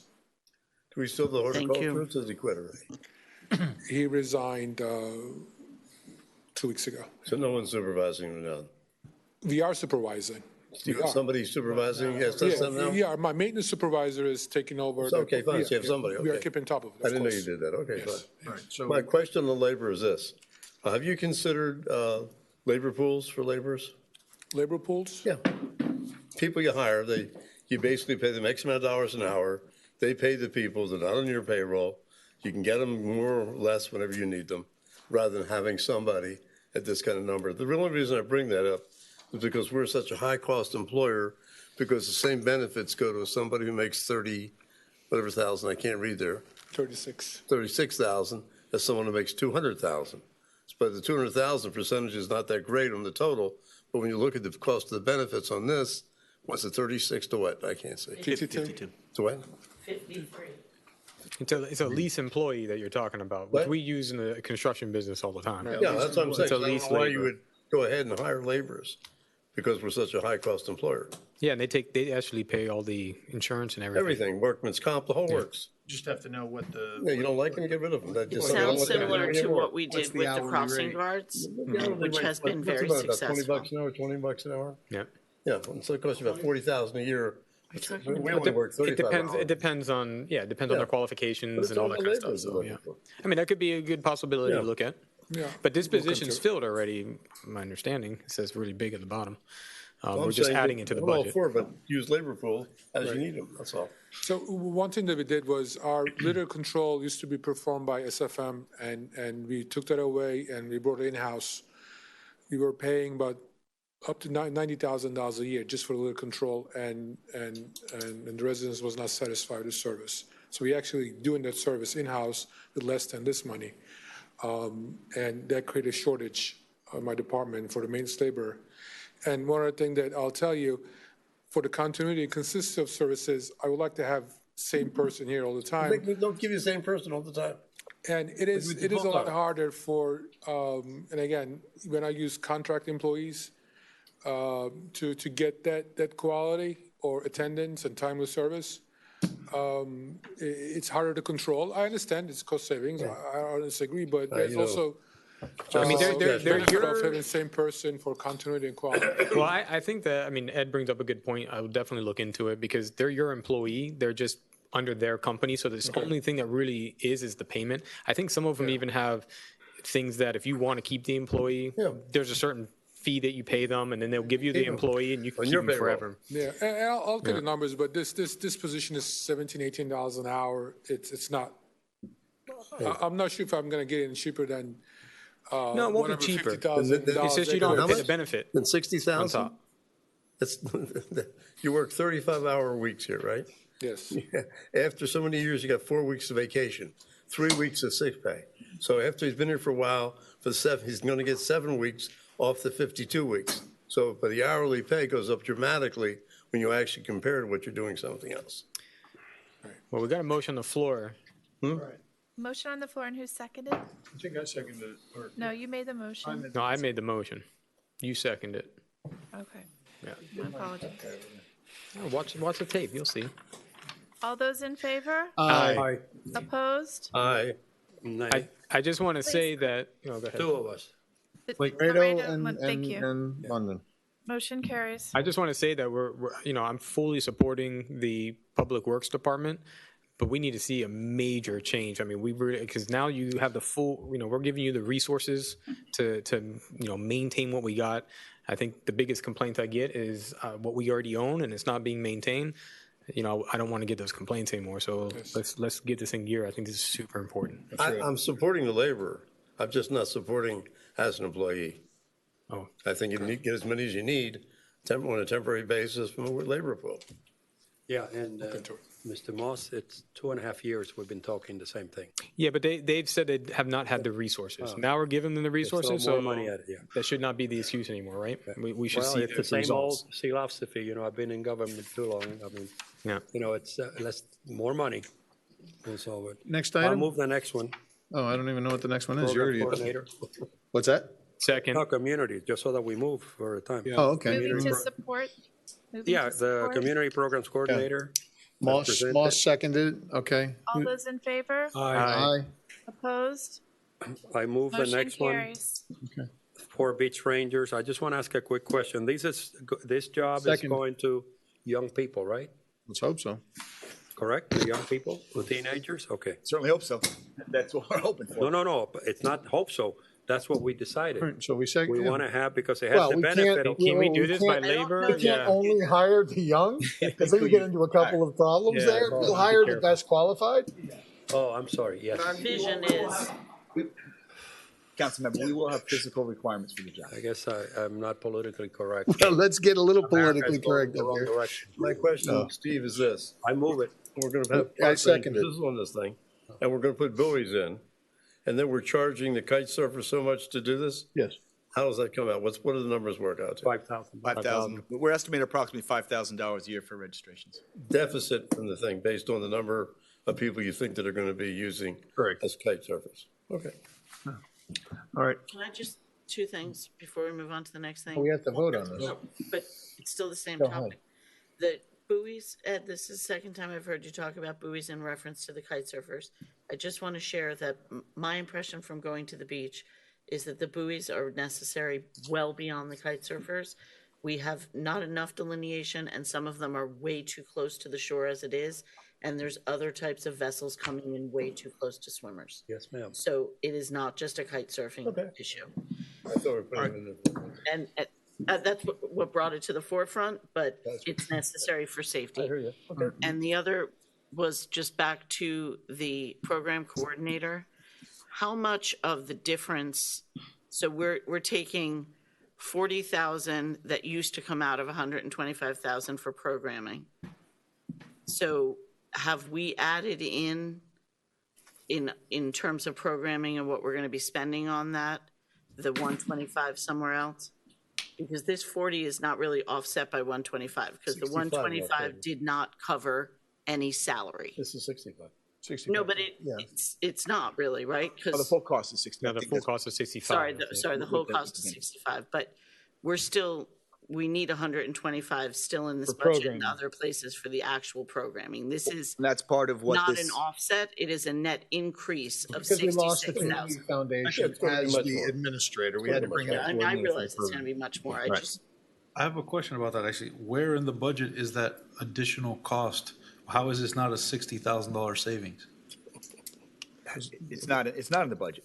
So So this increase We were paying $125,000 to administer funds for community No, groups. No, we we were were paying not. 125 into programming. We were paying don't have now. the foundation $125,000, and they were managing funds for the community groups. The No, money was going we didn't into, pay them for that. Okay, they received $125,000. for programming. Now, there are We no, paid $125,000 of programming when they gave us receipts for what they paid. We Okay. never paid Okay. for salary. Now we're paying That's great. And it always $66,000 in benefits and fine, salary. it always reached $125,000 in receipts. Now we're paying $65,000 for the same service. No. No, salary. we're paying $65,000 for Additional. service we got for free. No. Yes. Okay, we got for free, and then we paid $125,000. So we still need to pay 125 plus now the 66. Why not have the program. Or not have the Or program. not have the programming.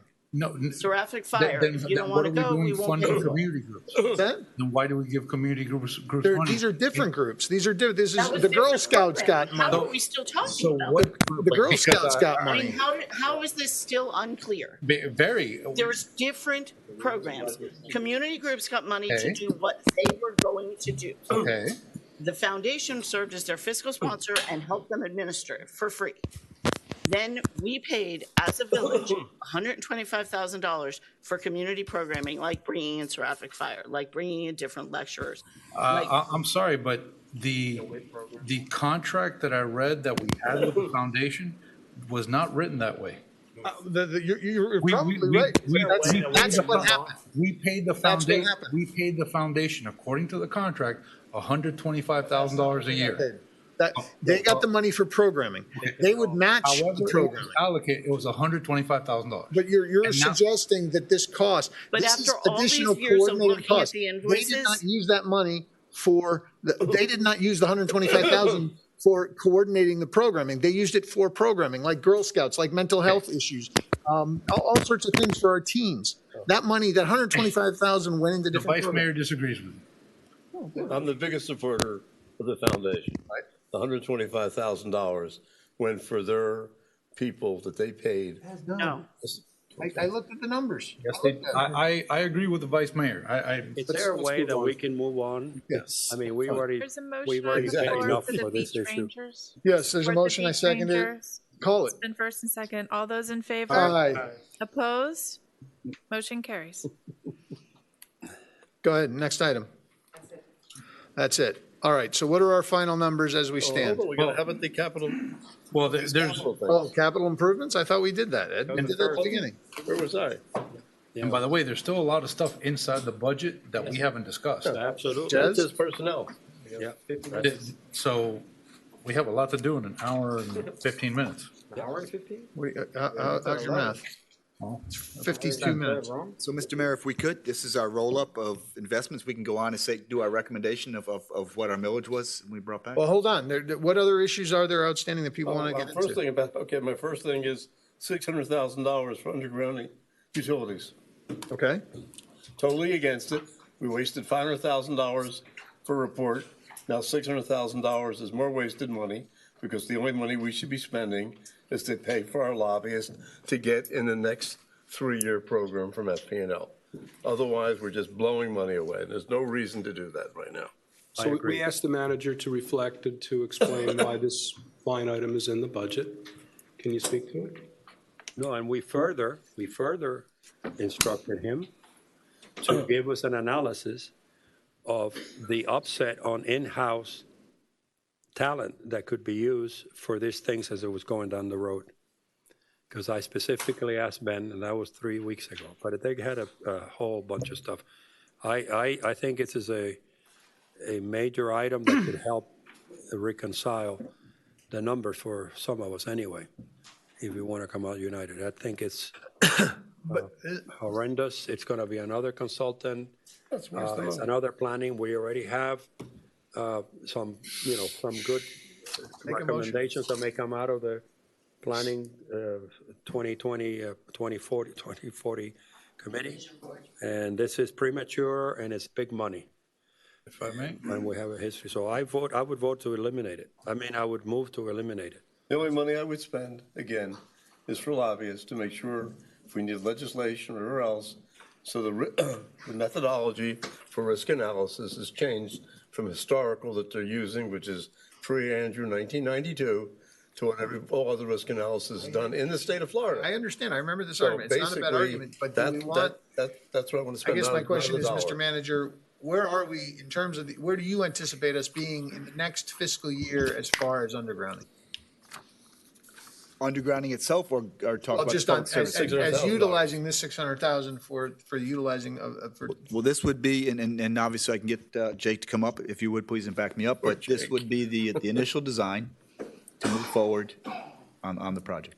And if possible, I doubt we'll actually be able to kick off in this fiscal year, but it would be the funding to continue on the following year. Well, then why don't we wait until next year? That's the Because question. we have to start the project. We need to start the design. Hold on, let Jake speak to this. That was my question. I'm asking for an answer. So, Mayor and Council, it is, we have to engage FPL to do the initial design. That's going to cost, for the first phase, I believe, $100,000 to $150,000 payment to FPL just to do design. And that has to be done before we do anything. So if you don't start the FPL portion next fiscal year and we wait 1 year, then that's going to push everything else another year. So that's very critical that we get that moving if you do want to underground it.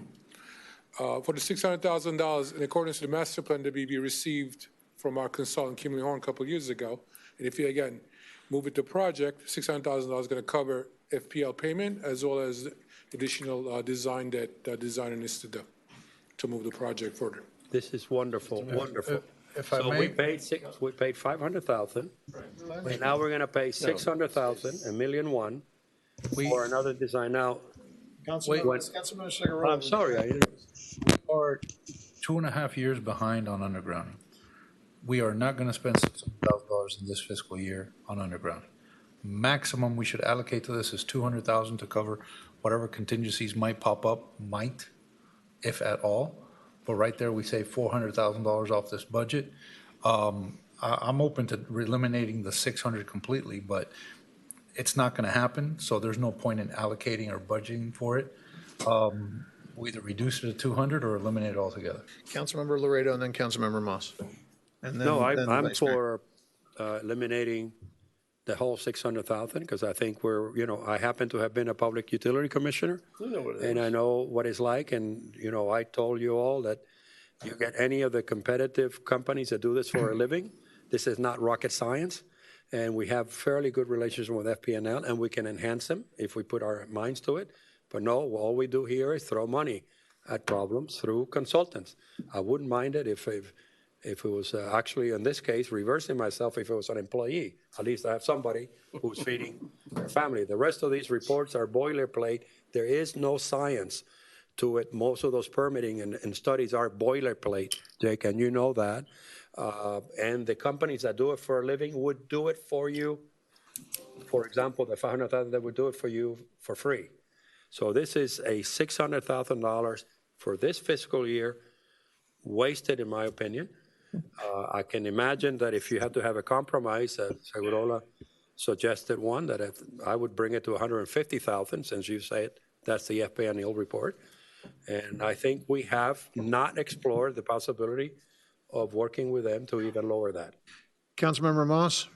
Yeah, I mean, I think that this has to be something that we're confident that we're going to spend this year. I'm not sure from the answer that the manager gave if the confidence level of the whole 600,000 is going to be spent this year, or it might get pushed over to next year, or a portion of it might be this year. So we could definitely look at that. I think from the legislative point that Ed London brought up, if we want to get this project done, we got to start. I mean, we can't continue just. Got to go to Tallahassee in October, folks. Look, I'm not a problem with going to Tallahassee and trying to talk to them, but if we really want to get it done, we need to go over to FPL and start talking to them and trying to make a deal with them. We can continue on the side with the legislative. And by the way, just changing the risk analysis is not good enough, because it is line by line. It's not community by community. We want to do the whole community. We want to do it in conjunction with our stormwater, all the other stuff. We need to start moving now, and we need to start moving fast. I don't know if it's $600,000, but I think we need to get down to FPL, start negotiating something with them so that we can start moving. And at the same time, we can work on the legislative stuff, but I really don't have much faith in moving that, and if that's even going to do anything for us. Councilmember Kaplan. I guess, was it Chad, you gave me the guy up in the Public Service Commission lobbies or everything else, and we took the They have a 3-year program. We're not in the first 3-year program because of the methodology. We want to make sure we get in the next 3-year program. And by the way, they're not just doing line by line. They're even doing the drops, he told me, the whole thing. No, Okay? I know, but they won't do the whole community at one time. Well, they're actually picking communities. That's what he said. And on top of it, they told me that if they have to get everybody's permission on the line, and if anybody doesn't want them to come in and do it, any neighbors, they just move on to the next one. They're not wasting their time with it. Okay, well, my point, the point is this. I'm all for spending money on a lobbyist, whatever lobbyist, and you know the People Public Service Commission, what we need to do, and legislatively, to both ways, to make sure that we're qualified for the next thing. Because on the regular risk analysis of probabilistic Monte Carlo simulation, we're going to be right up there with all the other barrier islands, but they're not the ones that are getting it. Yeah. So that's what I think we should do, and I would put in $50,000 into the budget to hire some people to do this and meet with FPL, whatever is necessary to get it done. Councilmember Kaplan?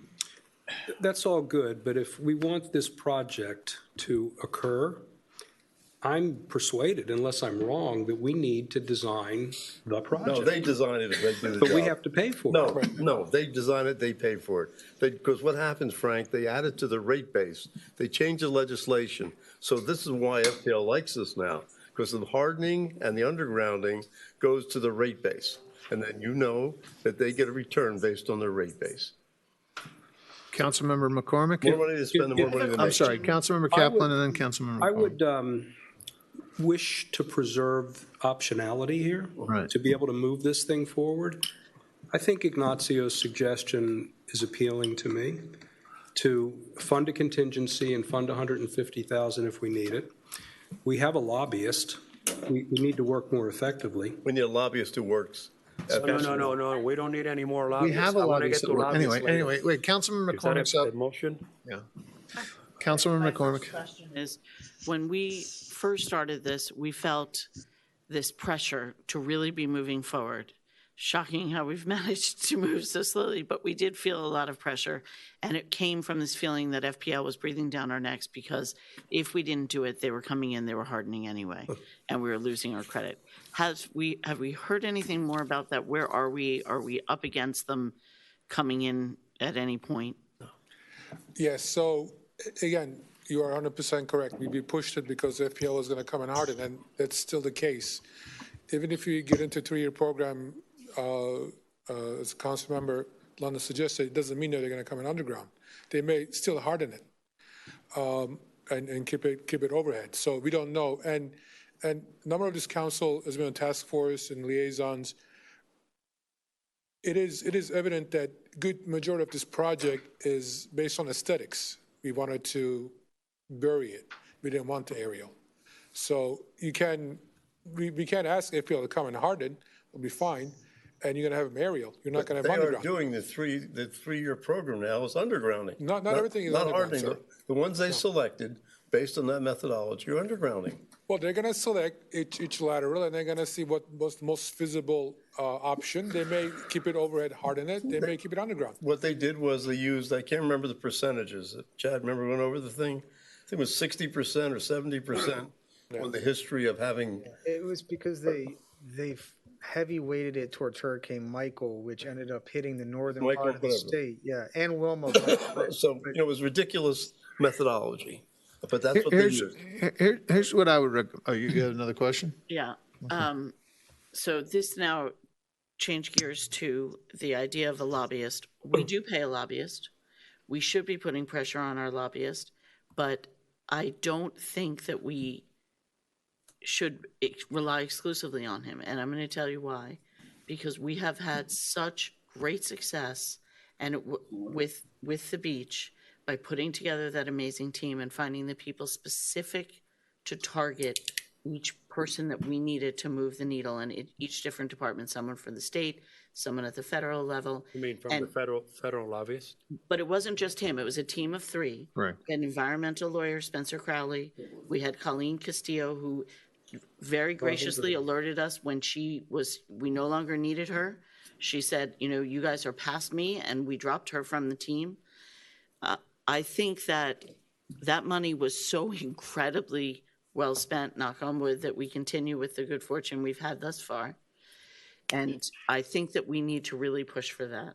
I'm not thoroughly convinced that we shouldn't move forward with what's in front of us right now, not $600,000, but maybe the 200. But I think we really need to make a commitment as a council to say that we want to identify who these people are that we're going to get to engage to try to do this for us. Because Frank, you might remember, Brett, when that vote came before us, when Gary gave the suggestion, there was definitely pressure and pushback and a little hesitancy of like, we're spending on another consultant, we're hiring another person, are we wasting money? And it was clearly one of the best investments we've made. I would agree. Yes. I would, so, Remind well, you. I was gonna That- jump in. That was fine, but not to toot, but I showed up at the meeting uninvited in downtown Miami and got up to speak, as obnoxious as I am, even though they didn't want to recognize me. And that's what triggered the opening to us. And therefore they came in and filled up. What we don't have, to be honest with you, is two things. Our lobbyists are not proactive, and we need to get more engaged. Have you met with Florida Power Light executives? If I may jump in, Councilmember, at this point, we are in fact going to meet with Florida Power Light over the next 2 weeks, and we have our lobbyist writing up our agenda for next year. We have a plan to go up mid-October to meet Public Service Commission. So we're working this issue. We're working that route.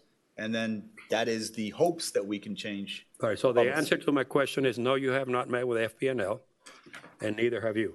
They're meeting. I have at the lower level, but we're going to take it to the next Okay, well, I met at a senior level 2 years ago. Okay, and we had some very good feedback, and then it sort of dropped. We are not doing because our we had own lobbying. I just want to just clarify, Councilmember, because they're not here. I can tell you that Andrea did have meetings with FPNL in the interim, but I just want to let you know. I want to make the comment. I believe, I want to see this moving forward. I agree that I don't think we're going to spend $600,000 in the next fiscal year. I would support $200,000 being moved to support this. I move 150. If I just make one comment, and you all can make the vote, this is ARPA money. I just want to make sure that you're. Sorry? Clear. This is ARPA money. I just want to make sure you're clear with that. And what happens if we don't spend it? We'll carry on to the next year for capital improvement projects? We are required to spend it by 2024. Yeah, but we can use it on 2024. We can use it on storm. No, here's the great thing. I'm let's be clear then. You can choose how to spend how you want. Just making sure that you're aware that it's ARPA money. But will you amend your motion? So, yeah, I'm sorry, I would I'm sorry, say, there was a motion on the floor. Councilman Laredo made a motion to eliminate the 600,000 for undergrounding, and there wasn't a second. there wasn't a second, so it died. There was So a it does. motion. So it thank died. made, and I support But I think, 150,000. well, I said 200,000 and you wanted to modify for I said 150. I just want, But my point is, so we're really, we can say, let's target 200,000 toward this. And if we need it later, if we don't use it, we'll use it for something else. My point is, this money goes to what if we don't put it in for this capital project? Another capital project, right?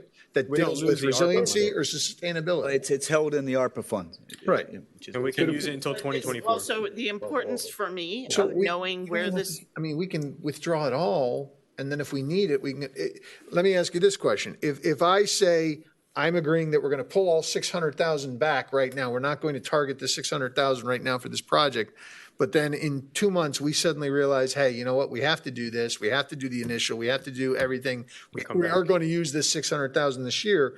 We would be able to pull that money out of the ARPA fund? ARPA? Well, it's a fund. It's our money. I like to do a The clean. answer's I like to do a clean program. No, I understand, I think and it holds The Jake's answer's accountable. yes. It holds me accountable. If we're going to. My execute goal this year, is we should to choose use how this much we money execute. this year, but my point is, it's But we not. can put a, like you said, he may have to come back and ask us for it if he needs it. We could put it in the budget. Doesn't affect our millage. It's coming from ARPA, and if he needs to use it, he has to come and ask. You would have to come anyways at this type of money, I believe, right? It's in the. Yeah, I this is. think it's important to notice, to mention, not just for ourselves, although it seems like we've all got it, but for people watching, that cutting this 600 out entirely will have no effect on No millage. effect on millage. Right. But it sends a very strong message. No, I understand. Okay, I just, thank you. we've had a lot of talk of like, Yes. I'm searching for 300,000. Yes, I This understand. isn't it. Actually, I have a question about that. can these funds be used to offset any of the general funds that we use, that we're going to use? So the funds are limited to. Well, yeah, for capital and- projects. For capital and for water, sewer, broadband. Then you can use it to the extent that you have a revenue reduction, which the village has. You can use that to pay for what they call pay-go projects or government services. So I think that. So can we use those $400,000, for example, to offset any of the $1.8 million that we're using from general funds so that it will affect the millage? Of course, yeah. Yes. The answer is Well, yes. hold on, let's let the attorney answer this question. Pick up in a particular government, you said just in the general fund. You Yeah, mean personnel or something like that? Pick a qualifying in project. The CIP, anything that's, so to the extent that, well, first of all, it's stormwater, water, sewer, or broadband, there's not a limitation, okay? You can pull it. So we can offset 312,000 and still have another, what, 88,000 to offset other funds that we're using. And then it will affect the millage. We can't push them back into general fund. What we No, can use. because that stormwater is probably from your stormwater utility fund. Well, is that being funded completely by that? Is there, if we reduce it to $200,000, can we use that 400,000 ARPA funds to offset any village funds that we're using? Any general funds? Any general funds? No, it has to be, there's, again, the attorney said there's either the straight up infrastructure project, which you mentioned, which is water, sewer, stormwater, or broadband. And the other one are what are called pay-go projects, which are calculated from your estimated losses throughout the year. And they're paid in But are we cash using any village funds for those categories right now that we can substitute with these $400,000? Those projects are intended, or the pay-go projects are intended to pay for projects that were scheduled but not executed during. COVID? COVID. Right. But can we use those $400,000 to offset village funds that are currently being used in any of those categories for this fiscal year? I hear what you're saying, but I'm not sure that the specificity of which I'm understanding that you're asking. Is there any Ignacio, I qualified? got one. Okay. The professional services agreement, we're taking 237,000 out of the general funds, 237,000 of the stormwater funds. Can we take the 237 for stormwater from the ARPA thing instead of taking it out of our general funds? Yeah. To pay for what? It's called Professional Services Agreement for the implementation of village-wide resiliency program, stormwater. It's intended for projects. It's not intended for design, but I'll have to ask the attorney for better clarification. I don't remember reading it and saying not for design. It can be used for It could design. It Yeah. didn't say that. So right I there, read the whole thing. right there, we offset some funds and lower the millage. 237,000. And I'm sure there's got to be another 100-something thousand somewhere we can do. Okay, yes.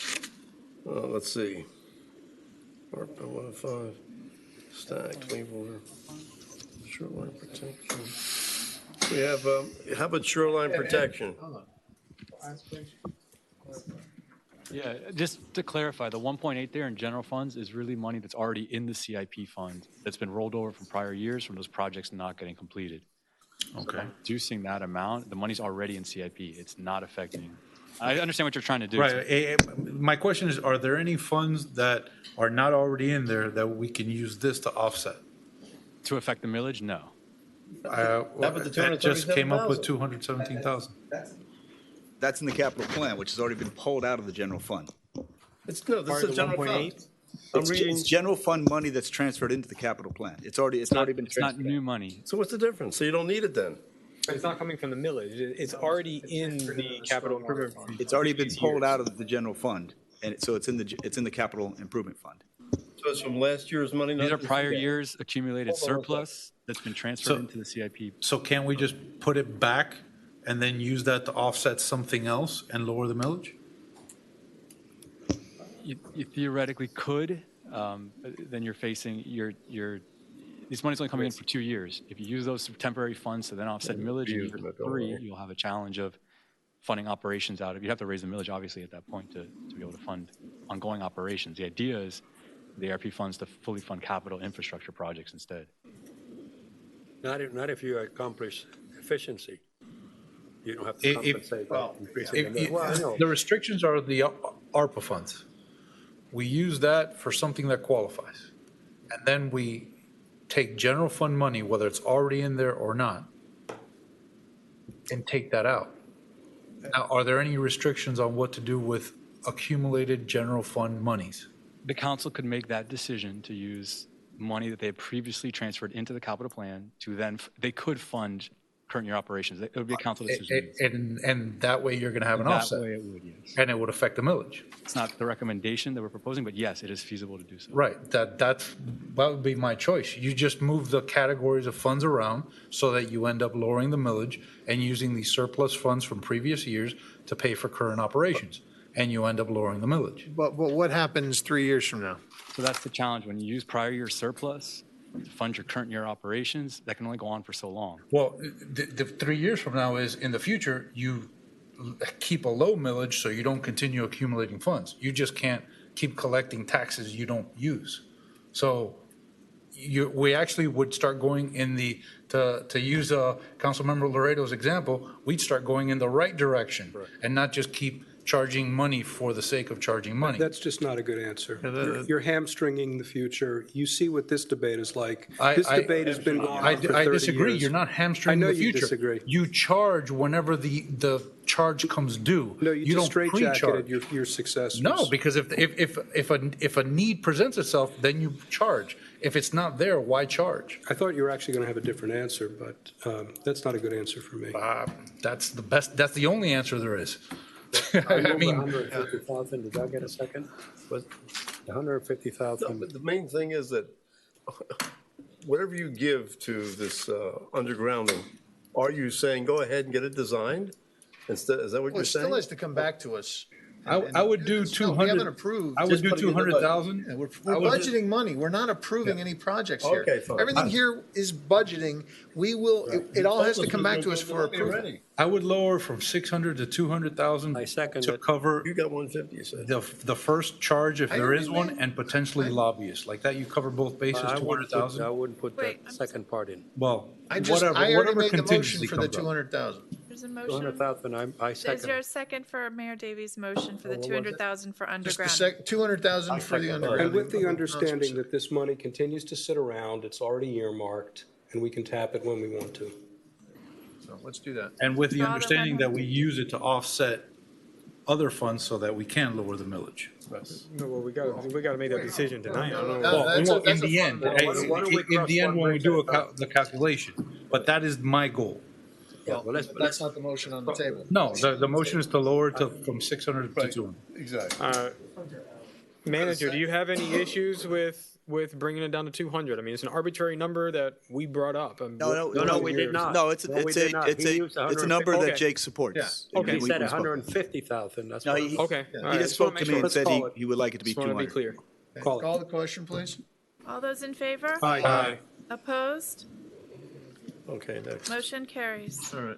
What's next? Councilman Lee. Next item. The facilities lighting You need refit. to go back to the previous page, by the way. What are you doing? This is the lighting. Budget Oh, it's still the modification. capital plan? Still in Yeah, capital. Are we doing this? Budget modifications. Are we doing this before the bulbs burn out or as they burn out? The lighting retrofit? Facilities relighting. Well, it's. For 260 grand. It's more than just changing out light bulbs. A lot of times you have to change the entire ballast, you have to change entire fixture. What kind of lights are we gonna use? The LED lights. What? LED lights. They need ballast for those? You take out the old ballast. What do we have now, fluorescents? You want to get up here, Roland, and talk through it? And the LEDs will last for So are we putting in a new long fixtures? Well, my whole question is, are we doing these things before they burn out just because it's in fashion, or do we have to do it because they're burning out right now? Here comes Roland. Talking about resilience, he popped right up. I'm sorry, it's not because it's in fashion, it's because we're trying to reduce the amount of energy consumption, fundamentally. And by reducing the energy consumption, obviously, you're saving money from not using more than you. What's the payback? I don't know what the years are on the payback. I haven't looked at the No, normally, numbers. you're familiar with this stuff. What's normally a payback? usually 3 when years. Yeah, it's you go probably to 3 to efficient 5, lightings? probably 3 to 5 years. 5 years, okay. Yeah. Good. You know, and I mean, It's at the end 20% of the return, that's good. day, you're replacing all the fluorescents with LEDs, so you have to replace the ballasts and all that stuff. So What's you the can't, wattage difference between an LED, one of these LED 10 to 1 lights at and least. no, Yeah? I mean, Fluorescents are pretty. I'm not a One? light bulb expert, but LEDs are awfully bright, you know, and they Yeah. can be get more directed brightness. in all sorts of different ways. And I mean, Is that 10 to 1 Is ratio? anybody opposed to this? Oh, No. Okay, well, let's move on. Great, we appreciate it. okay. If you go back to page 20 minutes 30, left. Paradise Park, why with additional $200,000? I think that's for treatment of the, That's the dirt removal? Yeah, contaminated soil. Yeah, he said yes. It's all the DERM process, all the additional testing they've requested of us. I'm sorry? It's all the DERM processes, the testing additional they're testing, requiring, environmental testing. the wells that they've had us come back, the reports that we've had to do. No, that's about 200 grand? All right. Next item, Village, I got a question on this one. Village Hall hardscape improvements, $50,000. What are we improving? The courtyard area and some sidewalk repairs around the village hall and some parking improvements in Village Greenway and landscaping. So it's more than just a hardscape in Yes. the hall? Okay. It also includes fire station and Okay. community center as well. What else? Do you oppose that? I'm No, not opposed he to just it. wants information. St. Agnes lighting. Is there lighting now? Yeah. If you'll know, as part of the project, Can you take the thing off? yeah, sorry. As part of their expansion projects, 2 of our lights have been removed to make way for the school. So we lost 2 of the 6. We were at one point going to lose 3 of the 6. They've accommodated the 3rd. So we have to come back, install 2 new poles, at which point those are going to be LED, where I would recommend, instead of having 2 LED, let's retrofit all of it. It's all just about to expire its 20-year warranty. If we do that, we'll get another 25-year warranty. Okay. So we've had those So lights if for we 20 do years? 2 and not all of them, how We're much just is it going about to 20 cost years. difference? It was 2004. What's the difference in cost? What's that? What's the difference in cost of the ones we have to replace rather than replacing them all? Hold on a second.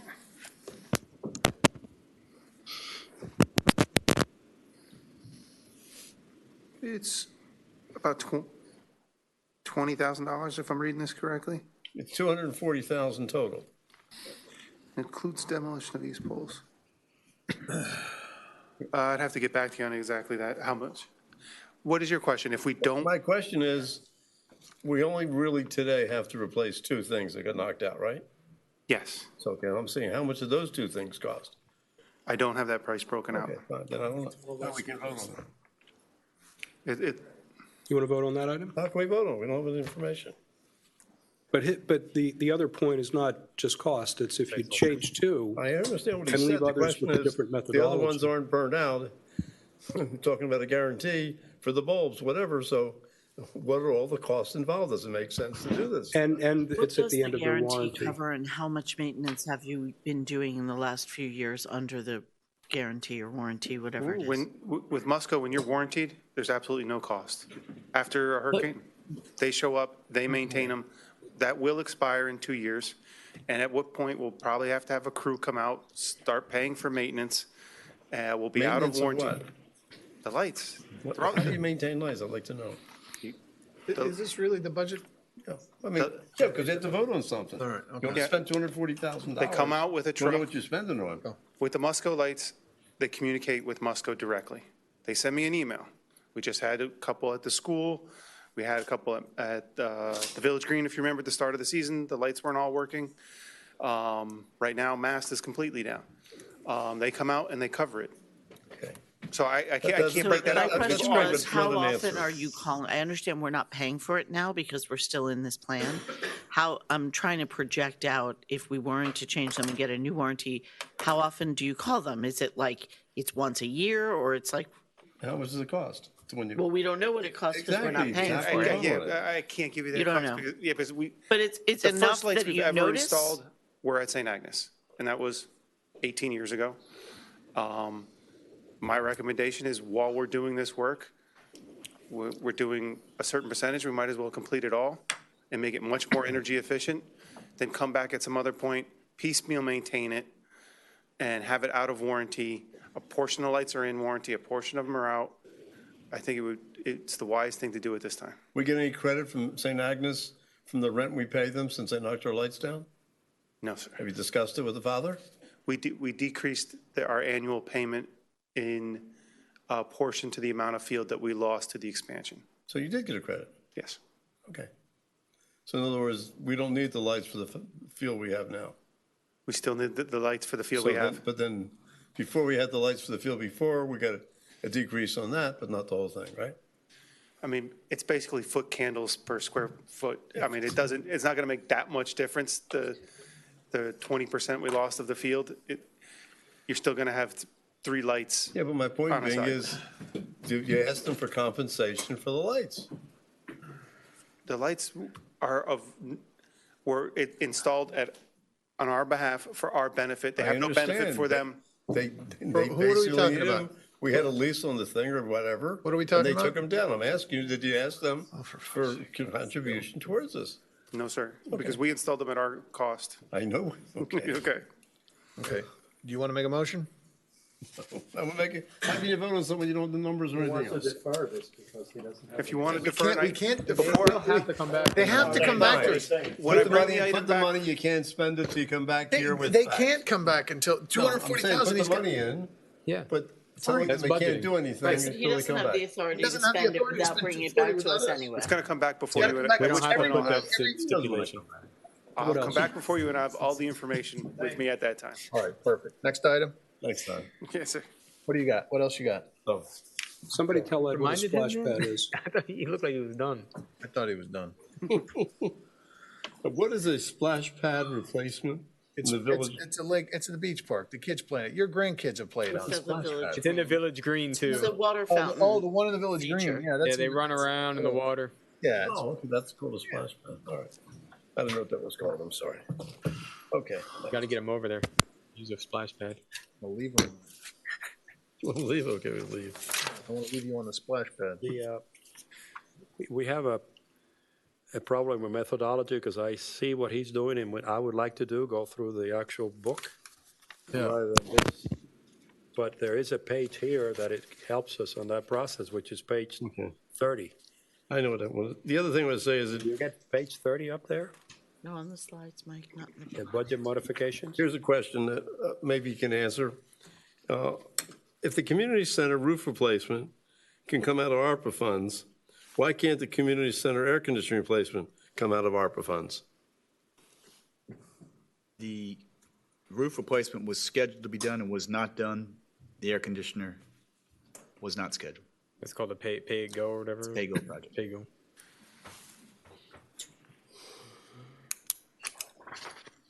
Counselor, the legislative intent of this appropriations is very, The legislative It's very intent broad. was, yes, and it was to flood the economy with money. That was exactly, the yeah, intent. that's what I'm trying to say. And I think I'm glad that some of you are pushing on these definitions. You used the word at the time, they're looking to get money into the economy. So they're not very rigid, or are we going to be sued? We're a little village. To the extent that we, allocate funds inappropriately, it would become a debt to the I government. would never and we- use the word inappropriate because I would never advocate violating the law. I'm just What saying trying that to if we say- were found, I know, I follow the legislation and the intent of the legislation, I think, is very the broad. broad interpretation Yes. of this use. To your point, Segurola, that we need to look with some degree of unorthodox view how to appropriate this money that may help, people's taxes go down. Yeah, but I think The what other thing was Chad beach- said. the beach park improvements, we were supposed to do those for a long time. We didn't do those. So don't they come in, why wouldn't they be under ARPA? I mean, part of the money's under ARPA, why wouldn't the full thing be under ARPA? Okay, so let's just go through this right now. The ARPA money we're going to have a discussion as to whether or not we can use this on these things. We are using it on these things. I'm saying, why can't we use the whole thing on it? No, he's just talking about the unorthodox. I think what you With the brought up. There's certain things that can be used and there's certain things that cannot be used, okay? We're not going to make the decision tonight. I mean, it'd be irresponsible and dangerous for us to say, okay, we're going to take that money out of general, and we're going to use ARPA funds, and then find out later. But So I'm it's going whether, tonight and where they are using ARPA funds. no, but my point is, no, do you want to hear my thought on this? So if we want these projects to go forward, we certainly want to try and use ARPA funds if we can, correct? Yeah. So let's try and do that, because that would mean that we'd freed up general funds, but we're not going to decide in the next 15 to 20 minutes what is legitimately usable for this We have project. decided here by saying we can use general funds and ARPA funds. So I'm saying, anytime you can use both, why not use all ARPA funds instead of general funds? That's all I'm saying. Because it's the pay-go. We're also only getting 3.2 this year as well. Remember, that's we're getting 3.2 this year, 3.2, and how much of the ARPA funds of 3.2 allocated here now? It's fully allocated. Right, but now we have $400,000 from the undergrounding that we could allocate to other things. So If that passed, Getting then we back to would. the bottom line is, I know it's a $400,000 and we're saying legislative intent is somehow flexible. Do your best to try to apply them where it would reduce our general revenue. That's all. Just try a little harder. No, I appreciate the legislative intent, but I also want to make sure that our CFO is audited properly. But we will look at the. We don't want you, sir, to do anything that is not appropriate. And just saying, legislative intent is very important in lawmaking, and that is their intent. But let's push on the envelope, legally, and see how it goes. That's all. Let's just move on. I'm concerned that we're making decisions at 11:15 on whether or not we can use ARPA funds on things. No, we're not. Without. No, Let's Mike, just take a if vote. it's something that already qualifies and we were We just half funded. using ARPA funds because they had maxed out the amount we got this year. Okay. If we are not putting it all No, I into understand. undergrounding. Got it. Find a That place is to an put it. item where more ARPA funds can go. But then But it they've brings got us a- back to the stuff from the general fund was already allocated into the capital improvement plan, so it doesn't directly affect the millage. So then that creates the next decision of, do you want to make a transfer? So let's deal with that right now. It's basically two motions. Number one, to use the $400,000 from the undergrounding to fully fund with ARPA funds any qualifying projects. That's motion number one. Second. But let's deal with that one. Second, call the question. You're just saying to use ARPA funds on any other qualifying That we can. projects that we Right. can. That we can. On any qualifying project. I don't know why we need to take a But vote on we have that, to but define them tonight because we have a budget. They're already defined. They're already They were defined. partially paid. What he's saying is, we had maxed out the ARPA allocation we got for this year already by partially funding projects in our CIP. What he would like to do is if we voted to say, we're only going to put 200 towards undergrounding instead of 6, let's take the remaining 4 and put it into the buckets that are already pre-approved with ARPA funds, but what not fully. happens when the manager comes to us and says, you know what, we're moving faster than we thought, we need to pull the money? Because that Well, money will that's be what there the next year, decision right? shouldn't be, the decision, I guess, right now shouldn't be, Well, we already whether- decided to reduce it to 200. So But the ARPA stays in a fund that we can pull from. Right. So the next year, we can go more than the 3.2 since we have that extra there, and now we're ready for that project, and we can use the ARPA funds on that project, right? Then we'd have the full money, yes. Okay, so why do we have to because put this? the in? estimate Because we by Jake find was the that best 200 we was can. enough. We have gotten nowhere in everything else, notwithstanding the first reading, to reduce the general. But we haven't got to that yet. No, I don't but know if we- everybody feels comfortable with that position. No, we're kind of giving them a sense of the council, if you want, to explore within the possibilities to use that. But we're not going to find that out in 10 minutes. No. So we're going to have to vote on a millage. Look, the effect of what I think is on the table, almost, is to use St. Agnes Lighting as an example. Because money was freed up in the ARPA fund that is no longer going to be fully expended for the consultant. Now there's $400,000 that could be applied to the St. Agnes Lighting instead of $240 out of general funds. I can't make that decision tonight. I don't know whether that's kosher or That's not. where I am. Yeah, and he can pull the ARPA fund at any time if he needed to. And just to give one example, I'm looking actually at the beach park project, and I'm looking at the exact number there. So the reason why 583 is in ARPA is because that's what it was programmed for last year. When we did an additional cost estimate, we identified there'd be a 66,000 additional. So we are trying to follow the letter of the rules that they provided us. So what we only brought forward was that 583,000, which is what was programmed last year. And it's a good thing we had those things programmed. Yeah. If we didn't, we would get less ARPA money. No? Well, we would have had to use it in stormwater. We would have had to use it different. We couldn't use them as pay-go projects. Are we I see, so perfectly you're clear? saying it's not just that the category itself qualifies, it's the actual dollar amount that had been previously budgeted. Yeah, so there's two categories. One is the strict infrastructure. The other ones are projects that were programmed in previous years that you were unable to execute during COVID for the amount that it was programmed.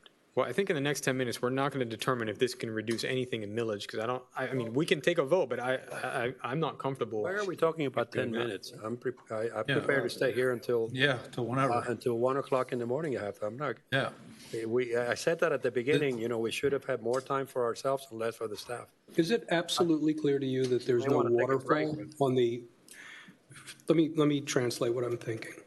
Is it absolutely clear that you don't have to spend ARPA money on the 4 categories of infrastructure pre-approved first before you can apply them against other qualifying expenditures? Yeah, I mean, that's clear.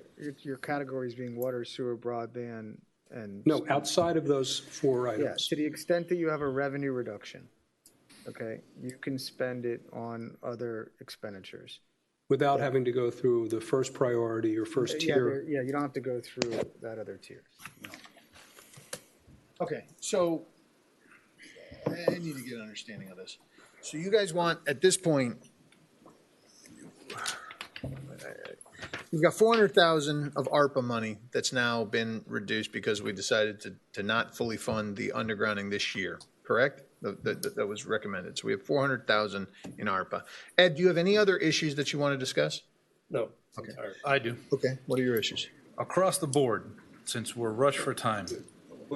I'm not rushed for time. Why are you? No, just let him finish. Others please. are rushed for time. At 11 o'clock, we will sunset unless we all agree to continue. There are 3 categories across every department that I have issues with. Category 49.000, other current charges, 54.000 subscriptions, and in some departments, 82.00 educational initiatives. And not to pick on the clerk's department at all, but just, it's the first one there. If you look at 49, other current charges. First, I'm not exactly sure what other current charges is. It could be a million things, but fiscal year 2019 was 49,000. Fiscal year 2020 is 48,000. What, okay. 21 to date is 54. What are other current charges? Wait, and then we jump up to budgeted 81,000. I understand, but what are they? Let's figure out what they are. It tells you right I'm not there asking you, I'm under asking the clerk. Under the thing, it tells you. The It's- line item is 12,500. Chris, But we're going to go through this budget. No, actually, I disagree. Other current charges, that's what it says there, but it could be anything, number one. And number two, if we haven't spent the full amount, and if it doesn't match up what the historical spending is, why are we jumping up to 81.5? Why do you see that there's an additional 12,500 increase associated with legal advertising costs associated with public mailings and hearings, ordinance, solid waste, advertising in the Miami Herald, Miami Daily Business, and Islander News? Given the historical spending, I don't believe that's necessary. Subscriptions. Except we heard at the first budget hearing why she did it. I Because said, this year- I understand. I'm not picking, this is just one example. Well, but the examples. Okay, let's go to a different department if you'd like. Let's go to.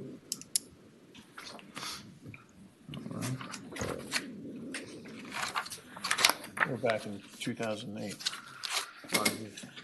Sorry, it wasn't, it was I'm not 2011. going to extend the meeting to go line by line. I mean, Well, if you take the time to do this. That's what we say, well, we spent Did you meet 3, with 4 all of them hours. and ask them? I mean, did you meet with them?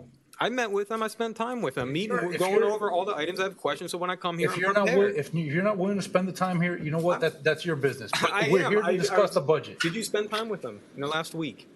I spent the last week analyzing this. It's very important that the people who voted us in see us in this interchange, Mr. Moss. I'm prepared to stay here for how long it takes. And I said that at the very beginning, let's try to cut the manager's presentation and start having our dialogue, see if we can have a consensus so that we can move out of the night. We have never run a meeting the way we have tonight with regard to the budget. We spent 5 hours, 4.5 hours, going over, 12 personnel positions? And that's fine. But if we're going to do that, we have to be willing to deal with the rest of the budget. We can't just say, okay, let's move 118 pages in without discussion. No, so you want to talk about $6,000? No, $17,000. I want to talk over the entire budget. You're talking potentially hundreds of thousands Not of dollars. potentially, how much is it? If you've done the diligence, how much is it for I 48? have not added up. Line It's- 49. I did not expect to have 10 minutes or 5 minutes to discuss the budget when we spent 4 hours talking about 12 positions. So no. My observation, for what it's worth, if this is helpful, is we talked about this, I think, in substance at the first budget hearing. Great. I think your point about vocabulary and the meaning of things, it was basically explained as an imperfect explanation by line item that could be called other things, but this is what they're called. I think the questions of what they really were answered by the manager. Well, I disagree. For example, going to the administration, other current charges. There's no So what are description. you proposing?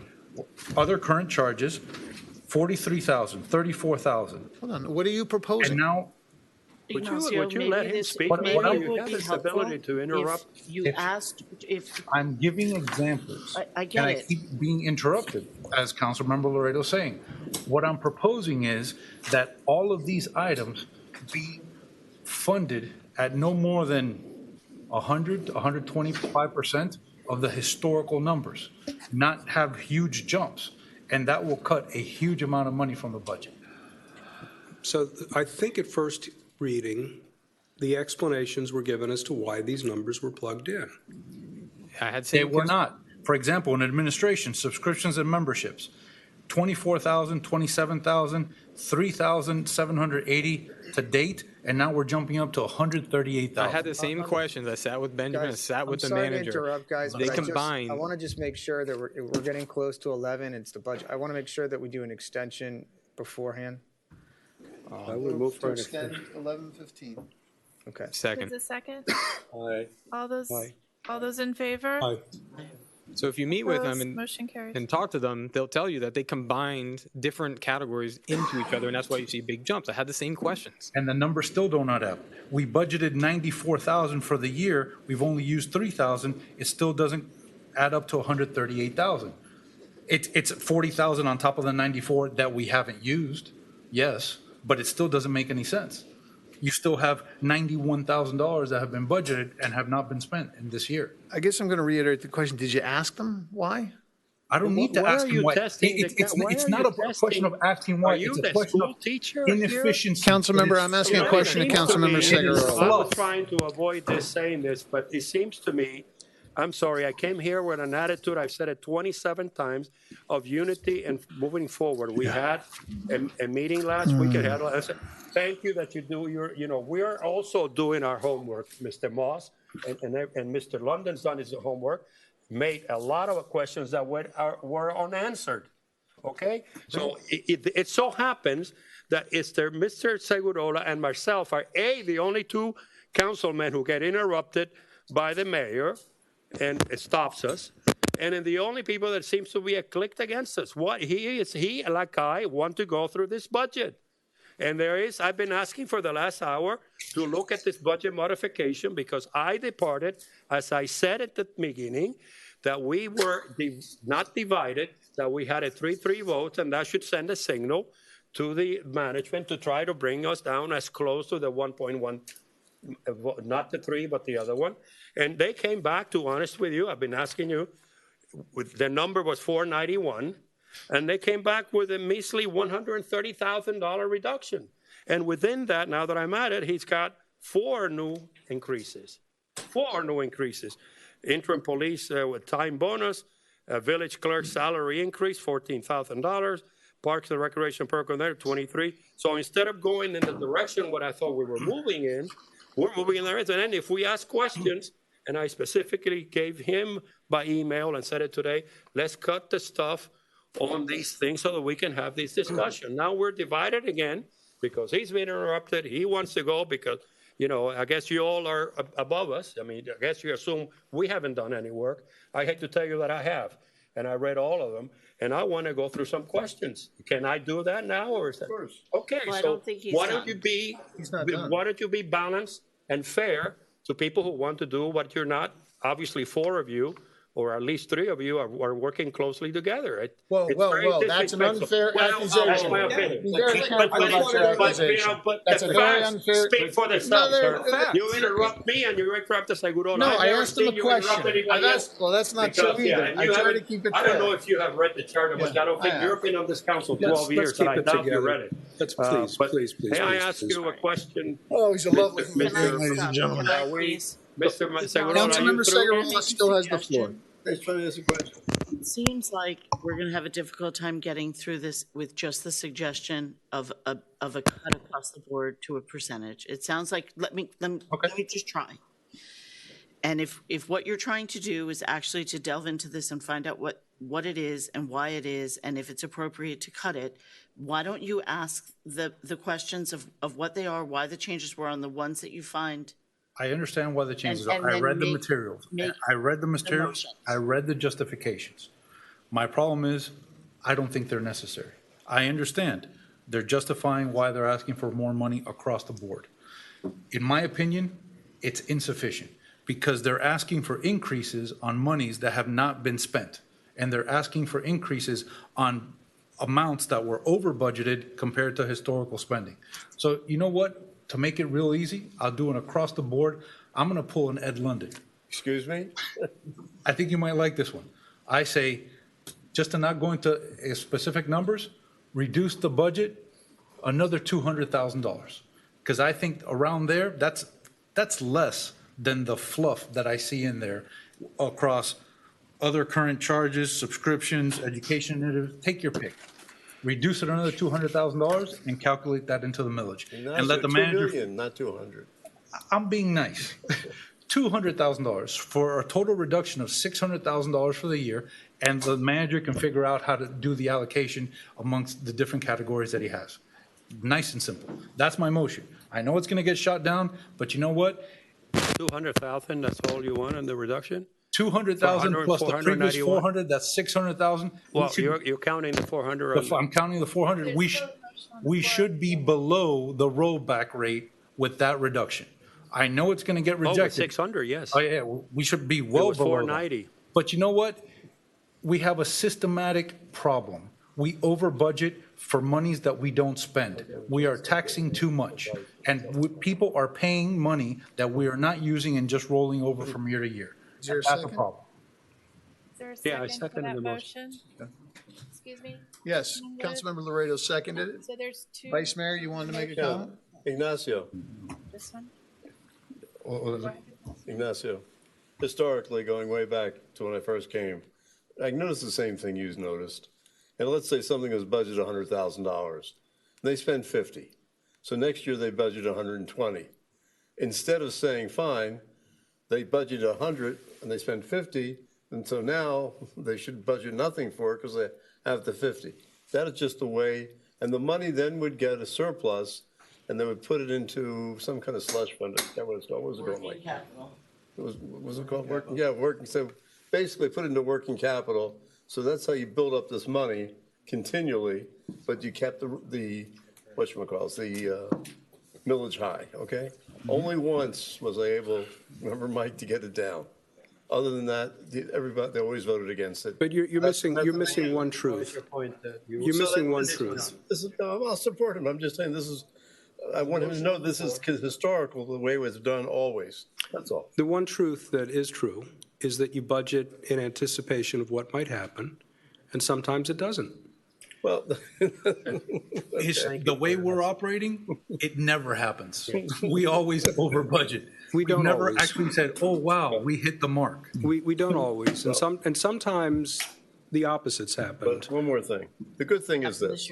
Back in those days, we had absolutely no financial accounting. We had nobody here who had any idea what we had coming in, what was going out. And anytime we needed anything, sure, we got it, because there's so much money going around. Now we have the best CFO. He knows where every penny is. And so I feel really confident that the money will be managed, accounted for. We'll know. Before we Can had you call no the idea. question so that we can? Now we know how We have much a we're mo- we have a over motion on budgeting. the- we have a motion on the floor. There's a second, yeah, call the question. So I'm, people don't want to get into micromanaging. I won't do that. I'll just say $200,000 less. The manager can decide where to put the cuts. The motion's on the I floor. have some other issues that I. No, this isn't finishing the issues. You'll certainly have the opportunity for your issues. Call the question. There's a prior motion on the floor, Which is the the motion? 400,000 for the. No, that was done. We did, Yeah, the $400,000 was taken out of undergrounding. right, it's only 200,000. We still have to vote on what to do with We the haven't money. done with anything with the 400,000. There's no motion. Let's do this motion now, please. For right now, it's /200 across the board. 100,000, another motion. All those in favor? Aye. Opposed? No. Please clarify the nays. Councilmember Moss, McCormick, and Dave. Thank you. Kaplan, no. Motion carries. No, how did the motion No, carry? motion I'm sorry. fails. Motion failed. Failed. 3-4. Why don't you call the Laredo, roll? I'm sorry, can I do a roll call? Yes. Yes, Roll. that's- Let's go. I can't see. Councilmember Sagarola. yes. Mayor Davey. No. Councilmember Kaplan. No. Councilmember Laredo. Yes. Vice Mayor London. Since I'm the oldest, it's 2 yeses. Councilmember McCormick. No.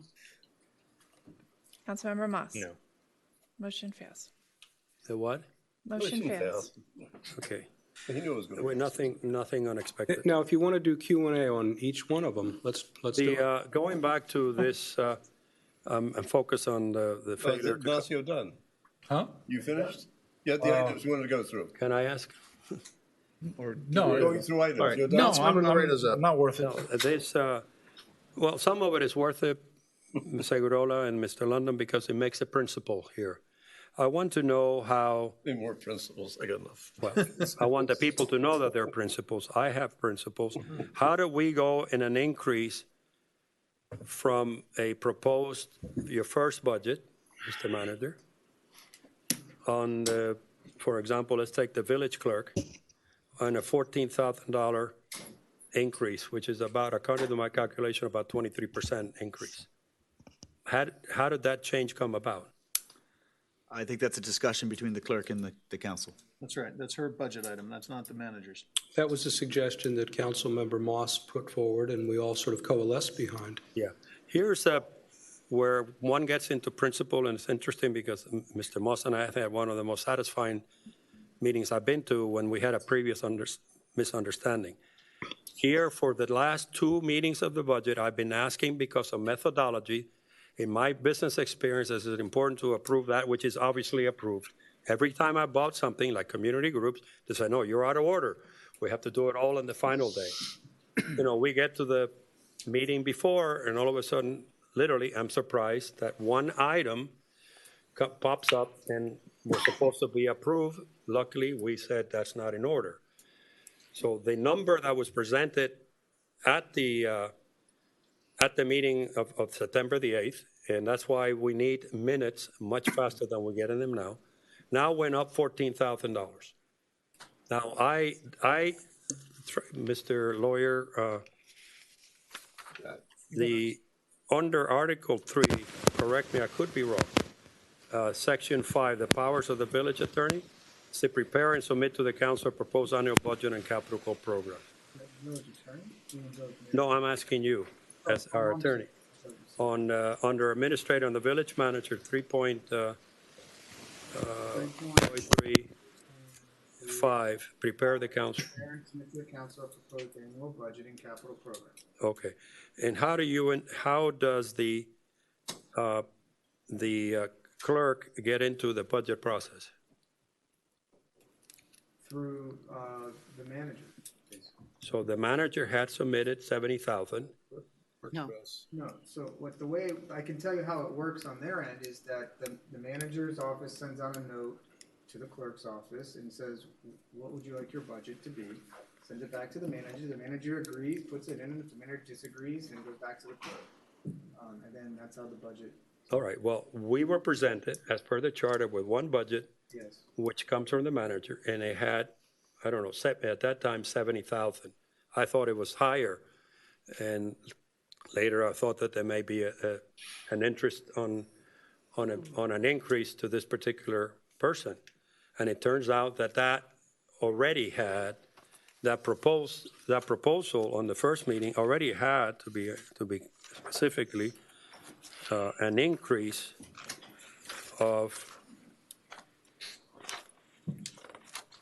7.5%, more or less.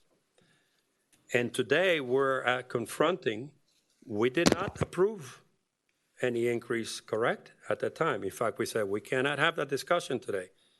We're being presented with a 23%, $14,000 increase on one executive.